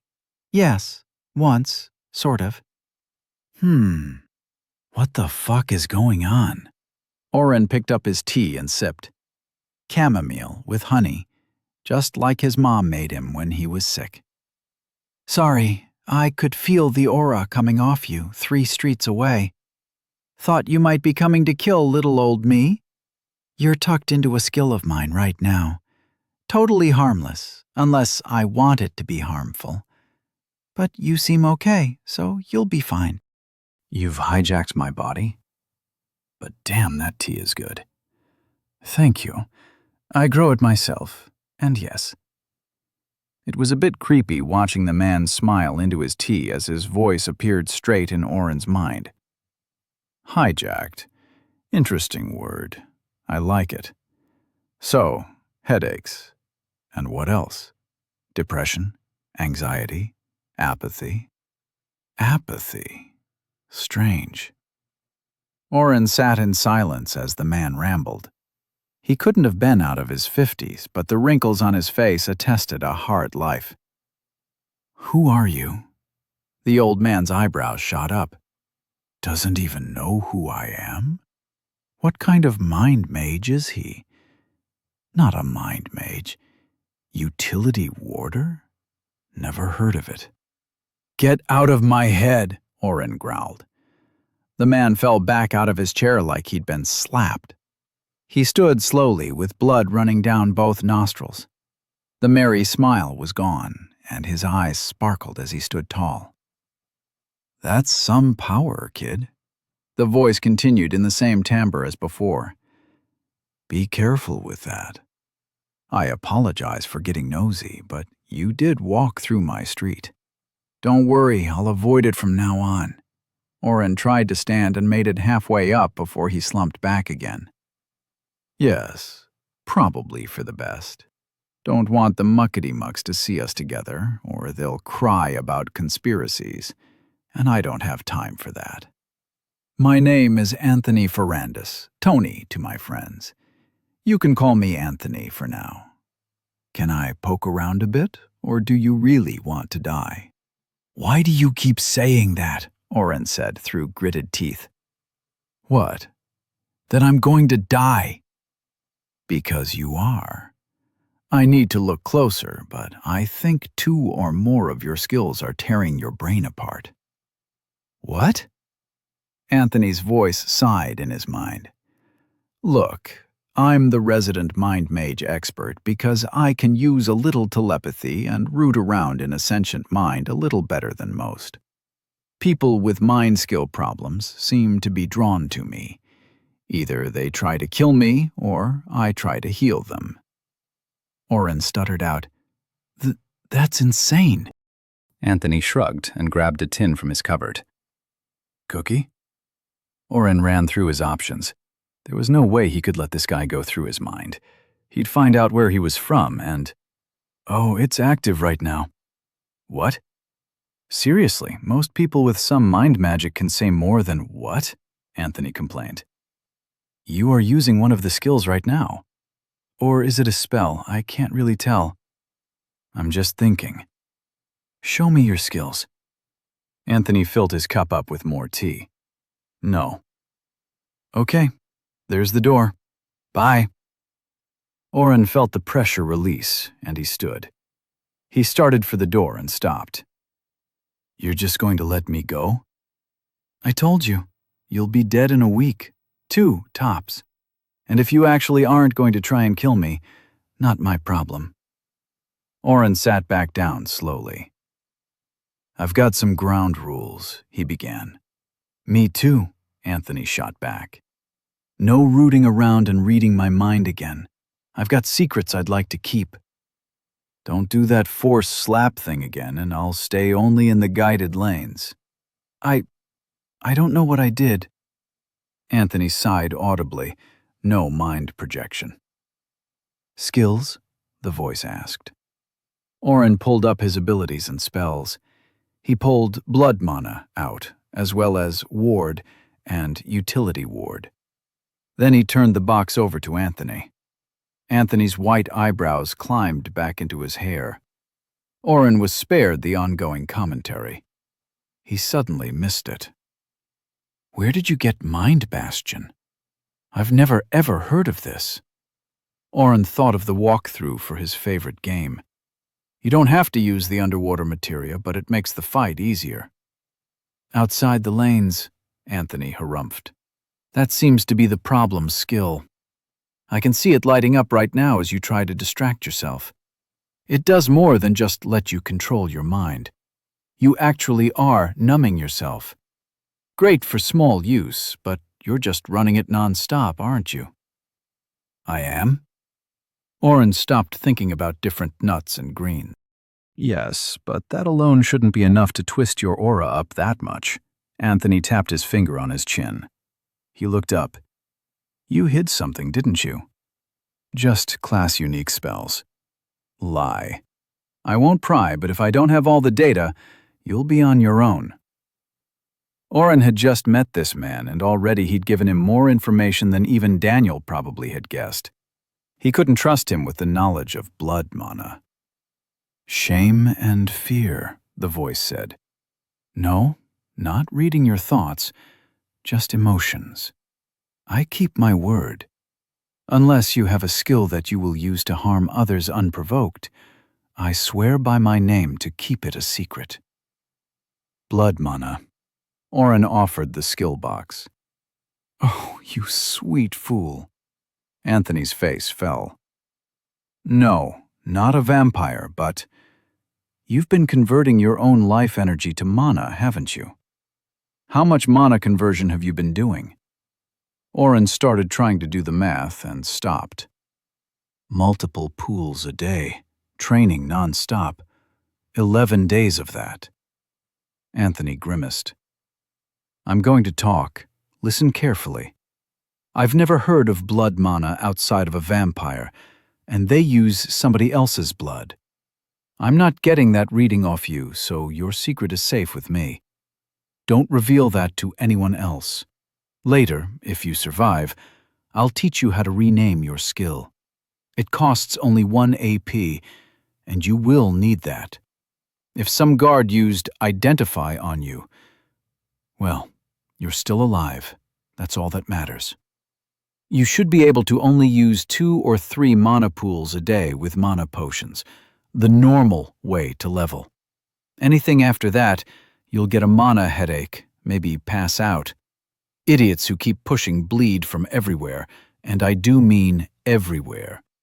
At least one fool kills themselves of mana exhaustion each year. Your mind bastion has let you ignore the exhaustion and keep going.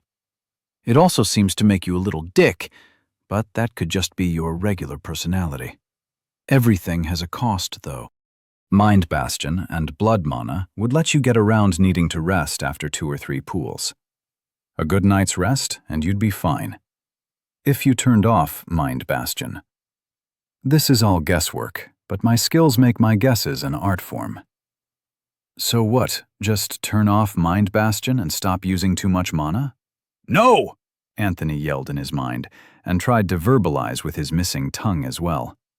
No, I mean, yes, but not yet. You've been going too hard for too long. If you don't turn it off, you'll die when your body just can't keep up with your mind. But when you turn it off, all that exhaustion is coming due. So, I'll sleep all night and be fine, right? You'll probably be hit with migraines, rolling blackouts, and more pain than you've ever felt. You could bleed from your eyes. You'll vomit for sure. You'll sleep for a few hours, and then it'll start again.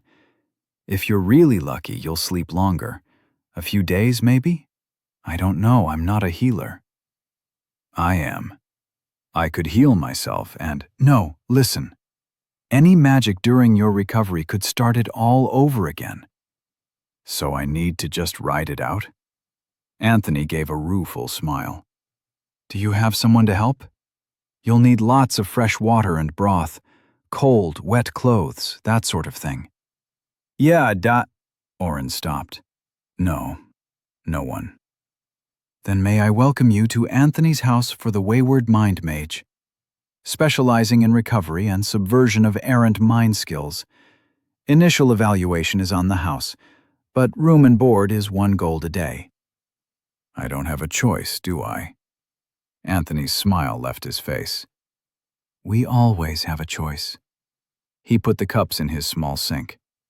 But I will see you through, if only to find out what else you are hiding from me. He smirked over his shoulder. Okay, how do I turn off Mind Bastion? Chapter 14. Anthony took Oren upstairs. The thin staircase creaked, and more pictures filled the walls from floor to ceiling. Once you deactivate your skill, you'll probably either be in so much pain that you pass out immediately, or your exhaustion will knock you out. Anthony chuckled in his mind. Either way, you'll be dead to the world for a few hours until you wake up screaming. That's not reassuring, Oren complained. I'll be here with some home remedies I've cooked up. You're not the first fledgling to fall into my nest, and you won't be the last. Anthony stopped in front of a large metal door and took a key out from under his shirt. Opening the door, he stood to the side and tried to usher Oren inside. This looks like a prison cell. Oren peeked inside at the bare mattress, bucket, and barred window. Why do you have a room like this? Anthony tilted his head. You do realize I cure mind mages, or people dumb enough to get conflicting skills. That's not a safe occupation. I wasn't kidding when I asked if you were here to try and kill me. He waved his hand at the room. Layers of different metals keep most spells in and interested third parties out. You've got a pot to piss in and a mattress to sleep on. You don't need anything else, because it's going to be real unpleasant for a few days. Oren started weighing pros and cons and felt the headache spike again. Fine. Oren entered the room, and Anthony slapped the door shut. Oren heard the key turn. I can always teleport out. Now sit down on the mattress and pull up your status. Pull out Mind Bastion in a box and squeeze it. Right now, it's in charge. But you can always take control of your own skills. Show it who the boss is. Oren sat on the floor, avoiding the sweat-stained mattress. He pulled up his skill. Mind Bastion, individual, is able to control his own mind and therefore part of his body. He gripped the box in his hand and felt something give in his mind. Oren put more pressure on the blue cube and screamed as shards of ice pushed into his eyes from behind. Sounds about right. Anthony's voice in his mind sounded like 100 rusty nails scratching the world's longest chalkboard. Do you feel it yet? Feel what? Oren was sweating as he held on. Some find a switch or a lever. I've always seen skills as a dial. One poor kid had an entire door he'd open. Something that you control. Find it. Oren had no idea what Anthony meant, but he kept squeezing. The pain increased more with every passing second. Sweat poured down his neck. Then the pain stopped, and Oren felt something new. Instead of a box around his fingers, he held a game controller. An old Atari style with a single button. The stick didn't move, but somehow he knew the button was the trigger. Found it. Flip it, twist it, whatever. Try not to scream too much. Oren hesitated for only a second before pressing the button. Pain. The truck running him over had been a light feather falling on him. The attacks he'd suffered so far, gentle tickles from a child. Pain. The stabbing in his eyes turned to hot fires. His neck hairs prickled as he flushed hot and cold. Scratches ran up and down the inside of his throat. Every beat of his heart pushed molten lead through his veins. Pain. Oren screamed. He cried. Mercifully, he fainted. Oren woke with a scream. Anthony sat beside him, water dripping from a rag. He'd been pressing the cold water against Oren's forehead. Hush, it's early morning. Don't wake my neighbors again. Anthony's voice in his head felt quieter, not as harsh. Water, Oren croaked. Anthony handed him a pitcher, and Oren drank deeply. Want to try some food again? Oren pulled the pitcher away from his mouth. Again? Some block it out. That's not good. You'll try and do it again. Remember the pain, son. Oren frowned and then gasped as images flooded his mind. Days and nights of vomit, crying, and pain. He'd begged and screamed. Anthony had to come in to stop him punching the wall, his fists a bloody mess. Oren cursing Anthony for using his magic to stop Oren from healing himself. Oren lying in Anthony's lap as he sang a soft song. The images flashed by, and Oren felt his bile rise again. Enough. Please, no more. Anthony took a bowl of broth and a slice of buttered bread from under a small sheet. Try, you're improving. I suspect it's almost over. What? How many days? The smell overwhelmed him, and Oren tore the bread with his teeth. A little stale from being out for so long, it tasted better than anything he'd ever had. 4 days. Well, 5 now. It's almost morning. Eat and clean up. There's a bucket of clean water and a towel. Come downstairs when you can. Anthony took his own bucket and left, leaving Oren to devour the broth. It took him an hour to wash his body. He felt weak, and the small towel dropped from his shaking hands a few times. He couldn't remember ever being so sweaty and smelling quite so bad. This is Daniel after soccer practice level stink. He chuckled to himself. Daniel. Oh shit. Oren felt tears start again. Oh shit, oh shit, oh shit. I really fucked things up. With Mind Bastion off, all the feelings and emotions of the last 10 days poured over him like a wave. Anger, fear, depression, guilt. I killed a man. Oren almost threw up, but swallowed hard. Mind Bastion didn't let him control his mind. It blocked emotions. He'd stopped caring about his friend. He'd only acted robotically, focusing on leveling and completing tasks. No wonder Daniel had lost it on him. I need to find him and apologize. Oren dried quickly and noticed his clothes had been cleaned and folded in a pile. After he dressed, he made his way downstairs. Anthony was making another pot of tea. Good, you made it down the stairs. Thank you. Oren had stopped at the bottom step. I think you saved my life here. Of course I did. Now sit, we ain't done yet. Oren frowned, but sat. I feel much better. What else? Don't go using that skill. Anthony's voice cut him off. He slammed a cup down in front of Oren. You feel better now, but you could build up again from overuse. Skills are a muscle you have to exercise. You tried lifting a wagon with a baby's left toe. Oren looked down at the cup of tea in shame. Yeah, I know now. You don't. Anthony sipped his tea while yelling in his head. I've never seen a skill detox that bad. I was worried you were gonna die, kid. Promise me, don't use it for another week, at least. A month, if you can do it.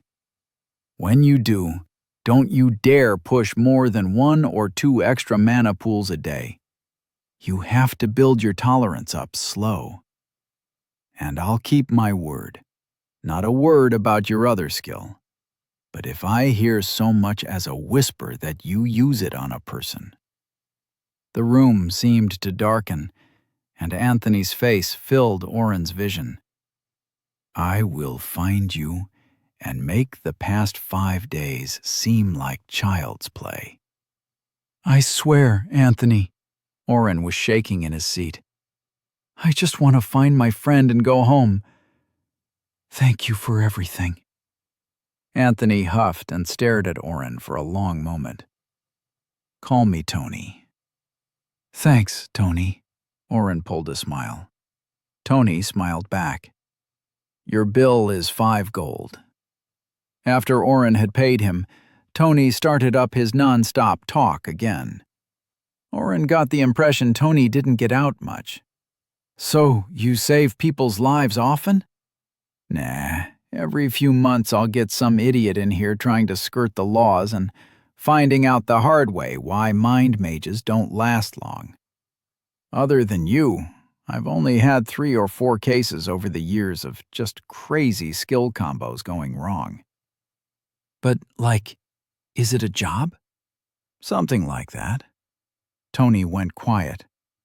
Oren had stuck around to help clean the detox room. It still stunk, so Oren had volunteered to mop the floors.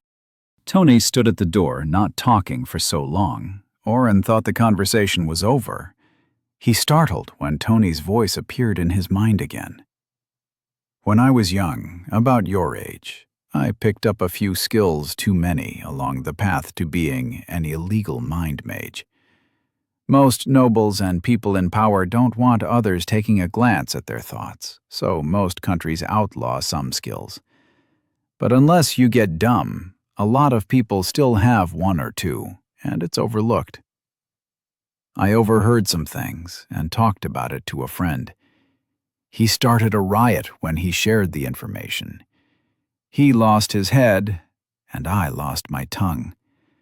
Really, I shouldn't have gotten off so easy, but someone thought up a new plan. Let a mind mage hunt for illegal use around town. So, for years, I was a chained dog. I'd catch people using thought manipulation or mind read on judges, nobility, or whoever I was tasked to watch. Oren had stopped mopping and was listening with wide eyes. After a while, they stopped thinking of me as a danger. I overheard more and more that made me rethink what I'd gotten myself into. It took a lot of deals and the promise to stay in my house, but I got out of it all. But people still already knew.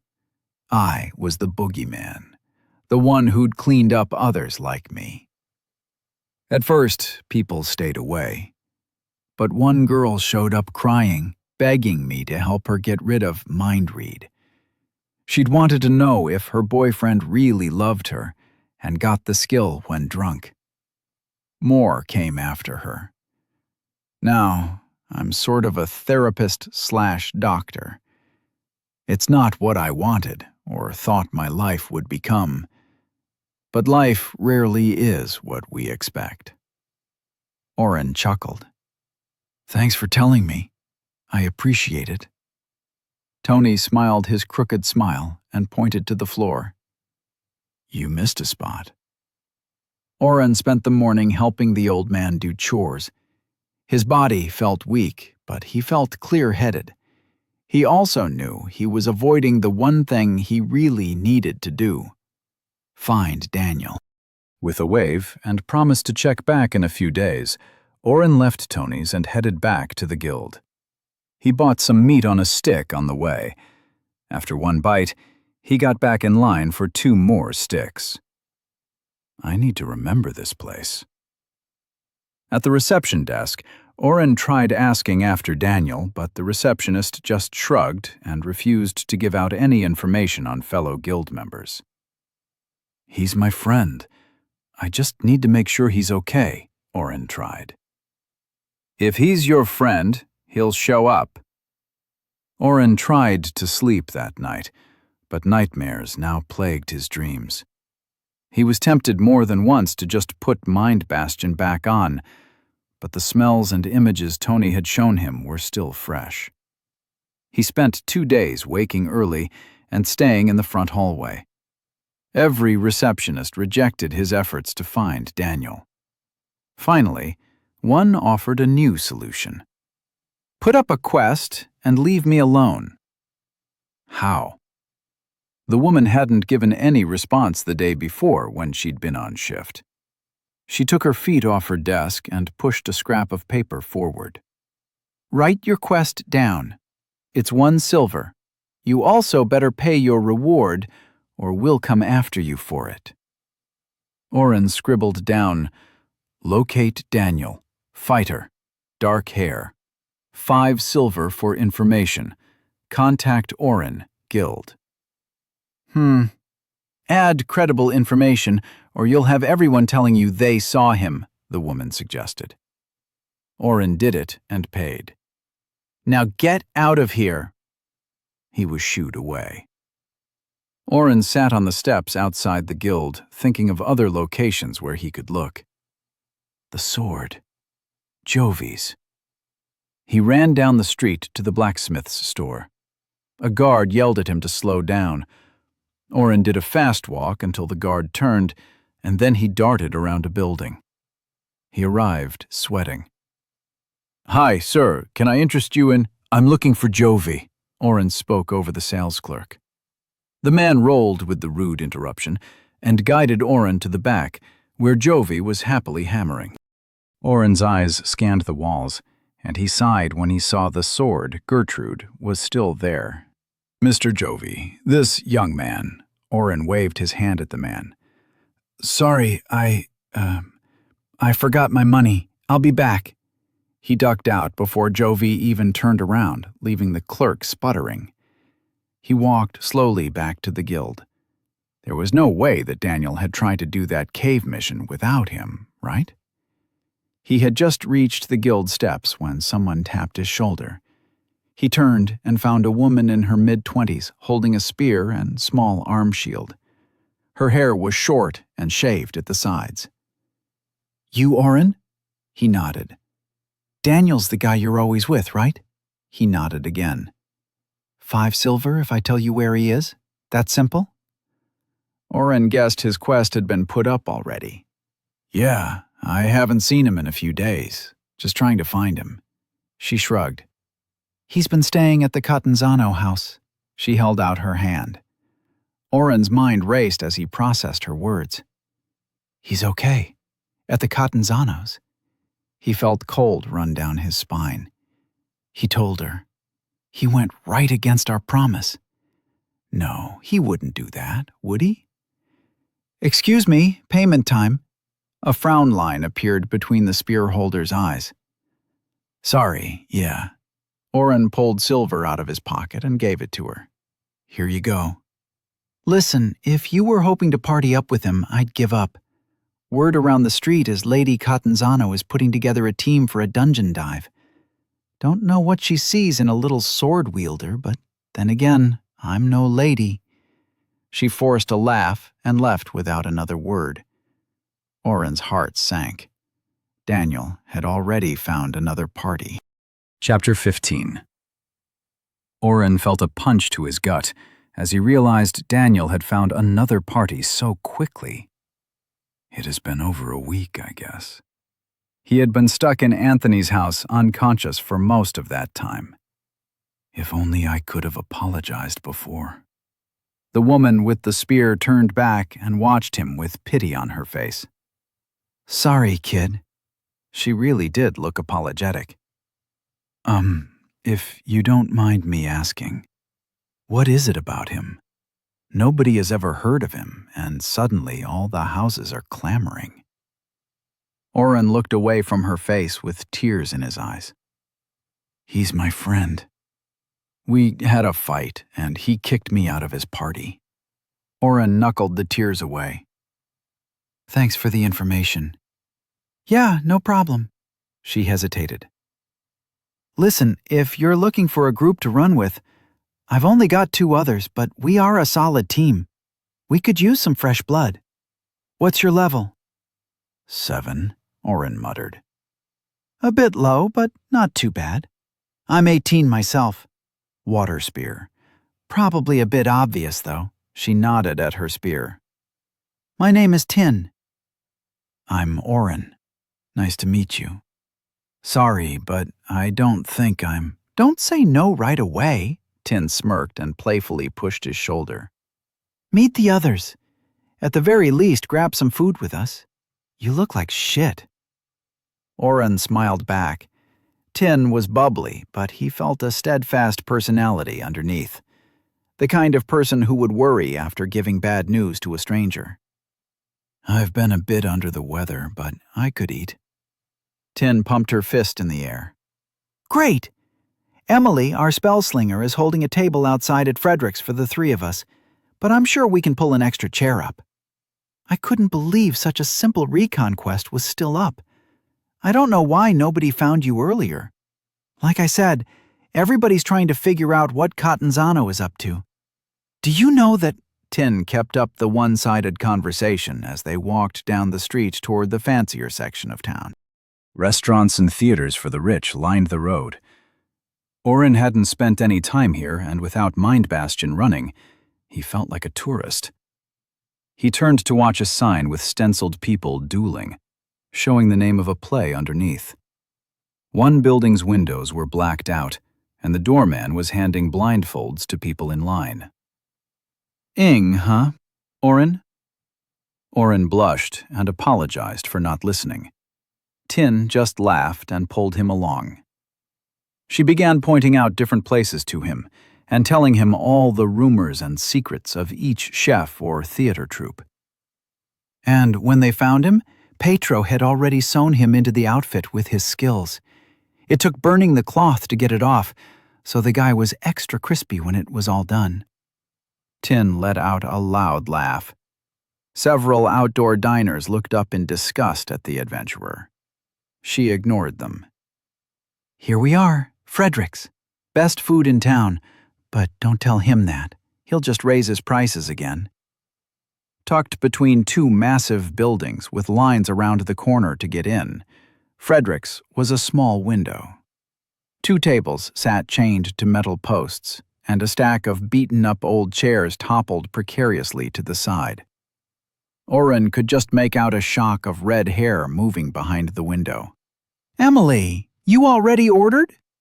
Tin slumped into a chair next to the only occupied table.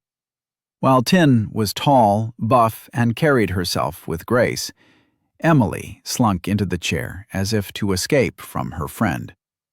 Her dark skin contrasted with the red robes marking her as a fire user.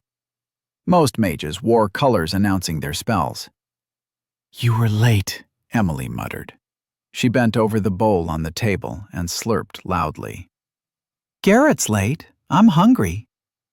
"Garrett's our third," Tin explained. "Earth Archer. Emily, this is Oren. Oren, Emily, our spellslinger." Emily shook her head. "I'm a fireflower mage, not a spellslinger. But nice to meet you." "Fireflower mage? That sounds cool." "What's your build?" Oren found himself interested. Learning all the different types of classes was a lifetime's work, but it all fit in with his perfectionist min-max mentality from gaming. Emily's withdrawn attitude disappeared as her smile bloomed. "Well, I started off fire mage for the first 10 levels, as you do, but then the group I was in found this crevice in the cavern we were clearing out. Inside was a slow-moving lava river with about 100 fire geckos. The number goes up every time she tells the story." Tin slapped his back and walked to the window to order. Emily continued, unfazed. "After we took them out, which is no easy feat as I'm sure you know, I used Fire Friend to run across the lava. I could feel it calling me, you know? And then I found a mana construct of fire against the far wall from where the lava flowed. A tiny flower of fire." Emily looked pleased and looked at Oren expectantly. "So what happened next?" Emily frowned. "Shit, something I didn't find in the books. Mana construct?" Oren kicked himself. "How do you not know? And here's dinner." Tin saved him as she slapped 2 bowls down. Oren dug right in. Heaven. He'd found heaven. The bowl wasn't soup, but noodles. Noodles in a creamy sauce with peas and mushrooms. The flavors exploded with each bite, and Oren ignored everything as he worked on the bowl. "Damn," Tin laughed. "When is the last time you ate?" Oren stopped devouring the food and sat back contently. Wow. Just wow. That is amazing. Emily was still giving him a funny look. "Sorry, Emily. You were explaining the flower? I'm from a small village with almost nobody going beyond farmer, so I'm still learning." He started eating slower. Emily shrugged at that and continued. "Anyways, after I absorbed it, I worked my way up to level 20 and changed classes when I got the prompt.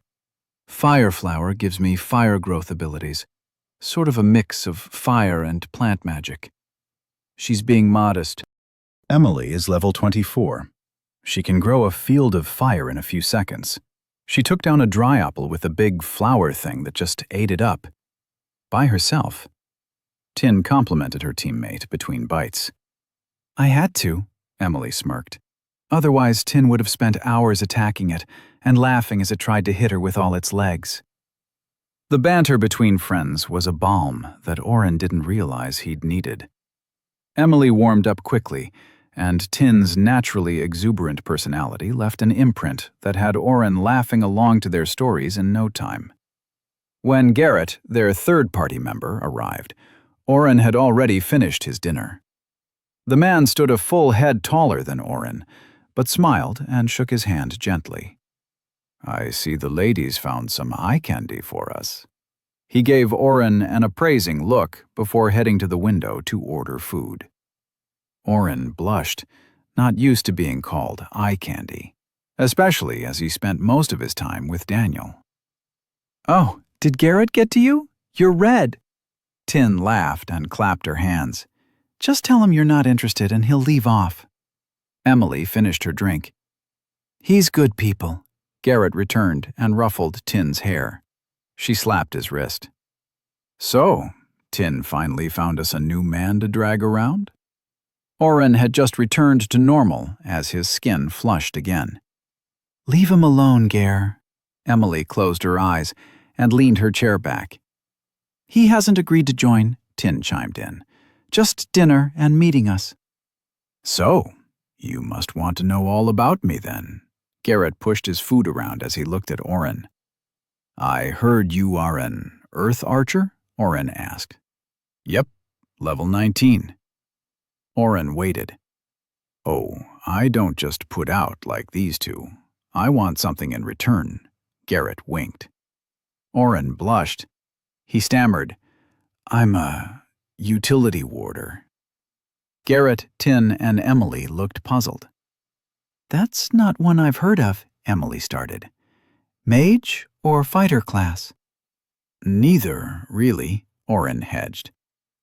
Now I'm actually interested. Garrett's eyes pierced into Oren. I'll play. Earth Archer lets me create arrows from damn near anything. I can make the arrows heavier or lighter, and ignore gravity to an extent. With these two lovelies, I usually just clean up the edges or create nice little rows of big rock arrows to pen monsters up for slaughter. Garrett paused and looked expectantly at Oren. I'm only level 7, but I can heal and buff. I can increase your strength or will. I can also put a ward, a magic barrier of sorts around you that soaks up damage. Garrett's eyebrows went up in disbelief. Then he laughed. Oh, Tin, that's a good one. Where did you find this guy? He's hilarious. Oren frowned a bit. I'm telling the truth. Emily was frowning again, too. Oren, if you don't want to share, that's fine. Only Tin was smiling like she had won the lottery. Is that what Daniel can do, too? Oren's heart sank as he realized Tin had set him up. She just wanted information on Daniel. This was not a real interview to bring him into a new party. He was only level 7. What an idiot. Oren just shook his head. Thanks for the meal.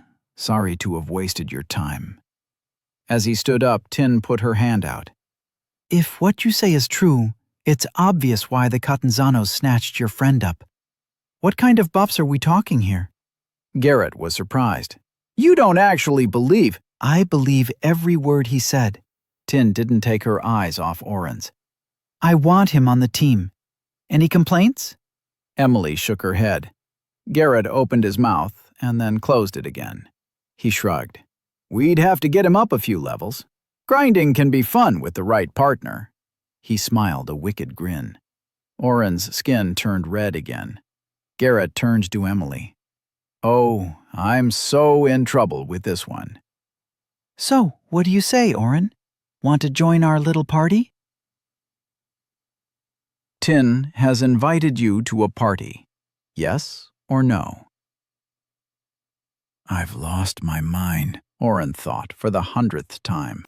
How else am I going to level? After he declined as nicely as he could to join their group, the three friends had taken it in stride. They invited Oren to hang out anytime, or even come on a quest as a temporary add-on, just to see what we can do. None of them were more than a few years older than him, but they'd all been leveling for years. They'd chatted for a few hours about different builds and skills. Oren shared a little of what he could do. Garrett had still questioned his abilities until he wasted one spell and buffed Garrett's dexterity. He'd shut up after that. They'd waved as he left, and for the first time in years, Oren felt the rush of making new friends. But joining the first group he found wasn't the smart way to do things. He might have turned off his analytical robot brain skill, but Oren was still a smart guy, right? He'd turned around 3 times to go back and accept the offer. No. He turned back to the guild. As he slid his coins across the counter, the receptionist tilted her head. "You're Oren, right? Letter for you." Oren took the key and a large vellum envelope to his room. A stylized C was on the front. He rushed to his room and tore it open. To Oren. It has come to our attention that you are attempting to contact Daniel. He has decided to rely on our family as he moves toward the future. While we do not doubt your friendship, we request you do not interfere with his training in the next several months. His will be a hard regimen of training, with no time left to frolic with others. We know that you will make the correct choice. In return for your discretion, your name has been added to the entrance list for both of Day's dungeons. A party of your own may enter as you wish. Best, Lord Catanzano, Protector of Day. Oren read the letter twice. Fuck that. As he neared the Catanzano house, Oren tossed camouflage on. He also pulled up map and activated all the different options. Nothing for party or monster appeared, but showed 3 separate items. The front door had a long rope near the 2 guards, obviously an alarm of some sort. The windows also had a small bar across the inside. If the window was pushed up from the outside, they'd probably break. Another alarm? The third was a general haze around the building itself. While the map itself was blue, a light red washed across the Catanzano estate. Trying to zoom in farther only showed the roof. I guess I have to be inside for more. Oren had briefly considered just showing up and knocking, but if Lord Catanzano had tried to buy him off, he would likely just throw him out before Daniel even knew he was there. Maybe I can try inviting him to a party? Oren probed the menu until a prompt appeared. Create a party with blank. As soon as he thought Daniel, his name filled the slot. The box disappeared. Did he get it? Oren had no idea how party creation worked. He'd never asked Daniel. After waiting a minute, nothing happened. He went back to his original plan, infiltration. While didn't make him invisible, in darkness he was merely a dark blob moving. Even if he was caught, he hoped he could make enough noise that Daniel would hear him. He made his way to the servants' entrance and waited.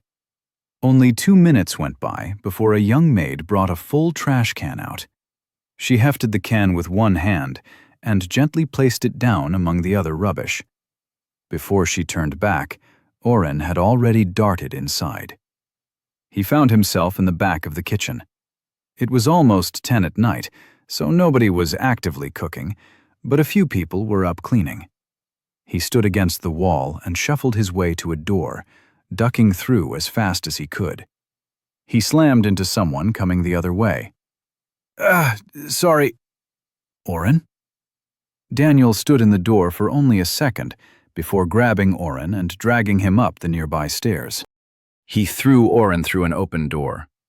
Oren landed on a heavy carpet. He looked up at a 4-poster bed, a small balcony, and Daniel's armor gleaming on a chair. "How did you get in here?" Daniel whispered as he closed the door. "I've been trying to find you for a week. What happened to you?" The abrupt manhandling and Daniel's concern etched across his face broke the little remaining calm Oren had. He let out a single sob as he tackle-hugged Daniel. "I'm so sorry." Oren held his friend. "It's no excuse, but my skills were messing with my head. It's fixed now, but I was sick and unconscious for days. Then I couldn't find you anywhere, and people were saying you were here. It's fine if you told them. We'll work it out. I'm just so sorry for what I said and how I treated you." Daniel slapped Oren's back and pulled him away. He looked him over and smiled. "I'm sorry, too. I felt like an idiot right after you left, but I couldn't catch up to you in time. I found a book that said fighters that use mana skills can have mood swings with overuse of mana. I was wrong, too. Tell me everything." Oren laughed and told Daniel what had happened over the last week. Scaring the guard, meeting Tony, the little he remembered of being sick. He even mentioned putting up a quest to find Daniel and meeting Tin. "You got invited to another party?" Daniel looked impressed. "But I said no," Oren quickly added. "Good for you, O." Daniel smiled and punched his shoulder. Oren looked around the room. "Doing all right yourself, huh?" Daniel shrugged. "When I couldn't find you, I decided to see if Maddie could help. She had her dad put out some feelers to find you and told me she was interested in doing some questing in the meantime. She agreed to help so fast that I was a little suspicious, but nobody has used the H word. I just got back an hour ago. We hunted these panther things in the forest. They attack from the trees and weigh a few 100 pounds, but I'm up to level 9 now." Daniel puffed up. "Then I got your party prompt and knew you were outside. I'm in a party with Maddie and didn't want to drop it. I was just drying off from my shower. They have showers here. I came to try and find you, but the guards up front said nobody was around. I was just coming to check the side door when I found you." Oren frowned. "What did you ask the guards?" "Just if anyone had been asking for me. They just shook their heads." "You didn't use my name?" "No." Daniel caught Oren's anxiety. "Oren, what's up?" Oren sighed and handed over the letter he'd gotten. Daniel read, and Oren watched his normally affable friend get angry. "D. There could be a perfectly reasonable explanation," Oren started. The door to the room suddenly opened. Maddie and Lord Catanzano entered the room. "Of course there is," the man said as his wheelchair came to a stop. Guards flooded in behind him. "Why don't we have a nice little chat?" Chapter 16. Daniel moved quickly, his sword springing to his hand. He moved in front of Oren and held his weapon pointed at the man in the wheelchair. "Bursting into my private room with guards, trying to separate me from my friend, and lying to me." Daniel's skin glowed. "You better explain, and fast." Maddie bent over and whispered to her father. He made a few quick hand gestures, and the guards funneled out as quickly as they'd appeared. "You are a hero," Silas stated. Silas and Maddie stood in the room, waiting for Daniel to respond.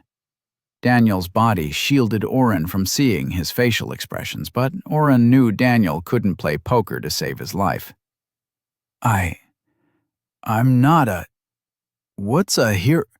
Why would you think that?" Daniel stammered. "Shit." Oren slapped his face. Maddie stepped around from behind her father. "We've known for a while. You took out those bandits too easily. You even took out Leonard and his gang. You take on low-level quests but destroy every quota and record." "Leonard. They did set us up." Oren got ready to start casting all his boosts on Daniel. "You did set us up," Daniel just blurted it out. We had to kill those guys.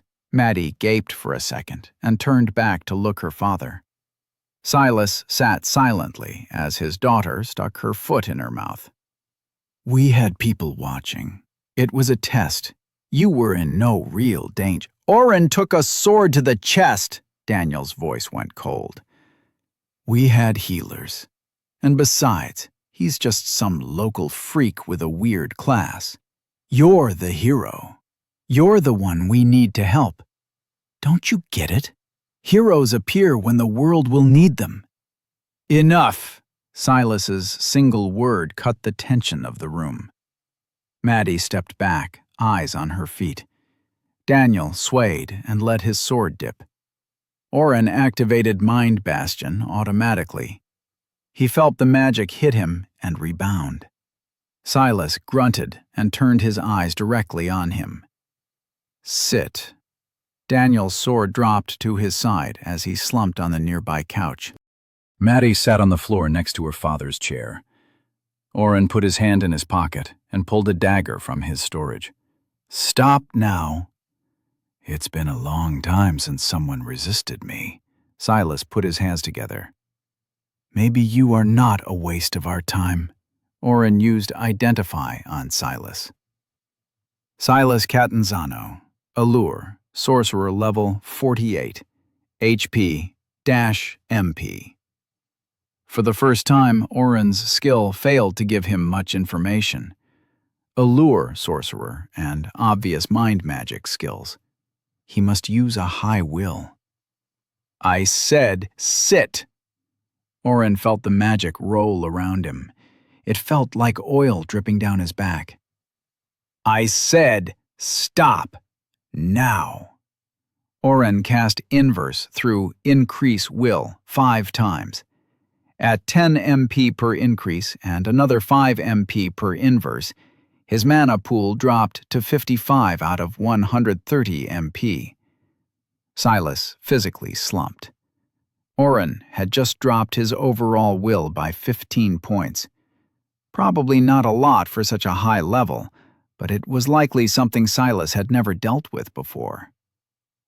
Oh, Silas gagged but held it down. You are just some kid from nowhere. You just have a unique buffing skill. This is not possible. While Oren held Silas's attention, Daniel sprang across the room and held the sword to Maddie's neck. That's just a small taste, Oren bluffed. Want to feel what negative will feels like? Silas blanched. I think I requested an explanation. Daniel took charge.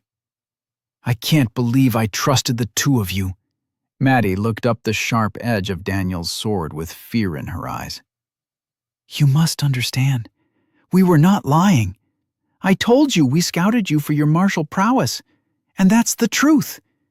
We didn't tell you we knew you were a hero, but we planned to. Actually, I had just been telling Father that you were nearing level 10. We were going to tell you tomorrow before we went out. And I'm just supposed to believe this? What about searching for Oren and trying to buy him off? We found him only 2 days ago, Silas interrupted his daughter as she opened her mouth. That was my choice. I meant for you to have only my daughter and retainers as your friends. It would be easier for you not to make connections outside the household. You mean easier for you to control him, Oren chimed in. Daniel nodded in agreement. Yes and no. Daniel, when heroes come to this world, most are found immediately. They have no limit to their power like all of us. He gestured around the room. Most are actually summoned, although that practice has been mostly outlawed. Asmir itself actually brews up enough magic to pierce time and space when some great catastrophe is close. He pushed his chair closer to Daniel, who immediately grabbed Maddie's hair to steady his blade against her throat. That you are here means something is coming, or someone is making a move, Silas continued. While I won't deny the benefits to my family from being connected to a hero, I swear that we do not want to control you. Far from it. Heroes who are put on a leash always end in disaster. Oren's mind absorbed the nuggets of information Silas dropped and turned them over. They thought he was a local, befriended by Daniel before getting to Day. Silas either truly wanted the best for Daniel or was an amazing liar. I thought a bribe the easiest way to get rid of a potential problem, Silas explained. I never dreamed a true friendship had been created so suddenly, or with such a powerful mage. Silas's eyes glittered with excitement as he looked at Oren. Truly, I apologize. I can't wait to explore your skills in detail. My library is open to you both. Give me one reason I shouldn't leave right now, Daniel growled. Silas smiled like a man with the winning cards. You never left my daughter's party, did you, Daniel? Daniel glowered. Come to think of it, Daniel could have dropped the party and joined Oren's when he first sent the request. Why didn't he? I still could, Daniel spat. Silas shook his head. But you won't. You know that I have the resources to help you. You are a smart boy, if a bit headstrong. That's not an insult. You'll learn to turn it to your advantage. But few else have the connections, money, and power you'll need to reach your goals. I don't need your help. Daniel's grip on Maddie weakened as he talked, though. What goals do you have, then? Oren interjected. What do you get out of it? Silas gave Oren that smile again, the smile of a cat interested in the slow-moving, wounded bird within reach. Besides the prestige of being known to help raise a hero, tell me, Oren, did your village have many stories of what heroes do? Just play along. Better he think I'm some local than another summoned hero, Oren thought. Just a few. Mostly those who defeated demon lords and destroyed the world. Heroes bring change. There have been a few that were actually here to save the world from a demon lord. But Darius stopped that about 1,000 years ago when he created the Sea of Fire right on top of the demon's homeland. Heroes now are sent to uproot despots, create new magics, or end wars. So if my family helps, we gain political power. I would have been upfront with you about all this, Daniel. I just did not think it time yet. Oren shared a look with Daniel. Fuck, they think demon lords are not even an option. We should tell them, right? No way. They'll freak out and kill the messenger. It was apparent to me as soon as I knew you had multiple quests. My guess is Asmia brought you here to stop the war in Odrana. They are our closest neighbor, and coupled with the placement of your arrival here, it makes the most sense. Oren didn't actually think quicker with Mind Bastion on, but it definitely increased his analytical side. Robot brain makes it easier to be logical. Maybe I should call it Spock brain. If they lied and said Daniel was here to stop the war, Silas would want the quest shared. He probably wanted the boost for his daughter, as well as the prestige and benefits of bringing up a hero. If only he could create quests. It would help protect us until we could figure out the whole demon lord thing, and who to trust. As soon as Oren had the thought, a new blue box filled his vision. New quest. Stop the war in Odrana. Reward, 200,000 XP and variable failure, loss of 10 levels. What the fuck? Oren stood mute, staring at the box.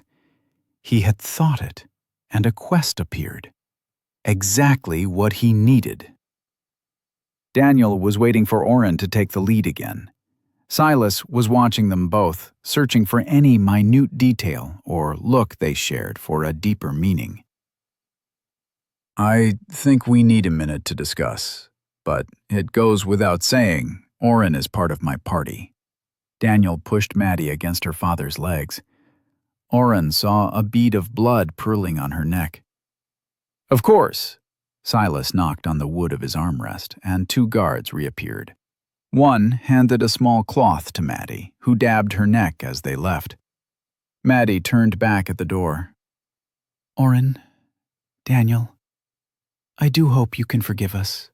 We really were only doing what we thought best. She ducked out. Oren stood still, reading the quest over and over. I'm not the hero. How did I get a quest? It wasn't the first time, he remembered. He'd gotten the Save the Hero quest right after they'd first arrived. It was how he'd gotten his oft-forgotten identify skill. But he'd figured that a fluke because he was near the hero. Oren? Daniel was standing close to him, both hands on his shoulders as he slowly shook him. Dude, are you there? What happened? I got a quest, Oren got out. That's great, Daniel smiled softly, like he thought Oren would bolt at any minute. Is it to get the fuck out of here? Because I don't know if I can trust someone who... I got a quest. Oren lowered his voice and leaned in close.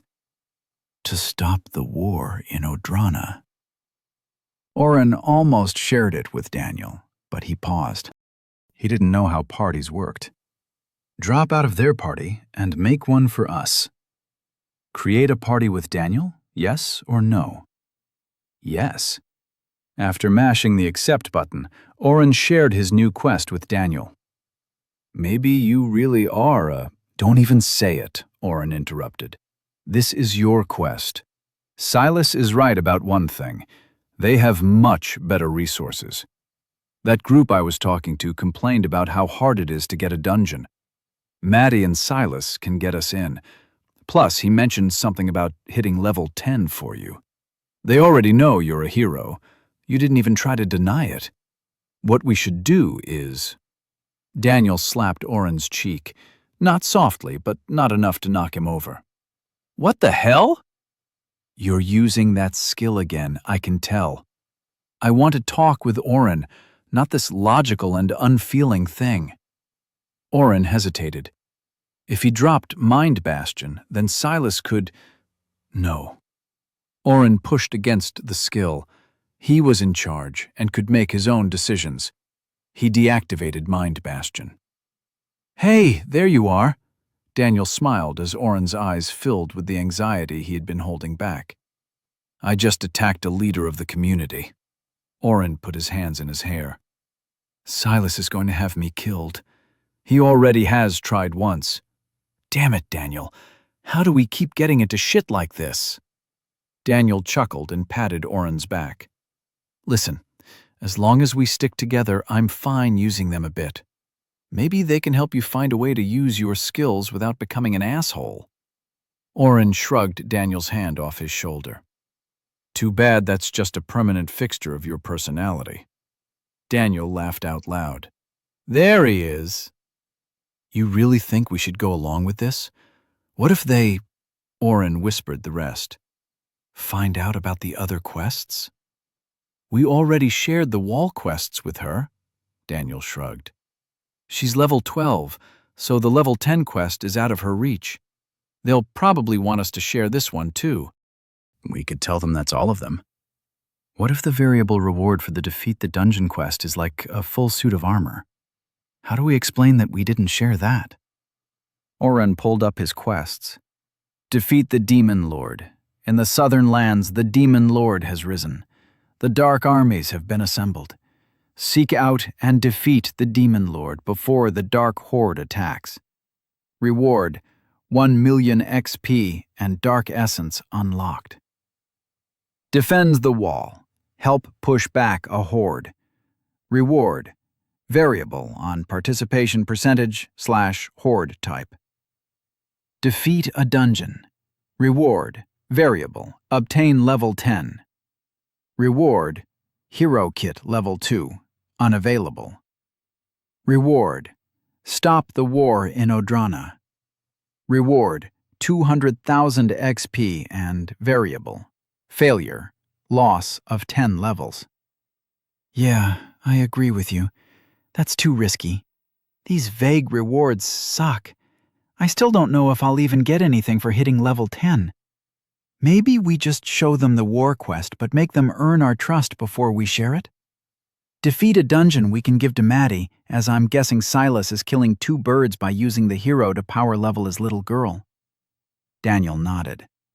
She's been with me the whole time. She's no slouch, though. She uses light magic, but totally different than you. So, is that our choice? Are we really going to stick around with them? Oren hated the idea, but Daniel appeared to be warming up to it. For now, Daniel decided. There's nothing to say we can't just leave when we want to. I know someone who's pretty good at disappearing when he wants to. Oren blushed and stammered out another apology. I said I was sorry. Daniel punched his shoulder as he walked to the door. So, to recap, stick with them, war is my hero reason, and you'll be my trusty sidekick from Asmia. Oren nodded. Come on in, he yelled through the crack as he opened it. Silas and Maddie reappeared. Maddie still held a cloth at her neck. First, I'm sorry for that, Maddie. Daniel pointed at her throat. I've been here for only a few weeks and really wanted to get my bearings before announcing I was a hero. For all of Silas's blustering earlier, his eyes went wide. So it's true. Daniel, my boy, I was mostly sure, but my identify only told me you were a fighter class. You have no idea what— Hold on, Daniel cut in. I don't appreciate being used. By anyone. I'm a team player, and will give respect as long as I receive it in turn. But you are not in charge, Silas. I am. Oren was my first friend on this world, and I intend to keep him nearby. You will not interfere with that again. Silas nodded eagerly. If I find someone else, I'll replace you. If you try to attack me or control me, well, you saw what Oren can do. However, I've never let loose around Maddie yet. So whatever reports she's been feeding you, don't cover the half of it. Oren grinned to himself. Daniel's ability to show enough respect to the Lord while also vaguely threatening him reminded him of all the times he'd talked the two of them out of trouble. Daniel's understanding of authority figures was really coming into play. I would never, Silas began. Next, I will allow Lady Madeline to continue to participate in my party. If you would like to sponsor us in any way, that would be appreciated, of course. I don't have many other options right now, so the other 2 members can be retainers of yours. But if I find a better option, I will have final say. Of course, of course. I would ask only that Madeline remain as a full-time member, Silas quickly agreed. Daniel nodded and squinted at something. Madeline Catanzano has joined your party. Interesting. Oren had never seen that prompt before. Daniel must have sent her an invite. In exchange for your discretion, I'll share another quest with her. I'll decide if I share it with someone else before we complete it. Oren just watched as Daniel threw another prompt at Maddie. She suddenly leaped at Daniel and hugged him. Thank you. Thank you. She was nearly crying. I won't let you down, Daniel. May I ask? Silas began. Maddie looked up at Daniel, who nodded. She turned around and handed an invisible blue box to Silas. Variable. From the texts I have, that's rare. To have 2 quests with variable rewards, he trailed off. Daniel, Oren, I do apologize for my earlier behavior. I agree to your terms, of course. Silas wheeled himself to a long nightstand and poured some water for himself. Defeating a dungeon is no easy feat. You must get through every layer of defense, fight floors of monsters, destroy the final guardian, and then figure out how to break the dungeon core. He sipped from the cup. A variable reward Also means if you wait for a simple dungeon to spawn and defeat it, the reward won't be as good as if you try to take on one of the more established dungeons. But those have not been defeated for decades or centuries.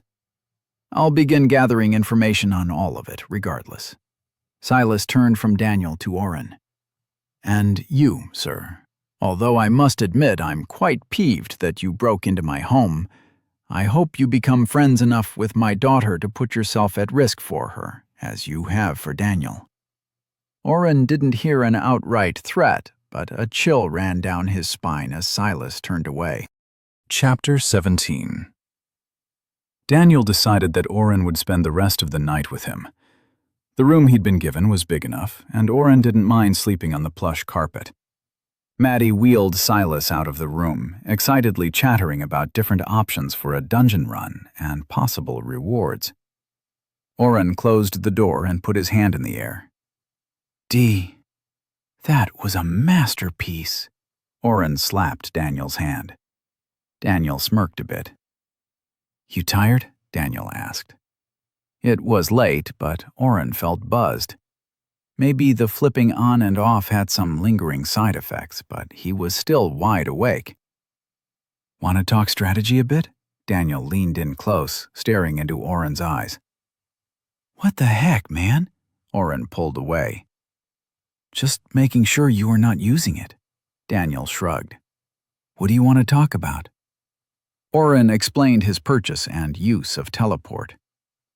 I think it's too expensive to use right now, especially if I'm going to be cutting back on cycling.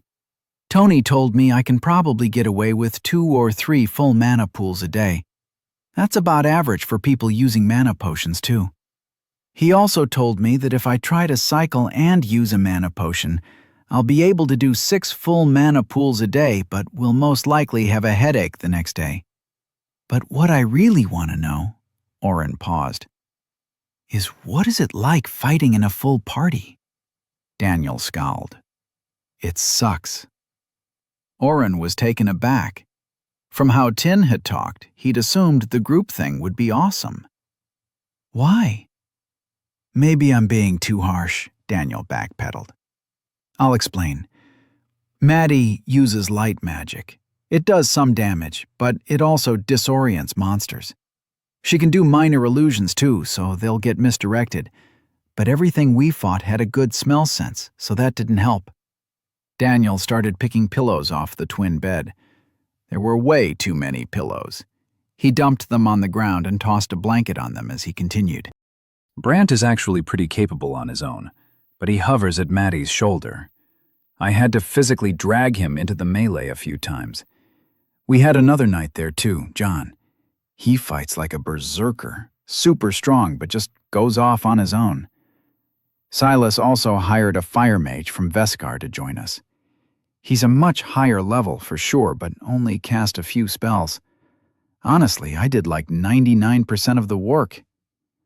Daniel finished making a pillow nest just as he stopped talking. So, lots of moving parts and no teamwork. Oren knew that would drive Daniel crazy. Having grown up playing every sport, Daniel was used to being team captain and being listened to. Exactly, Daniel threw up his hands. And when I tried to give pointers, the only one who listened was Maddie. But she actually does her job fine. The Veskar mage just ignored me and said he was hired by Lord Catanzano to protect his daughter, not listen to a lowly fighter. Daniel and Oren spent a few hours talking about potential plans. As Oren couldn't go all out anymore and had to be more judicial in his spell use, they agreed it would be best for him to buff the team once before a fight, tag monsters with his light strike, and then save as much as possible for emergency healing. I know it will really bring down the total damage output having me there, Oren admitted. Thanks for fighting for me. You are wrong, Daniel argued. The extra damage the other 4 party members do from having their stats increased is better than having another sword swinging about. I didn't even realize that dexterity let me hit more accurately and quicker until I didn't have your boosts. John's entire build was dexterity-based. Just hundreds of small cuts to bleed a monster dry.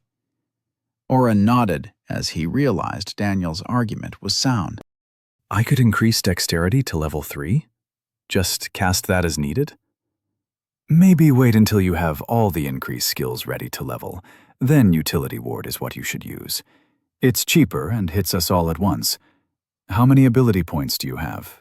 I've been saving mine still. Oren winced as he remembered that conversation. I've got 8. Daniel ignored his wince and asked, What else are you looking at still? Increase heal small wounds to level 3. Mana pool, but that costs 10. Get Utility Ward to level 2, but again that's 10 and 200 MP to cast. And Merge, but that costs way too much. I think you should hold off and try to get that mana pool. From what little the fire mage said, most mages run out of MP too quick to be really useful. That's why so many people go with the fighter class instead, or do something mixed. Oren agreed, especially now that he couldn't just cycle back to full. They sat in comfortable silence for a few minutes. So, are you planning to mix in any magic? Oren questioned. Maybe something with wind magic, Daniel responded. I'm planning on building out lots of strength, and wind magic will allow me to make sure I actually hit.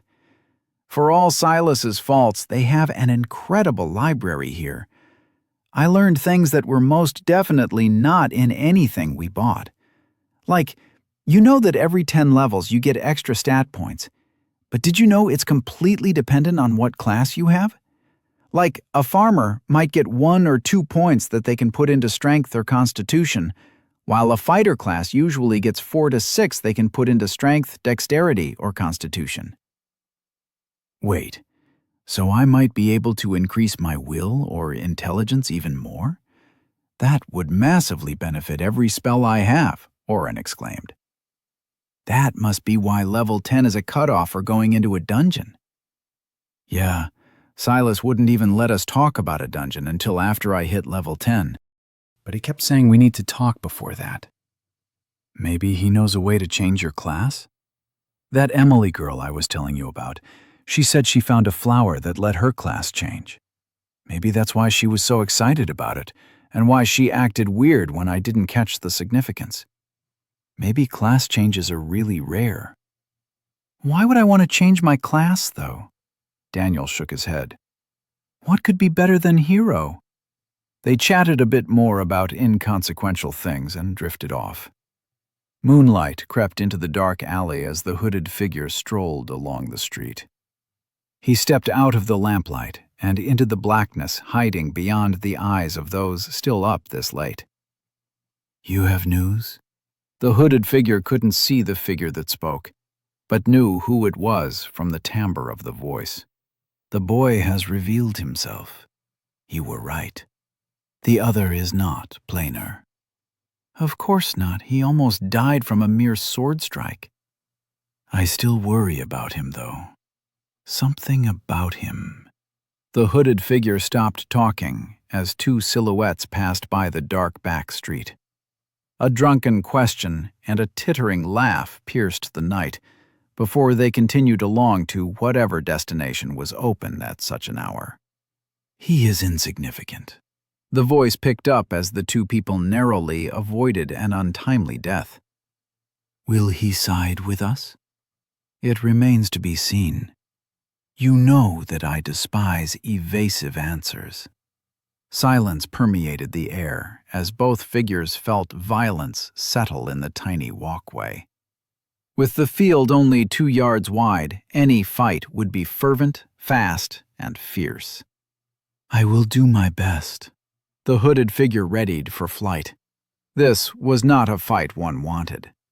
See that you do. A swift wind flitted down the alley, and one presence disappeared completely. A minute later, the other left, and the street was vacant again. Silas had been telling the truth about setting them up for success. Oren woke up and discovered a tray heaped with eggs, bacon, something like pancakes but crunchy like cookies, and coffee. Blessed coffee. I take back everything I said about him, Oren mumbled around crumbs as he sipped his second cup. The first he'd shotgunned, burning his tongue. "Traitor," Daniel spoke with his mouth full too. "It's just coffee." "How are we even friends?" They bantered until a knock at the door startled Daniel. "Who is it?" "Sires, I am here to outfit the young adventurer," a voice called out. "Oh, good. Come in." Daniel's smile turned evil. "This is going to be so much fun." "Huh?" Oren was confused. Daniel just shook his head. "Consider it payback for ditching me." A lady wearing smooth, dark leather from neck to ankle walked in. Oren saw no buttons or zippers, just strategically placed seams that highlighted her natural curves. Two girls followed her. One wore a frilly dress that started as yellow and morphed through the colors of a sunset as it went down. The other wore long strips of gray and black cloth that hid her frame like a ghillie suit. Both carried bundles of leather and bags spilling over with different thread and plates of metals. "What are you talking about? What the hell are you doing?" The lady in leather had grabbed Oren's shirt and pulled. It fell apart in her hands. Oren barely felt the whisper of cloth as he was stripped to his boxers. "Esme has been sent by Lord Catanzano to outfit you properly in acceptable armor," the girl in bright colors explained, as she held different pieces of cloth and leather against his bare skin. "Please behave better than Mr. Daniel and stand still." "Daniel?" Oren waved for help, but his friend was snickering as he walked out the door. Oren was handled like a doll. They prodded him and moved his arms. Shirts and robes were pulled over his head. Leather armor with sleeves and without appeared out of nowhere and then disappeared. Esme used some combination of skills and magic to create and destroy different clothes and armor. The two girls, Monochrome and Polly, were her daughters, just a bit younger than Oren, and learning her trade. They were monsters, and tried to stab him with needles every chance they got. "Melee or distance casta?" Esme asked one question the entire time. Distance caster, I think." "Ow!" Monochrome stabbed his thigh with a needle. She didn't talk to him again. Instead, she gave small nods and one-word instructions to her daughters. After an hour, Oren was cold and miserable. "Acceptable. Finish it." Esme nodded and left. Oren was still in his boxers. "What the hell is happening?" Her daughters let out a malicious, simultaneous chuckle and moved in. Oren checked himself out in the mirror. The two girls had behaved much better once their mother was gone. Oren wore a half-sleeve dark leather cuirass with a layer of metal underneath. It moved better than his old leather armor. He also had a matching set of leggings, a silk shirt to wear under the armor, and a solid set of lightly armored shoes. The best part was the knee-length cloak with pockets inside and out. It had tightly woven metal links sewn in between the layers and would supposedly turn anything but a direct strike from an arrow or sword. Claws and teeth stood no chance. "Damn, better than mine. Esme must have liked you." Daniel stood at the door. "I didn't throw things at her." Oren laughed and twirled his cloak dramatically. "Which twin told you?" Daniel entered, and Oren saw he was dressed for the day too. Daniel spread his arms. "Take it in." His old leather armor had been traded in for chainmail, except instead of a clunky one-size-fits-all dress of interlocking rings, his armor fit his form exactly. Different colored metal covered his armpits, spinal column, and stomach. A swirling design drew Oren's eyes to Daniel's sides. He blinked and noticed his eyes had slid off to the side. "Some kind of magic on that?" Oren blinked his eyes. "Yeah, Esme complained enough that Silas brought in some enchanter to help give me an edge in melee combat." Daniel also wore greaves and studded metal boots. He still had the same sword and scabbard. Oren quirked an eye at that. I know, Daniel shook his head. Esme wanted to do a whole thing with straps and my sword, but I couldn't justify it. I'm getting Gertie as soon as I can. This sword is fine for now, but... He trailed off. They spent a few more minutes striking poses and laughing at each other. So, what's the plan today? Go kill some things and level? Hit their library? Oren questioned. Silas wanted to talk, but then probably go hit the forest. There were always some quests to beat back roaming monsters. Brant keeps on top of it for us. Oren's mood soured. It made sense to work with Silas. They'd talked about just setting off on their own, but Daniel's few days working with him had already shown how much better a full party and support was. When Daniel and Oren had looked over the quest board, they had not known that what made it to the board was the leftovers. Most people contracted directly with the guild, who gave the best quests to higher-ranking adventurers, or those that paid best. That meant that while Daniel and Oren had fought rats for scraps and low experience, Maddie and Daniel took on cloud sabers, the panther things that Daniel had mentioned before. Although cloud sabers were only a few stars stronger than rats, they had a better return on investment. In fact, the experience was so much better that Daniel had barely exerted himself and had to split the XP with a group of 5, yet he'd still leveled twice in the few days they had gone hunting. Connections in this world meant everything to getting the first chance at sightings for high-experience monsters. They gathered the few things they'd need, Oren putting a few extra pancake cookies into his dimension hole for later. Daniel walked down the upstairs hallway. He obviously already felt comfortable in the Catanzano's house. Oren kept close. A few guards and maids nodded at Daniel as they walked, but nobody stopped them from going farther into the house. At the end of the hall, they found Sir de Guise sitting on a stool with his hammer leaning on the wall. "Jude, how are you?" Oren smiled at seeing a familiar face. Jude grinned. "Young Oren, why am I not surprised you weaseled your way back in? Good for you." Jude stood and stretched in front of the door. "If you are here to see Lord Catanzano, you'll have to wait. He's in a meeting." "Oh, that's fine. We can just talk with him later," Daniel began. But Jude shook his head. "Orders are, you don't leave until talking with him. Sorry." "We are not prisoners," Daniel put his hand on his sword. Whoa, Jude waved his hands in front of him. "That came out wrong. He wants to speak before you go out, so Maddie is under strict orders not to fight anything with you until after. You're always free to leave. We don't mess with slavery in this house. If you say you're going to go out and look to level anyways, I've been instructed to interrupt his meetings. But really, it should be over in about 10 minutes. Oren put his hand on Daniel's shoulder. "We can wait in the library, maybe?" Jude started nodding. "It's just across the hall there. Have at it. I'll tell him you are waiting for him." Daniel and Oren crossed the hall and opened the door to the library. Oren had expected a room with books stacked around the edges, a desk, and maybe a sofa.